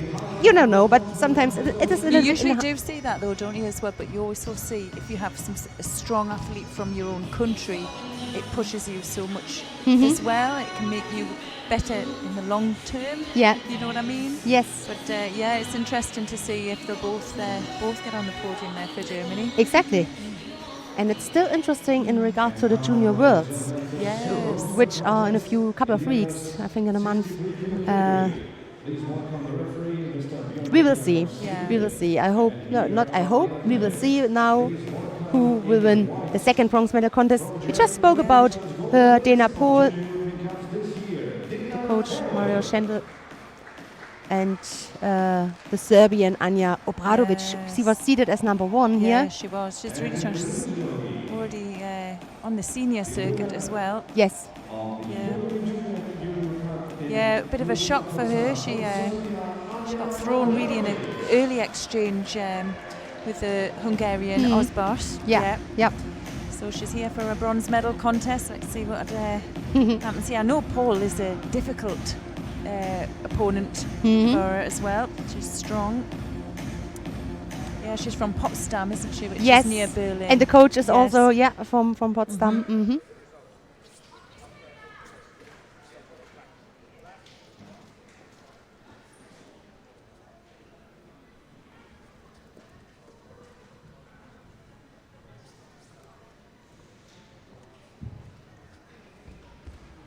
they have met a few times in the past. I mean, the last time was last year, in the Continental Cup in Berlin. Yeah. There, Dana Pohl lost. Before that, she won, and then it was Anja Obradovic with a better ending, almost. But this time she struggles. Have a look. Yeah. And it's looking good. Yeah. It's really looking good. The referee's quite happy to leave that. He got a good view above the situation. But we don't have, but the referee. And you know what, Chloe, we know both what she thinks now. Yeah. Right. Just saw her. Yeah. So close. Yeah. Close.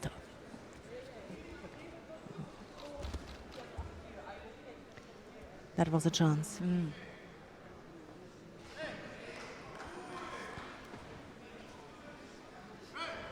Yeah, it seems to be a real battle here. Yep.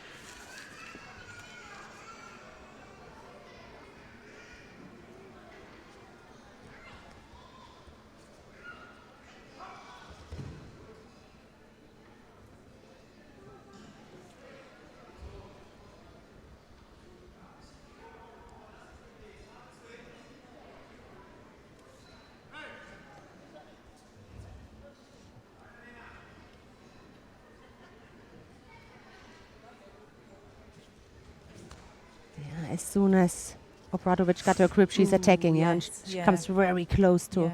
She is tall. And it's a tricky escape, that, isn't it? She's clinging onto the leg on that far side, and if she just gets that rotation, she won't be able to stop that technique. Yep. But it is difficult, isn't it? That right versus left. Yes. It's really who has that control of the sleeve. You can see they're just battling in who's going to get in first. Who's going to get in first, exactly. Yep. Paul there, she's straight onto that, looking for that shimmy wasa, and you don't blame her, do you? She's had a chance of it.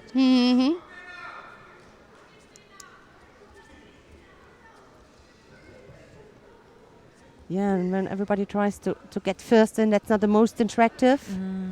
Either you have the overview and feel, okay, I just change direction, fall backward, or just get a little bit more distance in between, or get a little bit more distance to start things from new. But when you're so close to each other, and then the only thing you can do is forward, forward, forward. Try to get your leg first in. And that's the dangerous thing. If you do want to change direction or come behind, if you have somebody who's strong throwing forward, it's dangerous unless you get that reaction from them. And who's to know at this level? Yep. They're pretty good at reading. Yeah. Would be maybe better if the German just stand her direct on her side and then pull her, not push her, because when you push her, then it's like an invitation card for the Serbian to come up with her technique, you know. Yeah. That's a score. Could not escape. Was consistent enough from the Serbian. The Vasari lead now, 1:15. Yeah, you were right. As soon as she gets the grip, she needs to draw her opponent forwards, and now it's going to be difficult for her to get this score back, because she's going to just that was very close. It was close, and because of she had a completely different grip now. She had now the better grip. Yeah. You know, that was the score. That was the Vasari. And they gave a score, okay. So that ties things up. Now. Yeah. Well, for me, this is dangerous. Yes. Yeah. Because one movement with the arms from your opponent, and they, it's a decision against you, with a score against you. Okay. So it keeps exciting because of this Vasari there for Dana Pohl, for the German. Well, I was impressed she got that score back there. It was quite close, wasn't it? Absolutely, yeah. Well, she's got it all to play for now. 30 seconds left.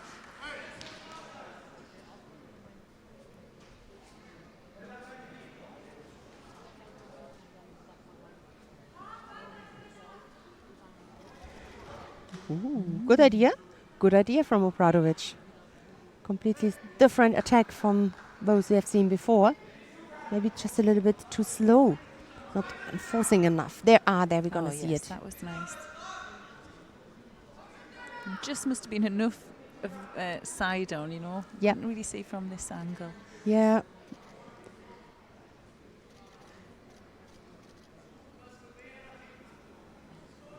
That was close to nothing, in my opinion. Anyway, the last seconds here on the scoreboard will be a golden score. Okay.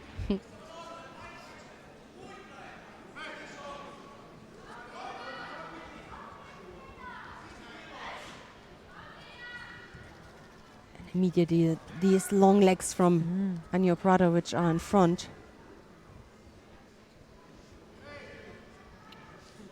Yeah, dangerous without that rotation with the sleeves. She could look for a counter as well, but they're both so similar.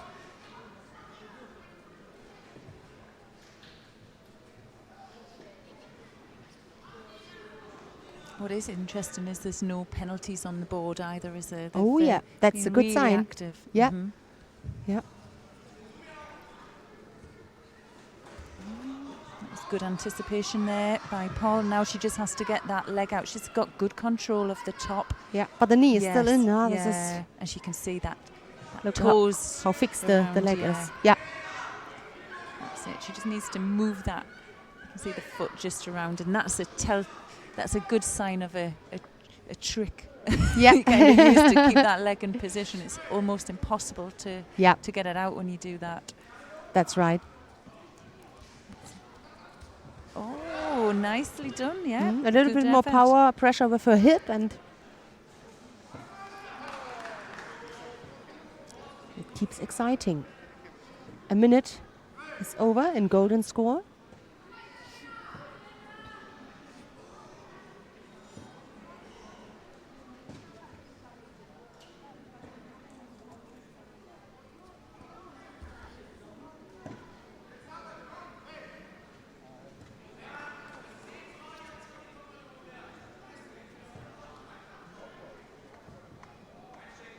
Well, it's not allowed to open your belt unless the referee let you open it, right? I think she'd had instruction from him there, and she wasn't sure maybe whether to. Yep. So, everybody with a Vasari on the scoreboard.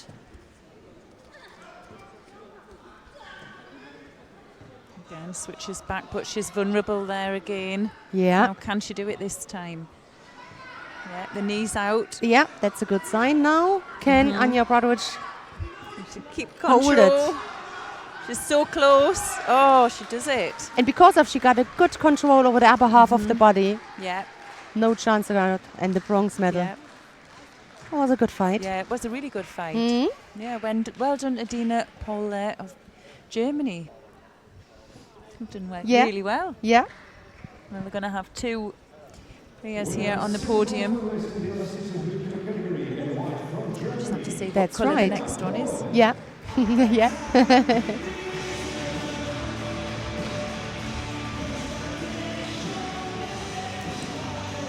Some replays of that bronze medal contests.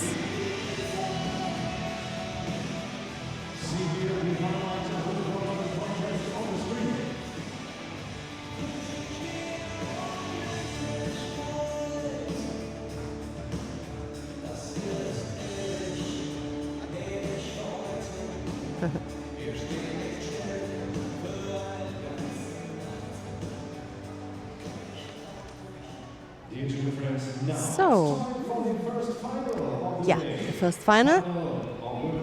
And here we're gonna have the Hungarian Otzpas Sophie. She's in white, and her opponent. In a second, we're gonna see her. Still a young lady here. And her opponent is Annabelle Winzig of Germany.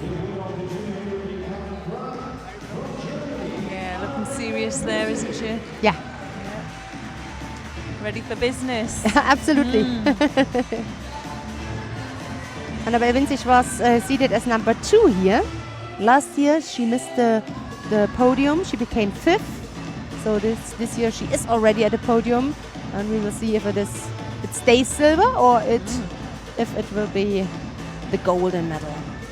But the opponent, the Hungarian Youth Olympic Games winner from last year, 3rd at the cadets Europeans, and much more results. So. Quite a long list of success already. Yeah, she's got a lot of experience already. Yeah, she's quite young, and I remember watching her just this year in the Grand Prix in Hungary. She came all the way through and fought for a bronze medal, so she got 5th place there. So, she's wow. She's quite small in stature. I know yes. that when she won the European Youth Olympic Festival when it was in Hungary just 2 years ago, she was about 48 kilograms. Yes. But she can really put her techniques together. There's a nice effort there from her. Yes, that's close to a score.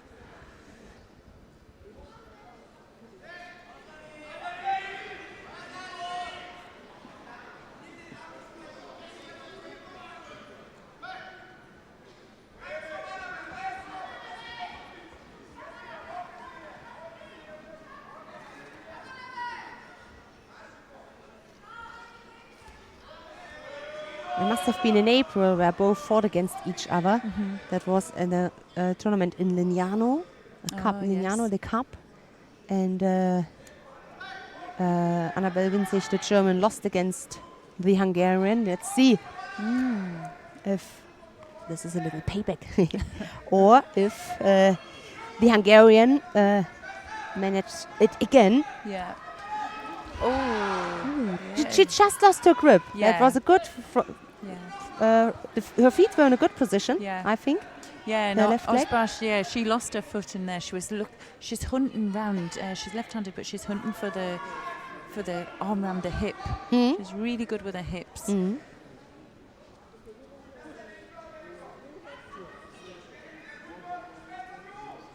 well, you can see there that Winzig knows that she's controlling that arm. Yeah. The second push is so dangerous, right? You think you're on the ground, everything is done, but there's coming a second one. This is really a danger. In, yeah.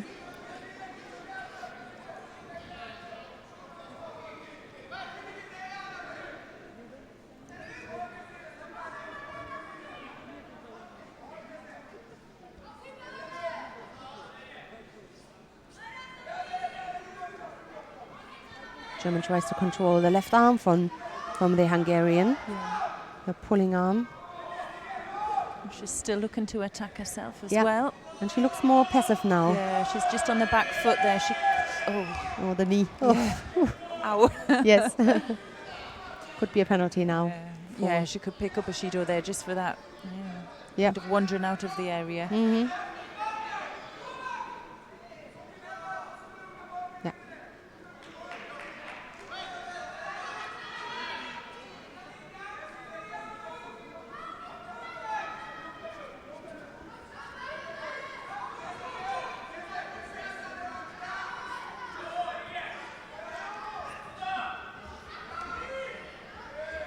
An attack, but not the best one, to be honest. It's kind of a get-out attack, isn't it? Because you can see Osbach just creeping forward, isn't she? She's getting onto that sleeve, and you can see her hand trying to get onto that hip. But I still think it could go both ways here. There's not really a lot in it. Just over a minute left as well. Just needs to be careful there, doesn't she? Yeah, that's right. Yeah, exactly. And there's no good connection between the upper and the lower half of her body. The leg is doing not a bad job, but the upper half of her body, there must be a connection so that you can transfer your power, turn or rotate your opponent. Take your opponent with you on the ground. And this is the thing which is missing. So again, no control with her arms really. She breaks up so early and then saves. She thinks she needs to rescue herself and goes onto the ground. It's not necessary. So keep that contact with your arms and then work on it. The Hungarian is doing that. She's on the ground, but still working, still pulling, try to turn you. But Annabelle, Kochi Magikomi. Yeah, nicely done. Yes, there's the hips. The hips, yeah, you spoke about that. Wow.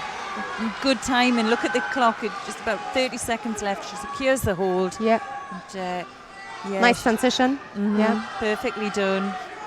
She was just waiting for that opportunity, and well, yeah, she took it. Amazing. Yeah. Junior European champion. Ospas Sophie. There's another one there for the shelf. Yeah. And the second for the German. I think with a little bit of distance, then you're also, you know that second place is very good. But we also know that the moment where you did a mistake, you know, or you got thrown, this feeling you will never lose. And every time, it's first the feeling, damn, I lost, and then okay, but it's silver. Yeah. And there'll be many, many more opportunities for her, won't there? Yeah. So we're gonna see both later than at the awarding ceremony. Yeah, I think a bit of a panic there from that Kochi, and kind of lost her grip, and didn't she? And well, it was actually a nice combination. The Kochi Magikomi, little break, and then the forward. She just changed directions, and I like to see that. Oh, the cameraman. Yeah, perfect. A good control about the situation and a good overview from the Hungarian. Yes. She realized, okay, it's not over yet. I mean, this was the first one, and maybe short time in Schwabe because of the grip coming from the German. Yeah, and she was in a perfect position as well. Yeah. The sleeve was in perfect, the hip was already in. No distance anymore. No work to do. No. Yes, exactly. Great stuff. All right. Okay. So we come now to the men under 73 kilo category, and we're gonna have here the first bronze medal contest between Mattia Prostosimo of Italy. There he is, focused. Yeah, he's had an excellent day, and he's had an excellent year, to be honest. He's won quite a few European Cup medals as well. He has only been beaten once, I think, you know. That's incredible. His opponent, we have just seen in blue, the Austrian Matthias Cicek. Yeah. But here, and himself good as well. dominance. I've had an opportunity to watch him today as well, and well, the fight, you know, this is just seems to be a higher level in this weight category than any other weight I've watched over the weekend, well, over the last few days.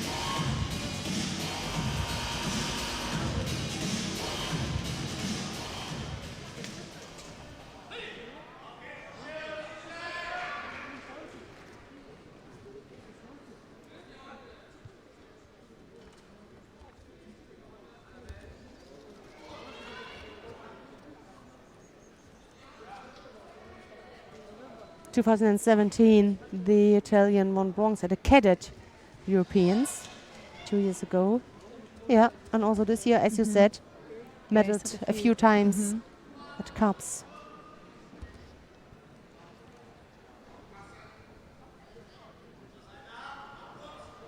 Yeah, looking for the Juji Gatami here, just putting some pressure into that arm. It's difficult from underneath when it's so strong to get that leverage. Look, the Austrian, 2016, a year earlier, silver medalist at the cadet Europeans. And much more earlier, 2015, also a second place. So. Yeah, still fighting junior. 20 years, I think. Yeah. Wonder what the head-to-heads are. Should we have a look? We will find this one out. Yeah.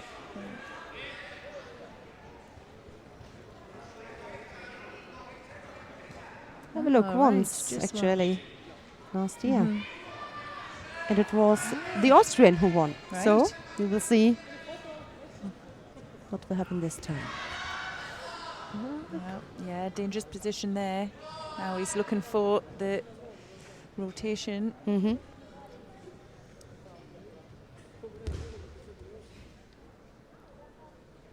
He's getting the control there now. He just needs to leverage himself up. Can he keep the control on the top? And it just takes so much effort, doesn't it? You know. Yeah. Nuasa, and whether you feel, you know, it's worth it. Whether you, especially here he is going for the sangaku, but just losing that control of the legs.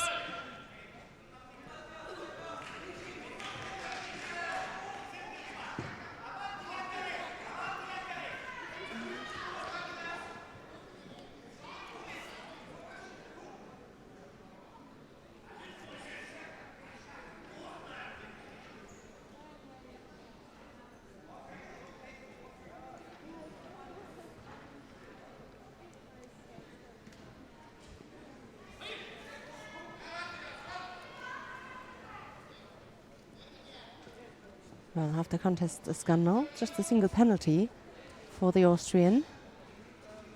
The Italian right side, both right-sided, and that's also the question.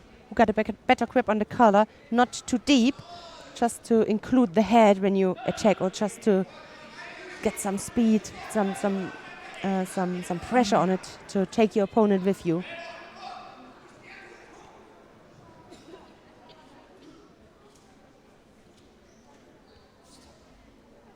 Italian there, just trying to get a bit more movement in.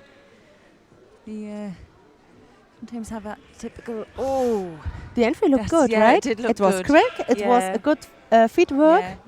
Just well anticipated, wasn't it? Yeah. Maybe read it or feel it coming. Not so great. No, oh. But maybe a chance here. No. Yeah. Looked to be dangerous there, didn't it, for the Italian? And he nearly got launched, but managed to get a bit of control back.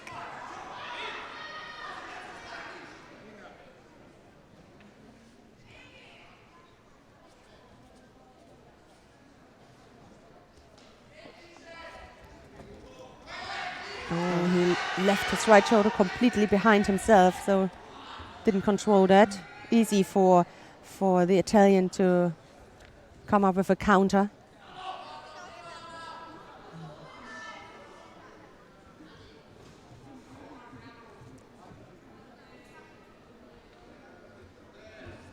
Just seeing who we lost out to. To the Russian. To the Russian who he's fighting for. Matmakbetov, yes. Yeah. He had a really, what I can remember watching him fight, home favourites, Olin from Finland. Yes. And it was such a close match. Olin, for me, looked to score in the contest, and then it took the score off, and it went both ways, and he won in the end. It was really close, but it was such a nice effort from the Finn. Yeah, absolutely. And we had also a good atmosphere here during the day when the Finnish fighter was here on the tatami. I think they all did. Good. I think that all of the Finns today, the men, all definitely won their first contest. Yeah. Ooh. That was close as well. Yes. Just trying to get close to the arm.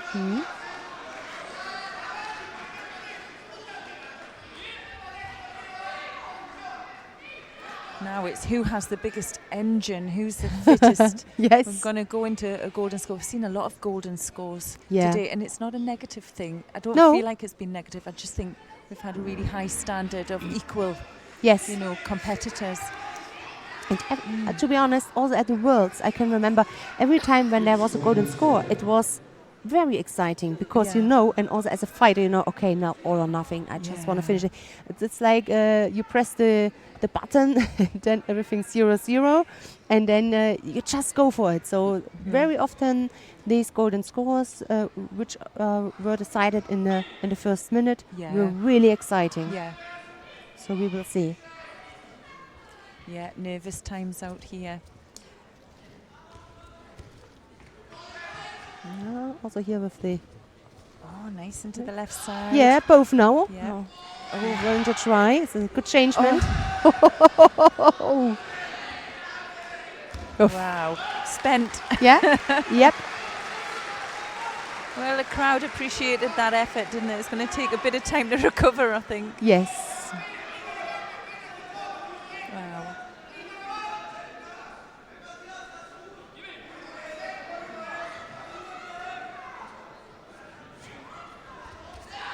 Coach Makikomi. Oh, he's in a dangerous position now. He can't do anything. And the right shoulder and the arm. And the Italian likes to be on the ground. Yep. It's a good start. Yeah, just wrapping that up, isn't he? And he's got a good position there now. That foot's in a good. Yeah. Now he should be able to finish this. He needs to use that. He leg. fixed the left shoulder or the right shoulder from the Austrian. Can he turn him? Yes. Surely he can do it from here. Yes, it's done.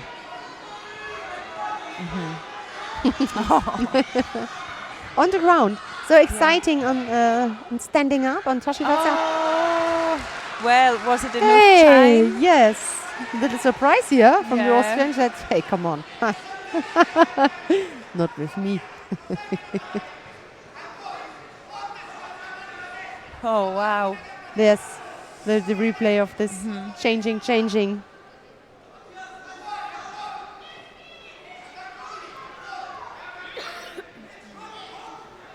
This exchange here, yeah. Okay, 1:16. And well. Wow. What a counter. Almost lost before at the action, goodness. you know. Yeah, where he was Couldn't have gone Nevasa. either way, could it? Yeah, absolutely.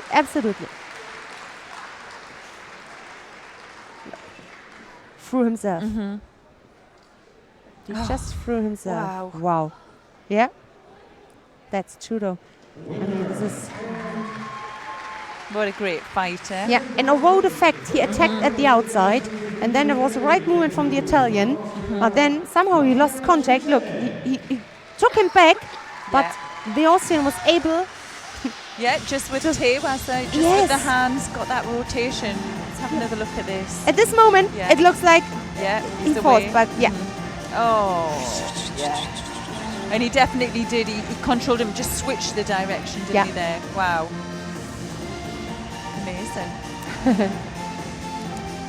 Okay. Austrians are happy.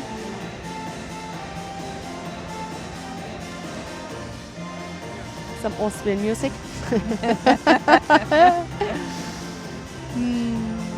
Oh, this head. I know. Never saw next to Due to the first now, the second bronze medal contest in men's under 73 kilo category. All right. Ready for the second bronze medal contest in the under 73 kilo category. Welcome in white. The gold medalist of the Junior European Cup in Kaunas and Athens. Referees ready. And we're gonna have Yahor Trukan of Belarus. And here in blue, it is the Russian Makhmabedov. Full name Makhmabedov. Rather you than me. It's too long the name here. Yeah. Well, the Belarusian in white, the Russian in blue. Makhmabedov lost his semi-final against the Moldavian Viktor Sterpu. And let's have a look to Trukan. He lost his pool final against the Austrian, we have just seen. Yeah. So, yeah, sometimes you lose in the pool final and then, or you win the pool final, and in the end you got fifth, and the one you won against got medaled. Yeah.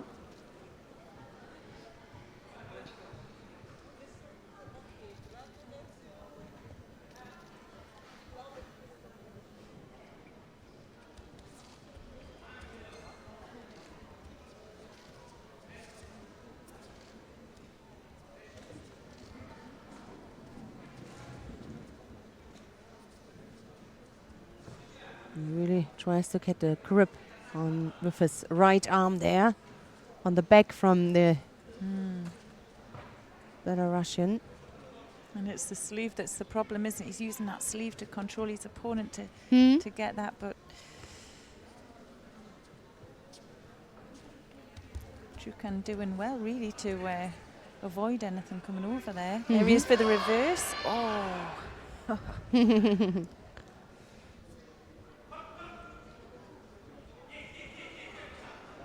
looking for the finish. Just has control of the head and the shoulder there. Now looking to step over now. He's gripping. Yeah.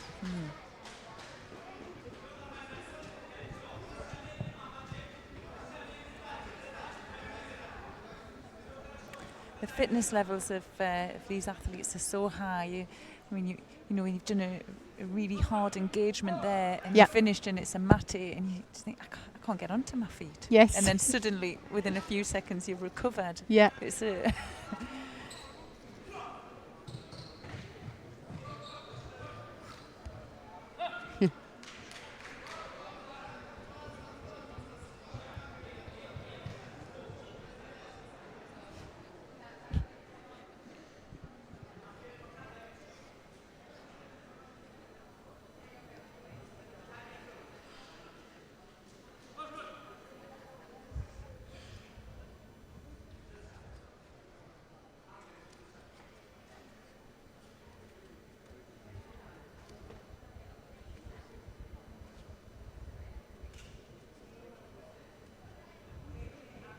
both now defend more than to find the grip or to get the grip.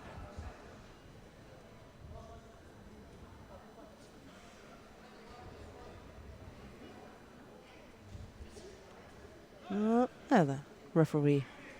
I just want to say that he doesn't really like that, as we don't.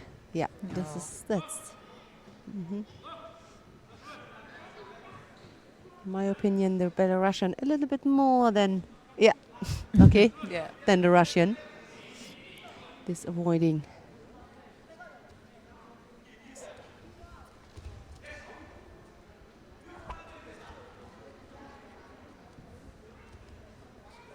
Motioned as well. He doesn't look like he's exerting much energy there, and he seems to be able to control the distance with his opponent's attacks as well, and absorb that pressure quite well. Now he's looking maybe for an opening.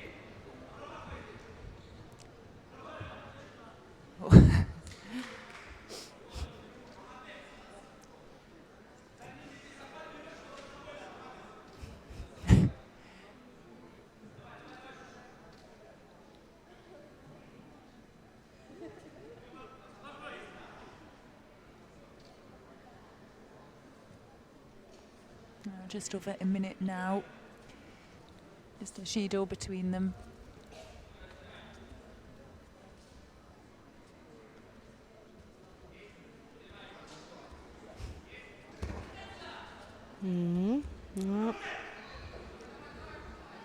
Is he close to the arm? Yeah, he's in a good position actually there, isn't he? Close enough to? Yeah. The question is, he tries to extend both arms. The referee got a perfect look. Yeah. I think he took both arms. The defend, normally you hold both hands hold together, and I think the Russian extended both of the arms, hold the other one to... Yeah, it was really quite a close match up until then, but you could see just the power there, but you could see when he went down for that transition how close he was to his opponent. There was no gap. Yeah. And for that Jujigatami to work, that's how to do it. It's a shame we didn't get a good view of that either. You're right. But spectators did. The spectators and the referee. So, I think we come to the first awarding ceremony, right? Just some highlights and before we come to the first awarding ceremony of the day.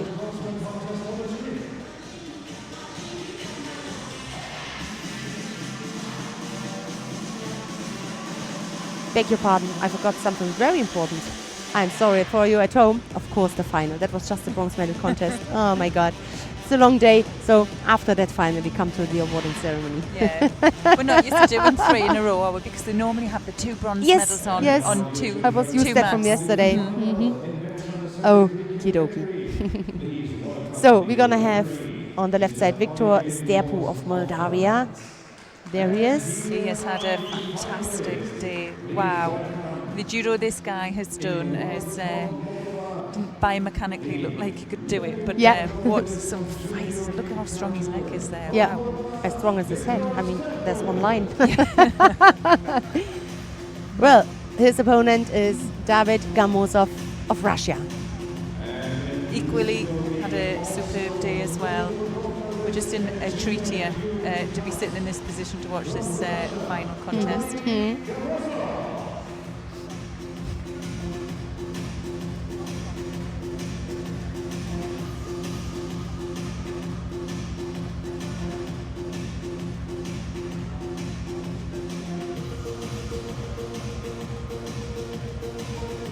Moldova had a really good day yesterday as well. With a silver medal. Let's see if his teammate can do one better.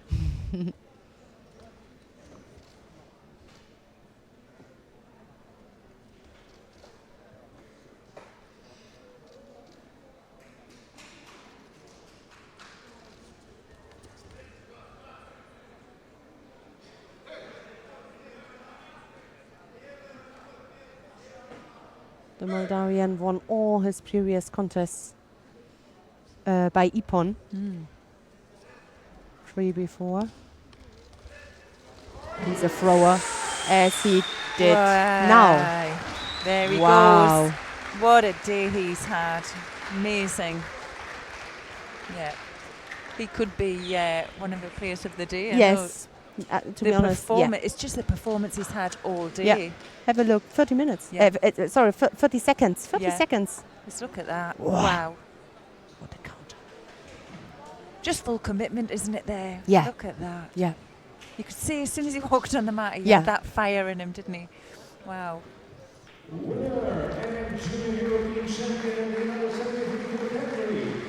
Absolutely, he deserves that title. Junior European champion.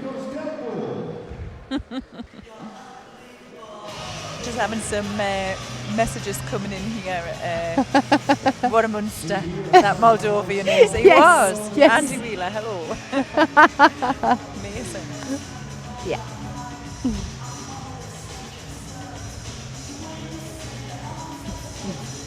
And also, who's joining us is Kerstin Deutsch. That's a German referee, and we are her favorite. So thank you, Kerstin. She's my favorite. Yeah. And enjoy that final vlog.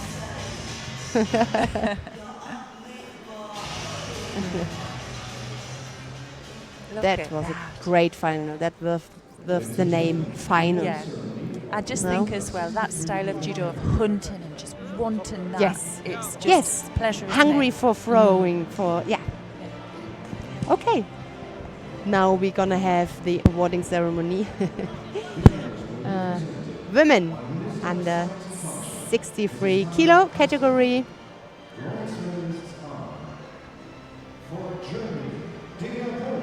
And the 2 bronze medals. The German Dena Pohl just received her bronze medal, and the Kosovar Laura Fasliu. Silver goes to the other German, Annabelle Winzig.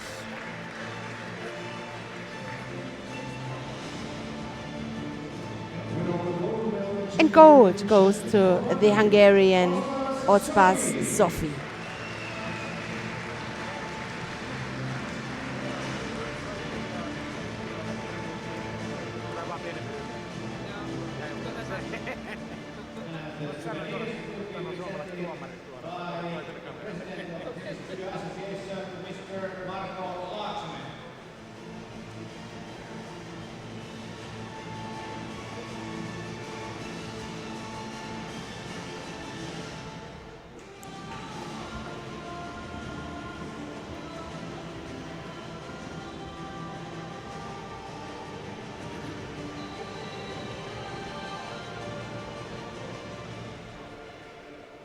Ladies and gentlemen, Now we are gonna listening to the national anthem of Hungary.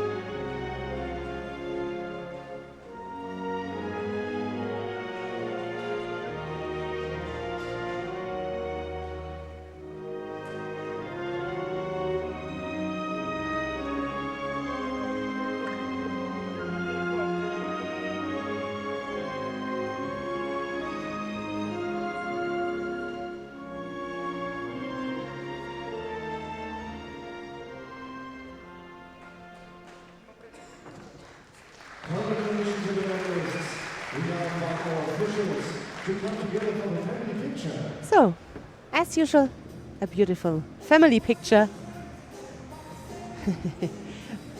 Dana Pohl with a little present. 4 smiling girls. What a nice picture that is. They can be proud. A long day of competition is finished. And those 4 women are the ones who received a medal.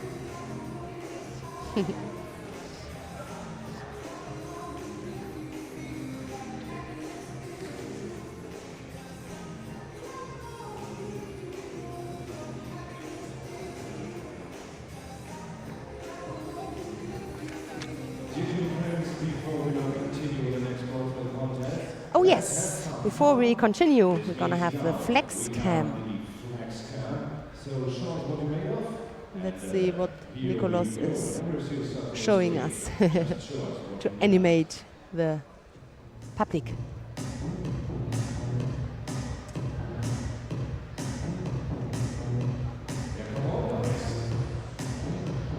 Showing your muscles.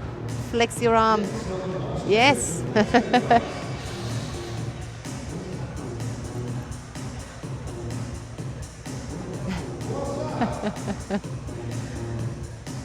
Oh, I see some muscles.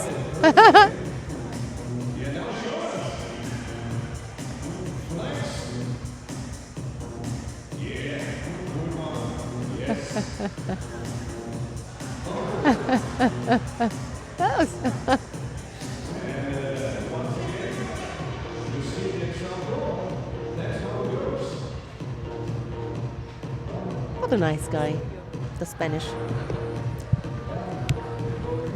Really like to see him fighting.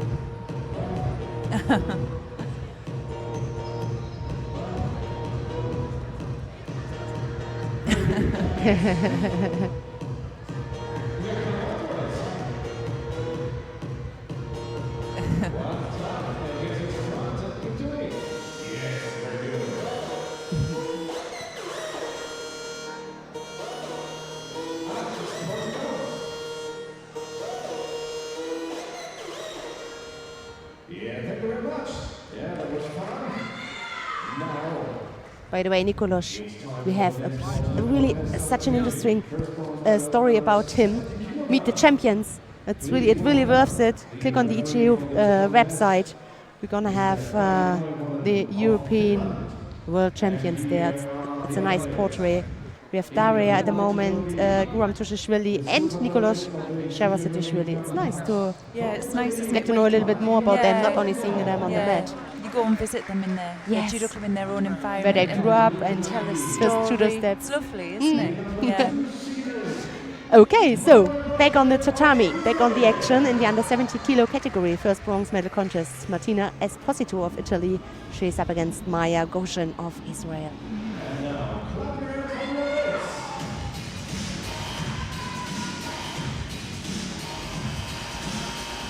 This one is finished.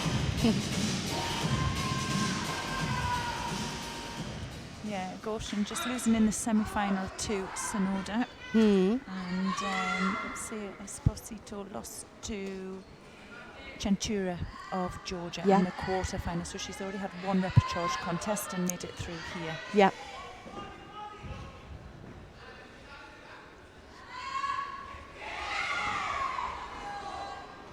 well. Goshen, she's busy. She's not been so effective in the contests I've seen her and actually scoring with her techniques, but she manages to get in before her opponent. And well, Esposito, she's strong, she's powerful, she's quite aggressive.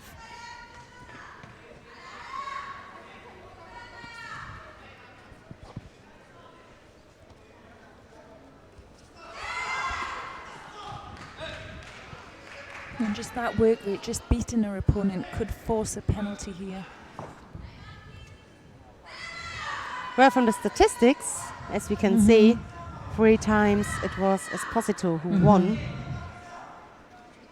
3 times last year. But never say never. No, you can't, can you? Sometimes you find the right key, you know, change some strategy, change some tactics, something absolute specific against or which fits to her, to your opponent, and then you make it. It's not a guarantee that outside. It's not a guarantee that if you won 3 times that it must be a 4th time. Penalty for leaving the area.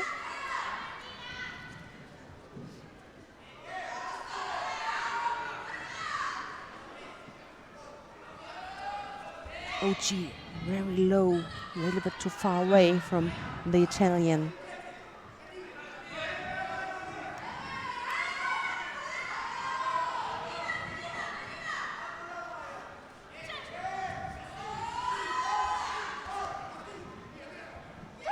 The attempt here on the left side from the Israeli. Could be a mistake though. Looking there for the Shimiwaza Kushijimi. She's in a great position if she has got that under, because it's going to go on. Yes. Oh, wow. She'll have a sore jaw tomorrow.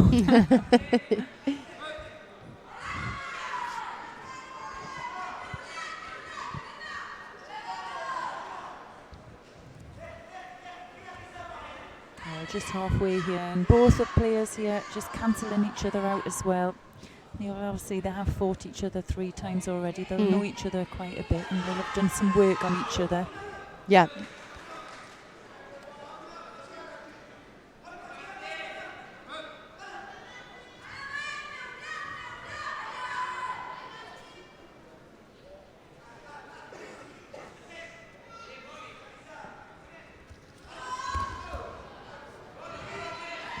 And again now looking for the Shimiwasa. Still could not see if it was really underneath the chin. But for sure the referee sees it. Oh, it's a bit of an error, isn't it, when it just stopped momentarily there. Yeah. Just over a minute to go, and I think for me, Esposito, she's just head here, just physically stronger. Breathing heavily. Goshen.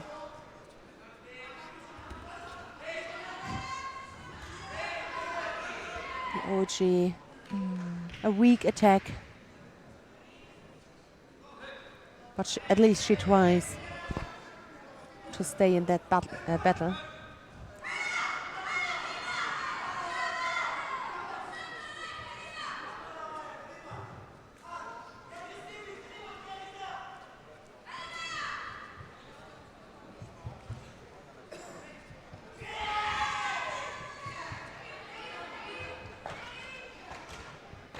Again, another strong position, the young Italian here, looking for Sangaku.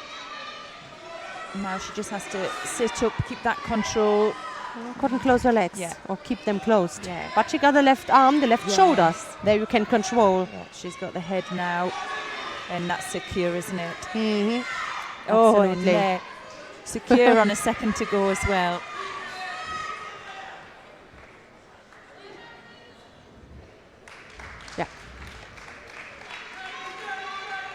Quick look at the scoreboard. And you can, if you can do this, there's not really much defense. Oh, what a lovely picture that is. She helps her up. And it is Martina Esposito, the Italian, who takes the first bronze medal in the under 70 kilo category. Winner and bronze medalist in the under 70 kilo category in white from Italy, Martina Esposito.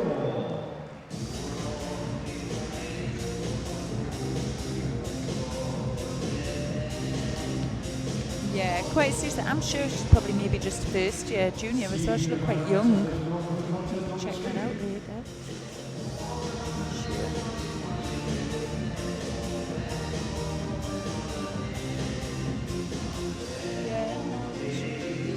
Oh, no age, yeah.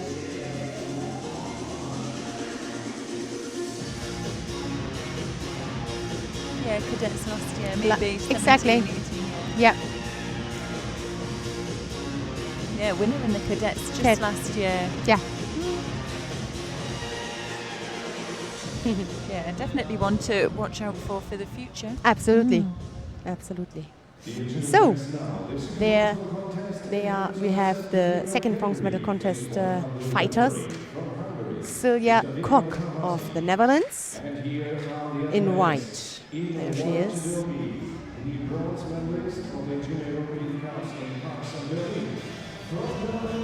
Nicely composed, didn't she? She looked nice and relaxed. Absolutely. Her opponent, Mariam Chanturia of Georgia. She is in blue. Yeah, strong young Georgia. They've done well, haven't they, so far? They had a gold medalist yesterday. Yeah. You had her in, didn't you? Did you have a bit of a yes, chat with yes. her? Yes, it was very, very sympathetic. We had Irakli, he translated, so Ieteri Lielani felt comfortable. She could answer in her language, and we got to know a lot of where she's coming from. At the beginning, she drove every time 1.5 hours to the training and 1.5 hours back. She always wanted to do judo since she's 8, and incredible, huh? Mm-hmm. I mean, 1.5 hours, that's just another training session. So she wanted to do that, took that time, and is hard worker, throwing the caparelli, the traditional one she's proud of. Yeah, it was a really, really very nice interview with her. Mm-hmm. Yeah. No chances today for maybe a bronze medal for the Georgian woman. We will see if she overcomes the Dutch fighter.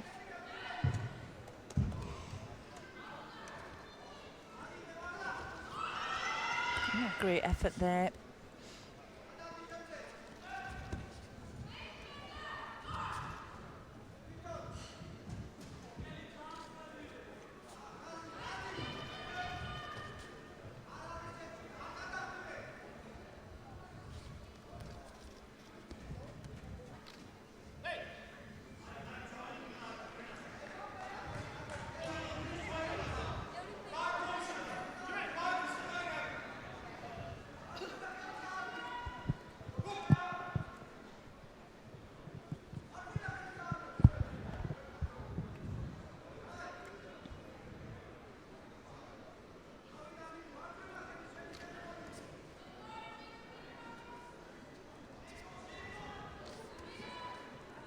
At the World Cadets in 2017, Georgian won bronze. Yeah, I think bronze in this tournament last year, didn't she? Yeah. And she won the European Youth Olympic Festival 2 years ago, 2017. That's quite a big success.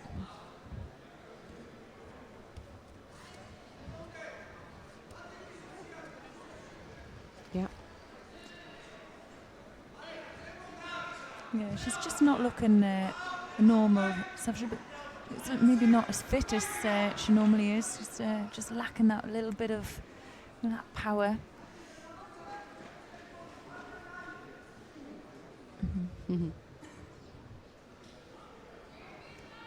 So she could retain that bronze medal, defend that one. Mm-hmm.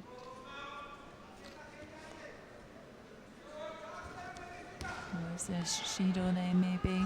Mm-hmm. Just for dipping underneath their head. Yeah. We'll see, though. Just under the 2-minute mark as well. Maybe did she attack? Maybe she put an attack in. I'm not sure. Or she just did it cleverly.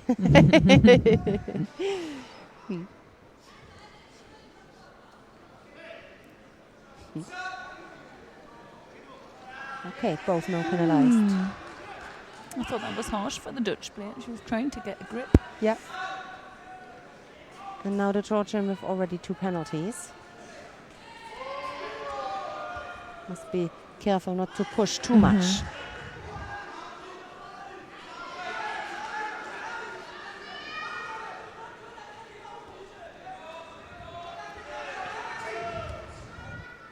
Lost completely the grip. Yeah. Well, they're both on 2 penalties here and just over a minute to go.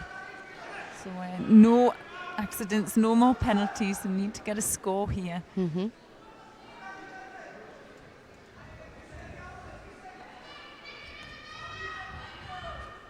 Outside. Ooh, yeah, that was brave from the Dutch. She didn't get the perfect position. The Georgian immediately wanted to counter.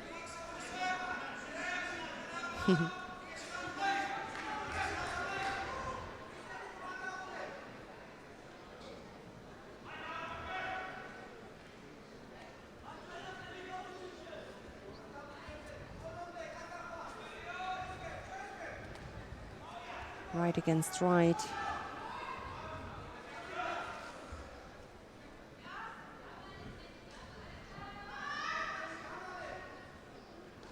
Well, it's getting difficult now for both of them because they are tired. Yes. And what they want to do, sometimes the body doesn't go with the head sometimes here, and it can start to look a little bit untidy. Absolutely, I agree. I hope both of them collect each power they have, the power which is still left, the energy, and come up with an attack. The Georgian really tries to get close to.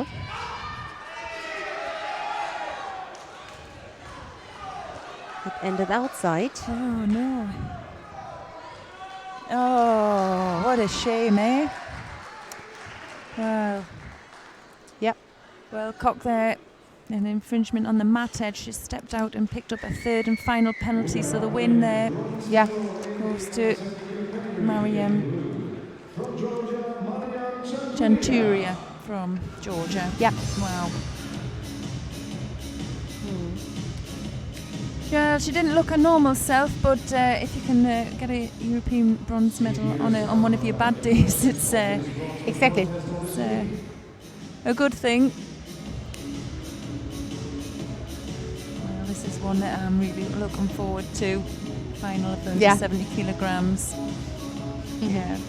Kelly Peterson-Pollard of Great Britain facing Sunada Bustant from Spain. There they are. Strong athletes here. And they've both had a superb day to get to this final. And I'm sure they've got a lot of people back home tuning in, pushing them both the best here. And see who's going to do it in the final.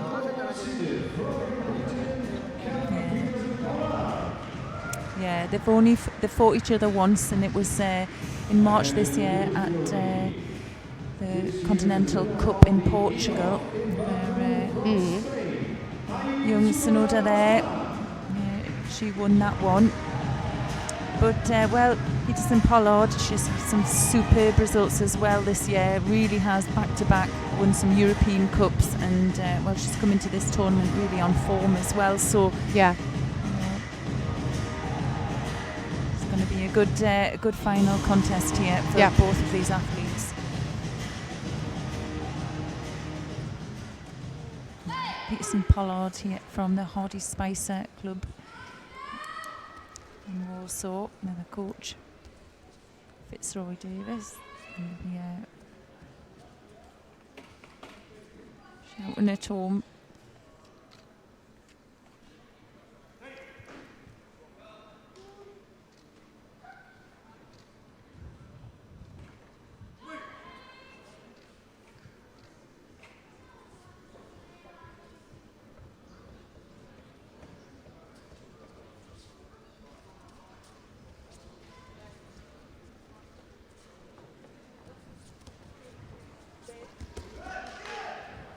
attack there on the other side. Yeah, good effort. And she has a strong shimmy waza from this position as well. And when people might think, well, it's not underneath the jaw, but she puts it on from this position, really strong. Yeah. You can see there. She can get the osaikomi as well. Ippon. Yep, she's tapped. Yep. Yep. She's Wow. done it. Wow.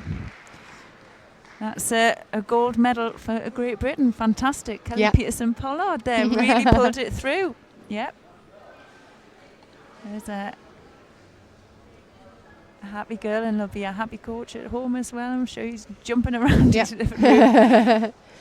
So she took that possibility and used that chance for the Shimawasa. Just fantastic day. Fantastic. Wow.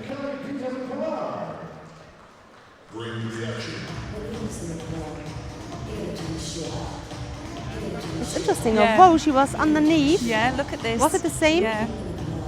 Well, she's got a grip on the lapel, and people think, oh, I'm okay because it's underneath the arm, but the pressure she can put through it. Oh, yes, because the arm is still in between, right? She comes from underneath the right arm. Yeah, and but the pressure's still on here. Yes. And then obviously she switches the hips on the other side and puts the pressure on either side. I see. And it really works well. It's really is her own strangle. Yes. Because most really, at the beginning you think, no, she can't turn me, but she does not want to turn you. Yeah. She wants to go for the choke. Yeah. No, she does amazingly well to get it. You can see there. Pressure she puts through. Yeah. And at that moment you knew when she went down Tsunoda, you knew that well then, 1-1 it works. Wow. Yes.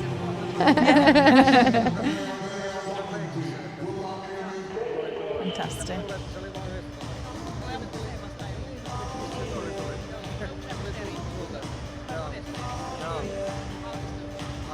Yeah. And now the hip is coming. Yeah. Yeah, people think they're safe, but they're not. Look, now it's so tight it doesn't even fit a single paper in between. Wow. Yeah.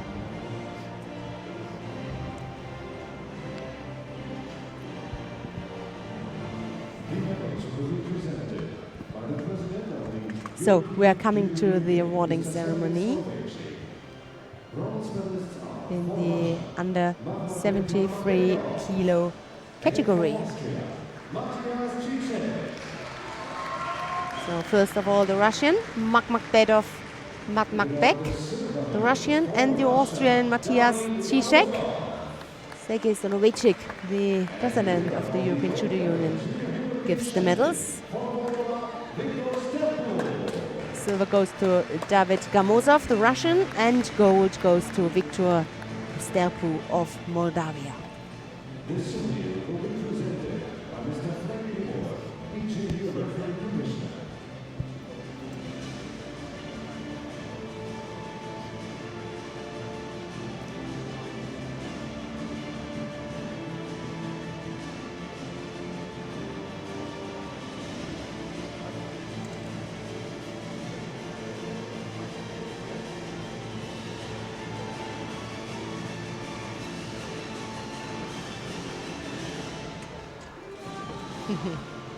So now we are going to listening to the national anthem of Moldavia.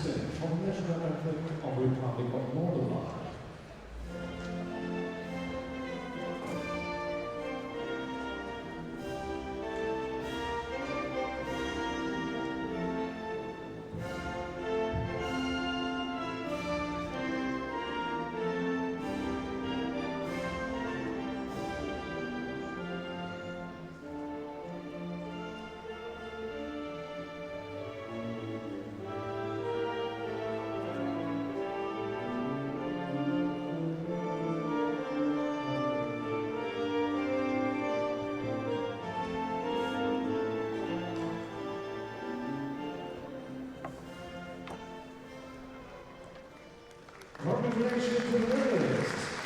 We now invite the officials to come together for one picture.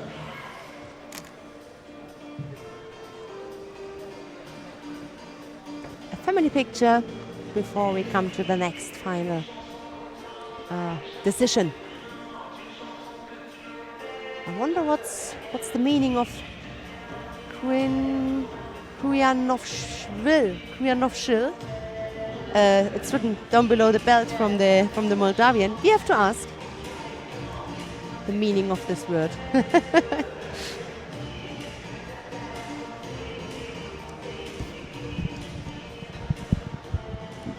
Yeah, that was a strong weight category. Some upsets along the way, but yeah, those boys are going to come through into the senior level. All of them will be really strong. Yeah, absolutely. Yeah. So, there we go. This is time for bongo cap. So whenever it's yourself, just play the bongo. Here we go. So, Natalia Kjustitina shows the bongo cam. She got fun, and I hope some of the, some of the fighters here also have some fun.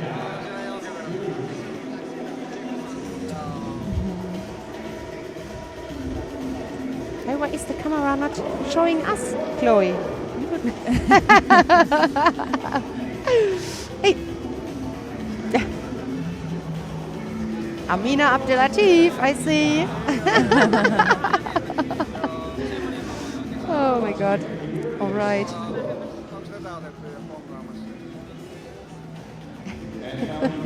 What a smile. I love that smile from Natalia.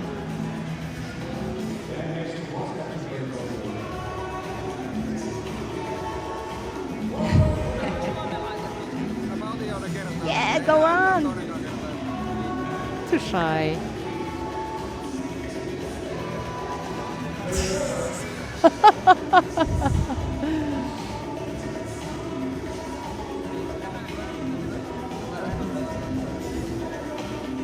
Oh, Frank Wolf, now it's up to you. And yes, woo!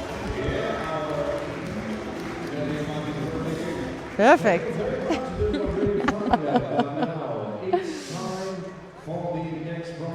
Okie dokie. So, the last category for today, the under 81 kilo category. We're gonna have. Oh, you can introduce him. Oh yeah. Yes, Lachlan Moorhead of Great Britain facing Alex Barto of Slovakia. Yeah, made the way through here to the bronze medal. He's had an excellent day, has Moorhead. He had a hard fight in his first round contest against the Frenchman Abarashvili, and throughout today after that, wow, he's rocketed through here to the bronze medal contest. Well, he's got Bartu, who also has had a superb day. Lost out to the Georgian in the semi-final. Had a bit of a flying lesson from him there, but he's also had a strong day. So here they are, and it's got it all to go here. Bronze medal for the taken. Yeah. So, I'm impressed from Barto's hair. It's long and it fits so far. Pretty boy. Yeah, he has that low Kataguruma there into the right side. It's just anticipated there by the Slovak.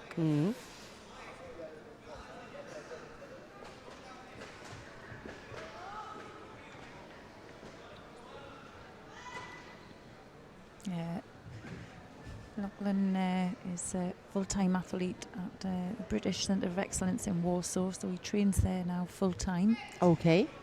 And this is probably his best result so far. He's had a European medal this year, European Cup medal.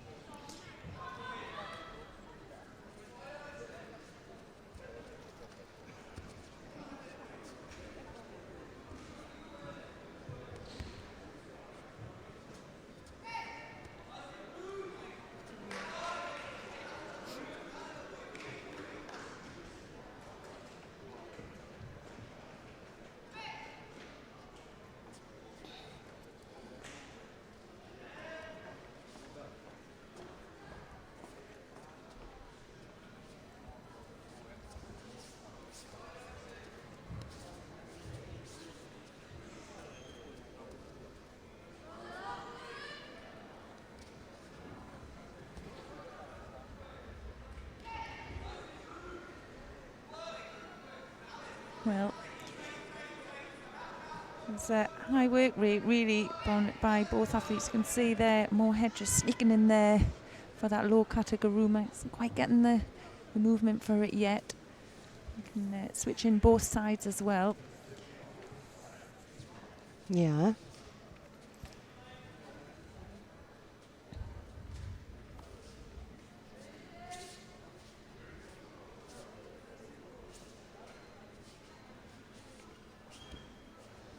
Moore keeps a little bit the distance with his right arm to get underneath. Yeah, another like good now. Good effort. And you can see Barto there, left sided, just trying to draw him in. But he's struggling out here.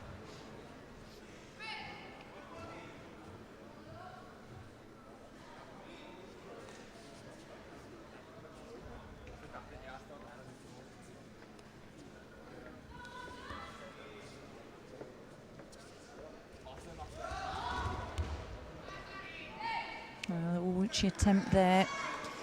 Moorhead Lanigan to get onto his front there.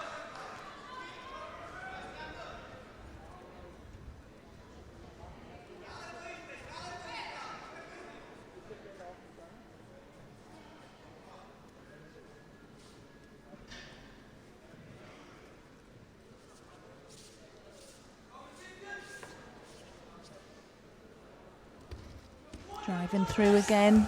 Oh, yeah. Yeah, another good effort. It just seems to be getting closer and closer. Yes.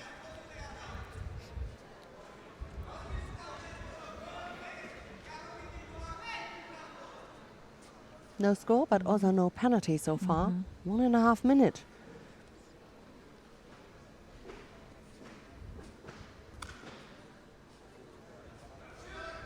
He must be a little bit careful with his right arm, not to blocking too much.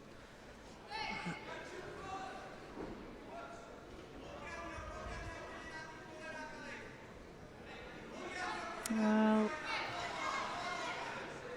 it's a harsh one, really. He had a bit of movement there to it, but he can switch to the rear as well. Going to get a bit of a drive through, looking for that reverse CO there. These type of techniques, they take a lot of energy, don't they? Yes. You can just see that the work rate's being quite high so far, just over that minute mark now. And only a Shido between them as well, so there's nothing in it yet. Absolutely, yeah.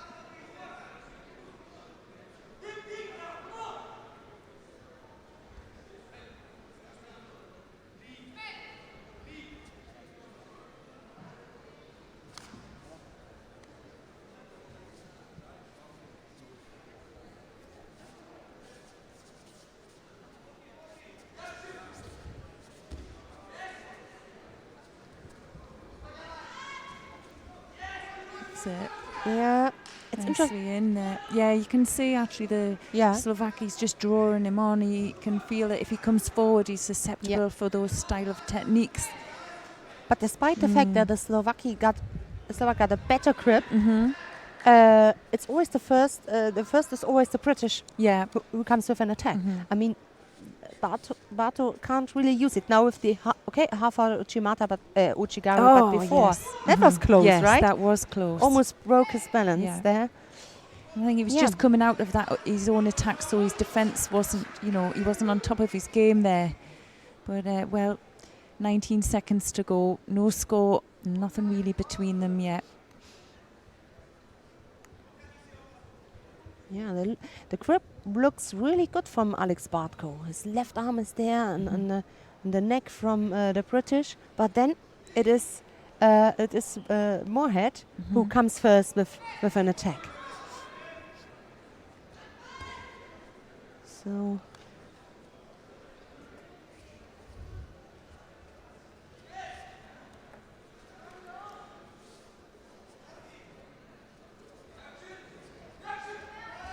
the Ochi, this time a little bit better. Yeah, but you could see maybe something coming out of that from an attack, Just to dig deep now, both of these athletes. It's tough, isn't it? Golden score here for a European bronze medal.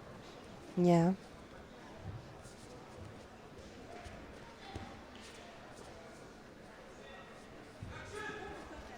outside. Oh, big effort there. Nice effort. He's in well. Yes, he gets the rotation. He gets it. Oh, wow. Well, that's a bronze medal. Lachlan Moorhead of Great Britain really pulls it out of the bag there. It was just a massive effort there for him. And, well, and a first European medal as well. Superb result there for Lachlan Moorhead. Yeah.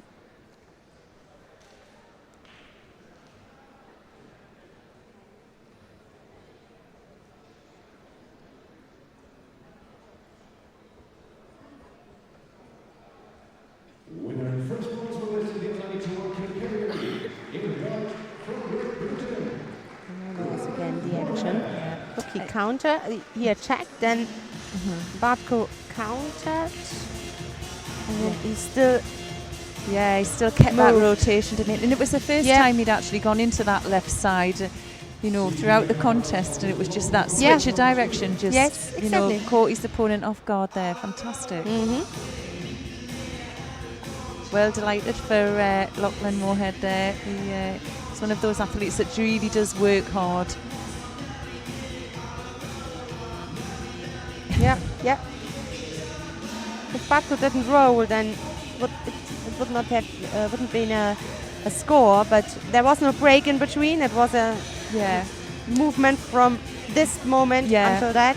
And we were saying that earlier on as well about locking in on that on the outside, that you're susceptible to getting that roll on if you do that. So it's good to see. So ready for the second bronze medal contest between Boris Shatverian of Armenia in white and Alexei Zarutnevs of Latvia in blue. Just a little size difference between both of them.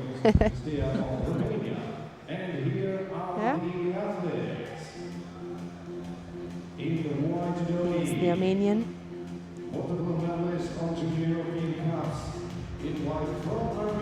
Just a few nerves there. Yeah.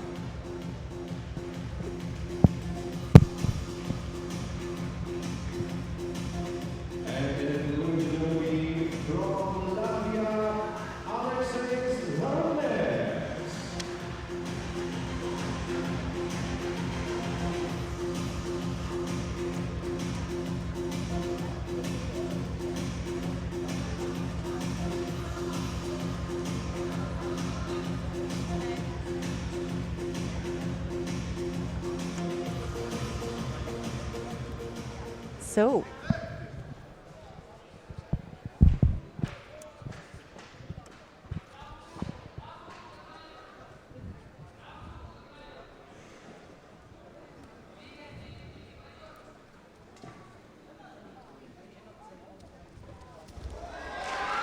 oh my God, that went quickly. Sorry, the lead here. Yeah. Well, he was wanting the up-on. Let's have another look. Yeah. Oh, pure. Little switch, Tanya Toshi back. No, he was on his side. Yes. Very beautiful technique. Yeah.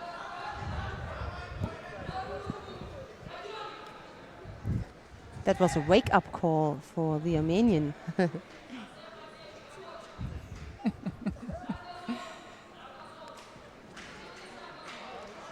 It's nice where we are because we're quite close to where all the athletes come for the medal ceremony, and everybody's happy. Everyone's happy in this bit. Yeah. Oh.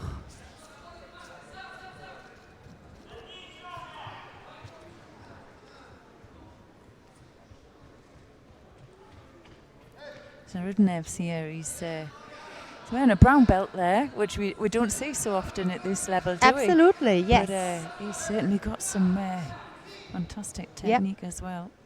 Yeah, that also caught my eyes when we introduced them. Now he's the one who's leading, yeah.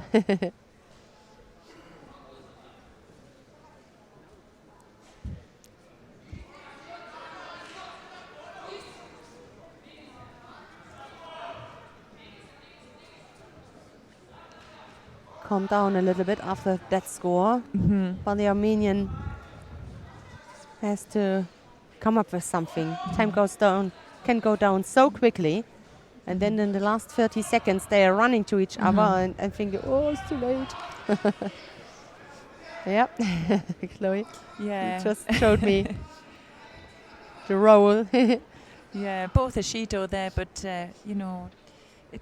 2 minutes to go, and to me, the Latvian there was really controlling well with the lapel grip, and he was moving with his opponent, but because there wasn't enough real attacks going on, they both picked up a penalty, and I'm not sure if there's the I think that's the Armenian coach out or the Latvian coach out of the chair. Oh, lovely low category map. Yeah. Wow.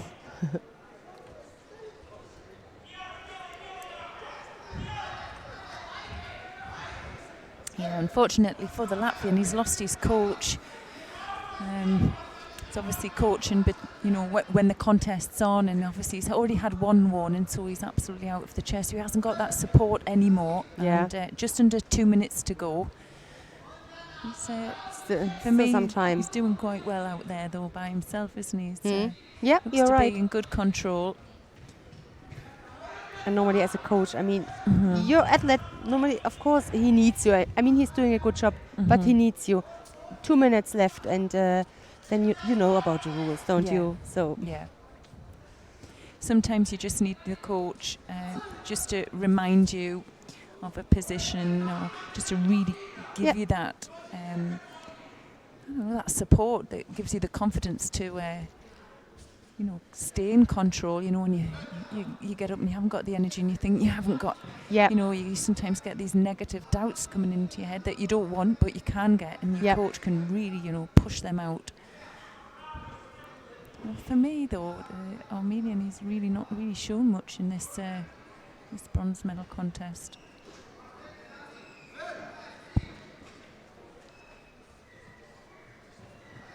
Well, just over a minute to go, and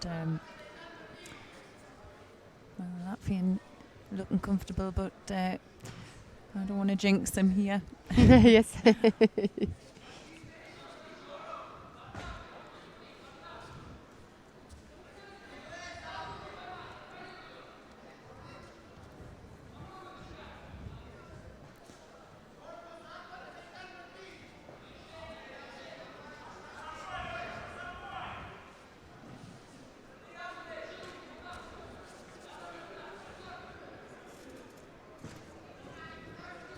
Varian, he really hasn't got an answer. He's very passive. Yeah.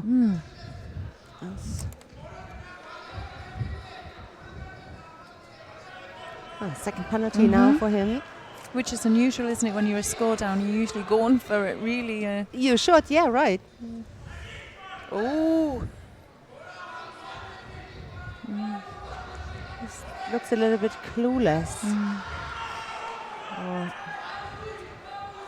Dying seconds now. Can he keep him away? Yeah. To see. We're still open for a surprise. It's just difficult. Lost. Yeah, he's done it there. Wow. Yeah. The Latvian takes it. I think that's the first medal for Latvian at all. Yeah. Yeah, superb. Oh, that was that score. Lovely, wasn't it? Just twitched. We call it a bit of a twitch. Look, you can see there, shows he's forward and then straight back. Oh. Good control until the end. So we're going to see him later at the awarding ceremony.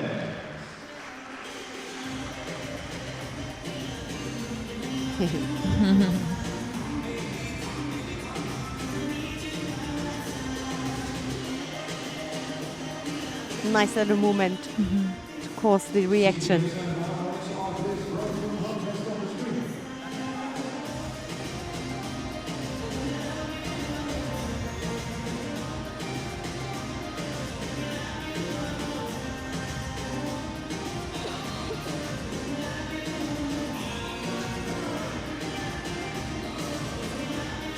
Well, ready for the last fight, an all-Georgian final here. Oh. On the left side, we're gonna have Tato Pikarashvili, and on the right side in blue, Vladimir Akhalkadze. So let's see. These internal matches always have something special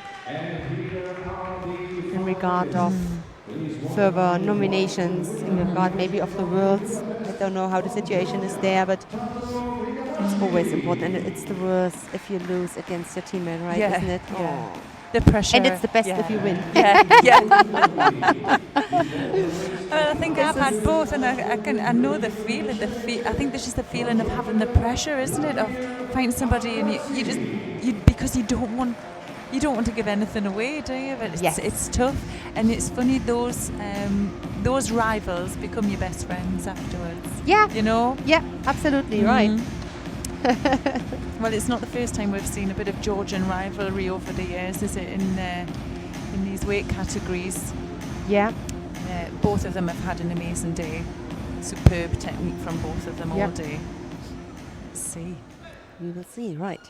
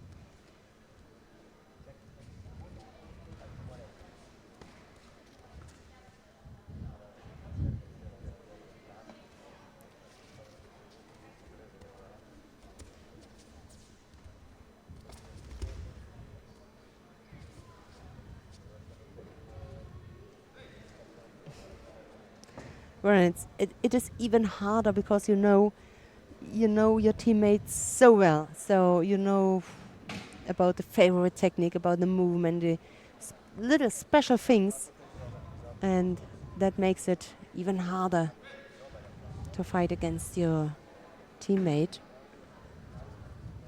Let's see if somebody got a surprise or is enforcing so much. Yeah, some good action here.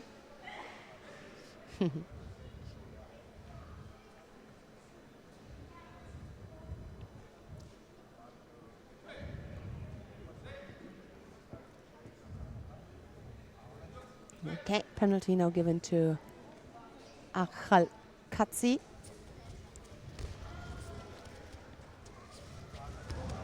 Ooh, yeah.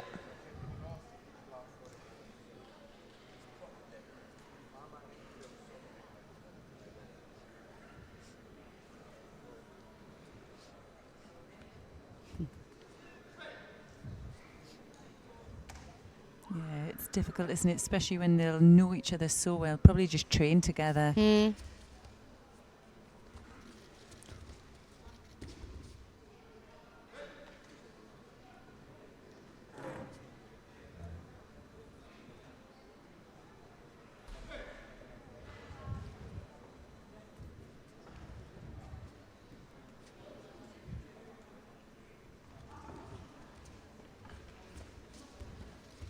Gee. A little bit awkward grip. The left right hand on the belt, and then the other cross grip from Tato. Both, to be honest. Oh, he's on the arm. That was looking good as well, wasn't it? There, just for a second. He's looking for that. Yeah.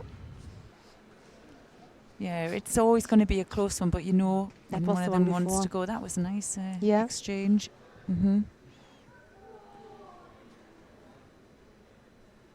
Yeah, what saved him was his right arm. The elbow was behind the back when he was landing, because he was landing on his side.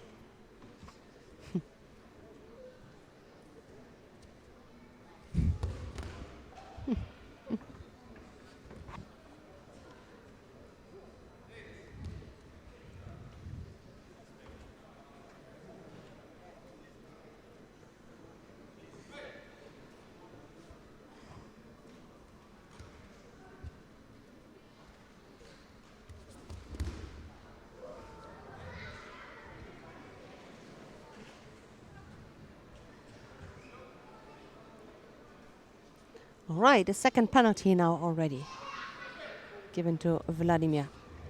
Well, yeah, and well, just over a minute, so it's still does feel quite a long time out there, doesn't it? A minute.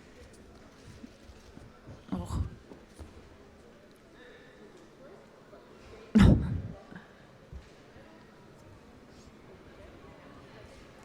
This category, the highest number of participants, the under 81, 36, was a long day for them. Yeah. Yeah, and average how many, if you look how many contests Grigashvili had, this is his 6th contest, so he didn't have, usually sometimes have a bye in the first round, but he didn't. And oh, he did, yeah, he did. Let's have a look. Yeah, but some of them had really 6 fights. That's a long day, right? Yeah. Yeah. Yeah, a couple did. So, 39 seconds.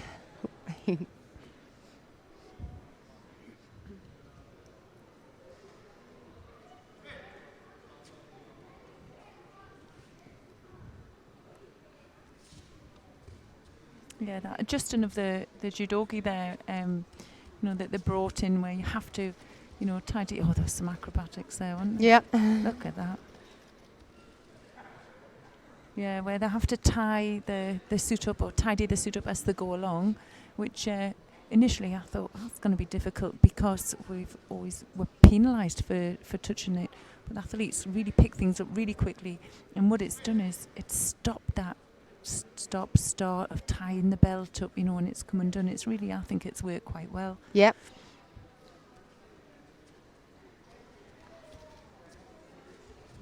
That awkward grip, to be honest, from Vladimir. It's a nice solution, isn't it, that the Georgians had for that that over the back where he comes on and uses the belt himself, which it does look like an unusual grip when you first see it, but you can see that he has really good control of his opponent and then can pop in that sasai. Well, yeah, that's the right answer from Tato to come up with that sasai, because then Vladimir lands on a tatami is not looking good. So maybe this is not the key. Oh, to there's success. the score. Wow. And I'm lucky. I'm happy, not lucky. Yes. I'm happy that it was decided with a by score, not by the third penalty. Yeah. No? The Ochi. Brilliant. Oh.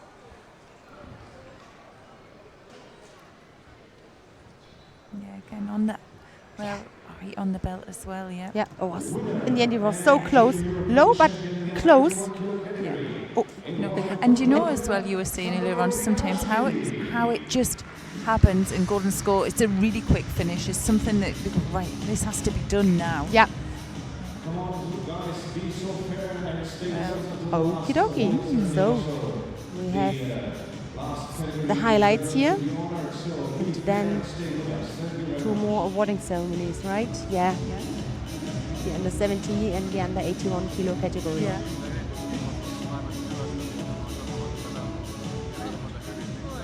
Kelly Peterson Pollard there from Great Britain. It's really lovely to see. She's going to get a medal now, but she's it's a nice for her. She's had a fantastic year. To see her on the top of that podium, and also be it's good for her. She's going to go into the Junior World Championships as well shortly, and well, she's had a lot of confidence there going into that one as well. Yeah, definitely. Okay, so let's have a look. The 2 bronze medals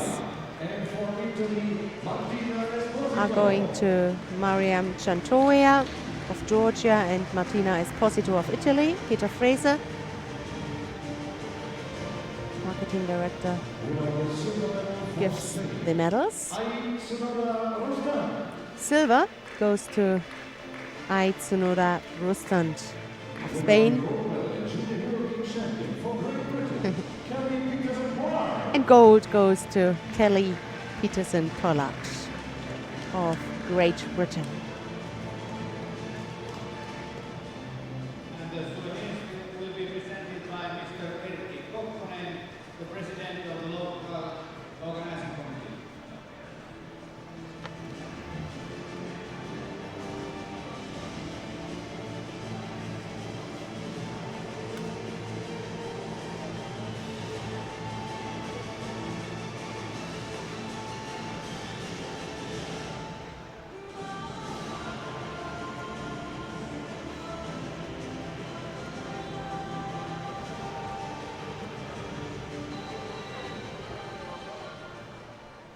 now we are going to listening to the national anthem of Great Britain.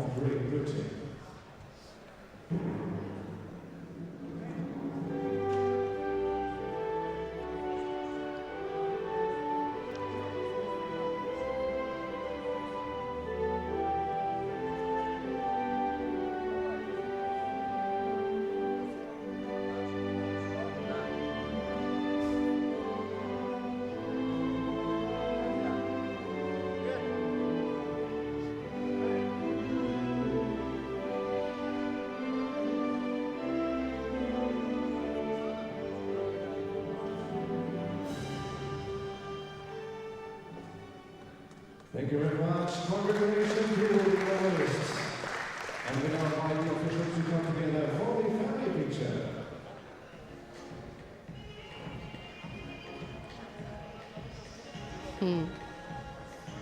Almost all same size. Nice family picture here.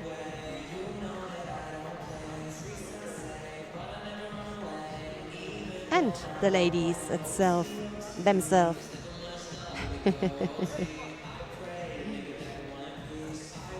Yes, show your medals. You can be proud of it.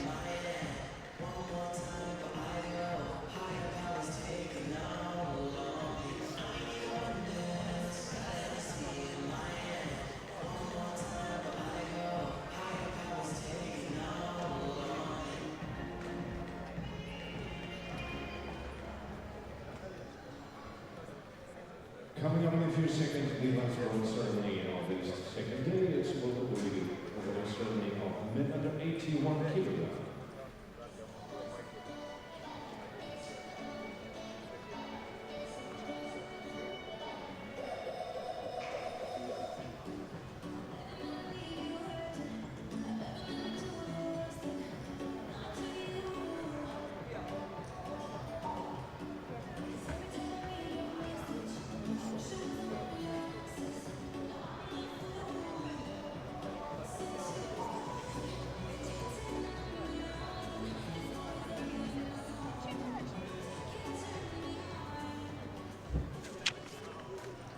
Ladies and gentlemen, the award ceremony of men's under 81 kilogram category.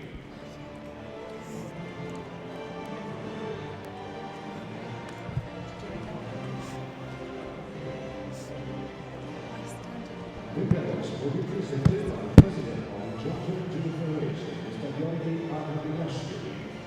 Bronze medalists are... So, the bronze medalist in the under 81 kilo category.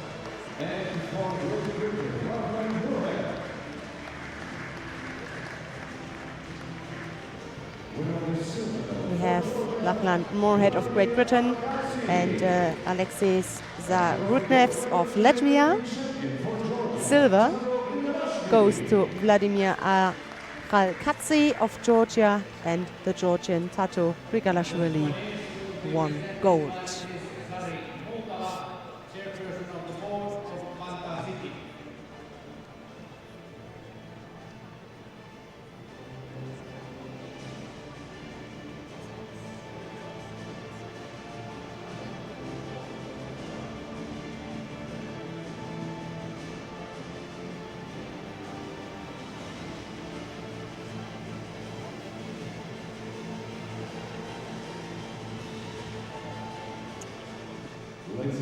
And now we're going to listening to the national anthem of Georgia.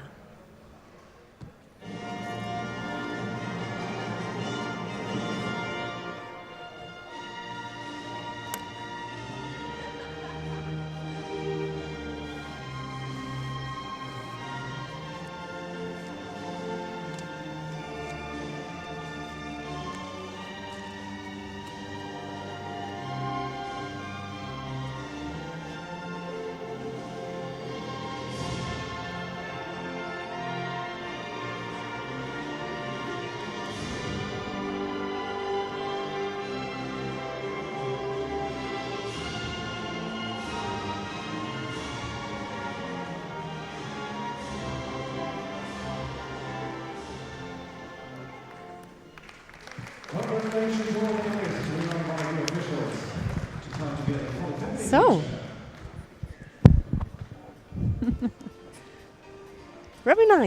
a last family picture of the day.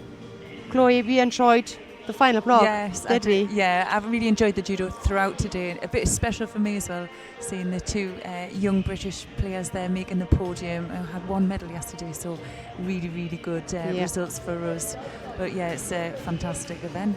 It always is, isn't it? Yeah. Absolutely. Let's have a look at the medal table so far. After the second day of individuals, Georgia is the leading with 3 gold medals, a silver. Followed by Russia with 1 gold, 1 silver and 2 bronze, and France with 1 medal each. Well, so that's it for today from us. I really enjoyed being with you, Chloe, here. It's been lovely to see you.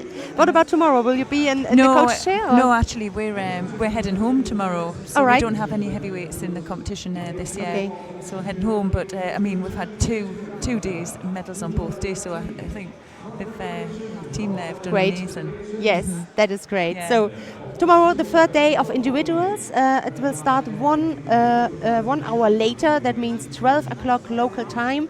Don't miss the action. But yeah, from now, from us, bye-bye and have a nice evening. See you tomorrow. Bye.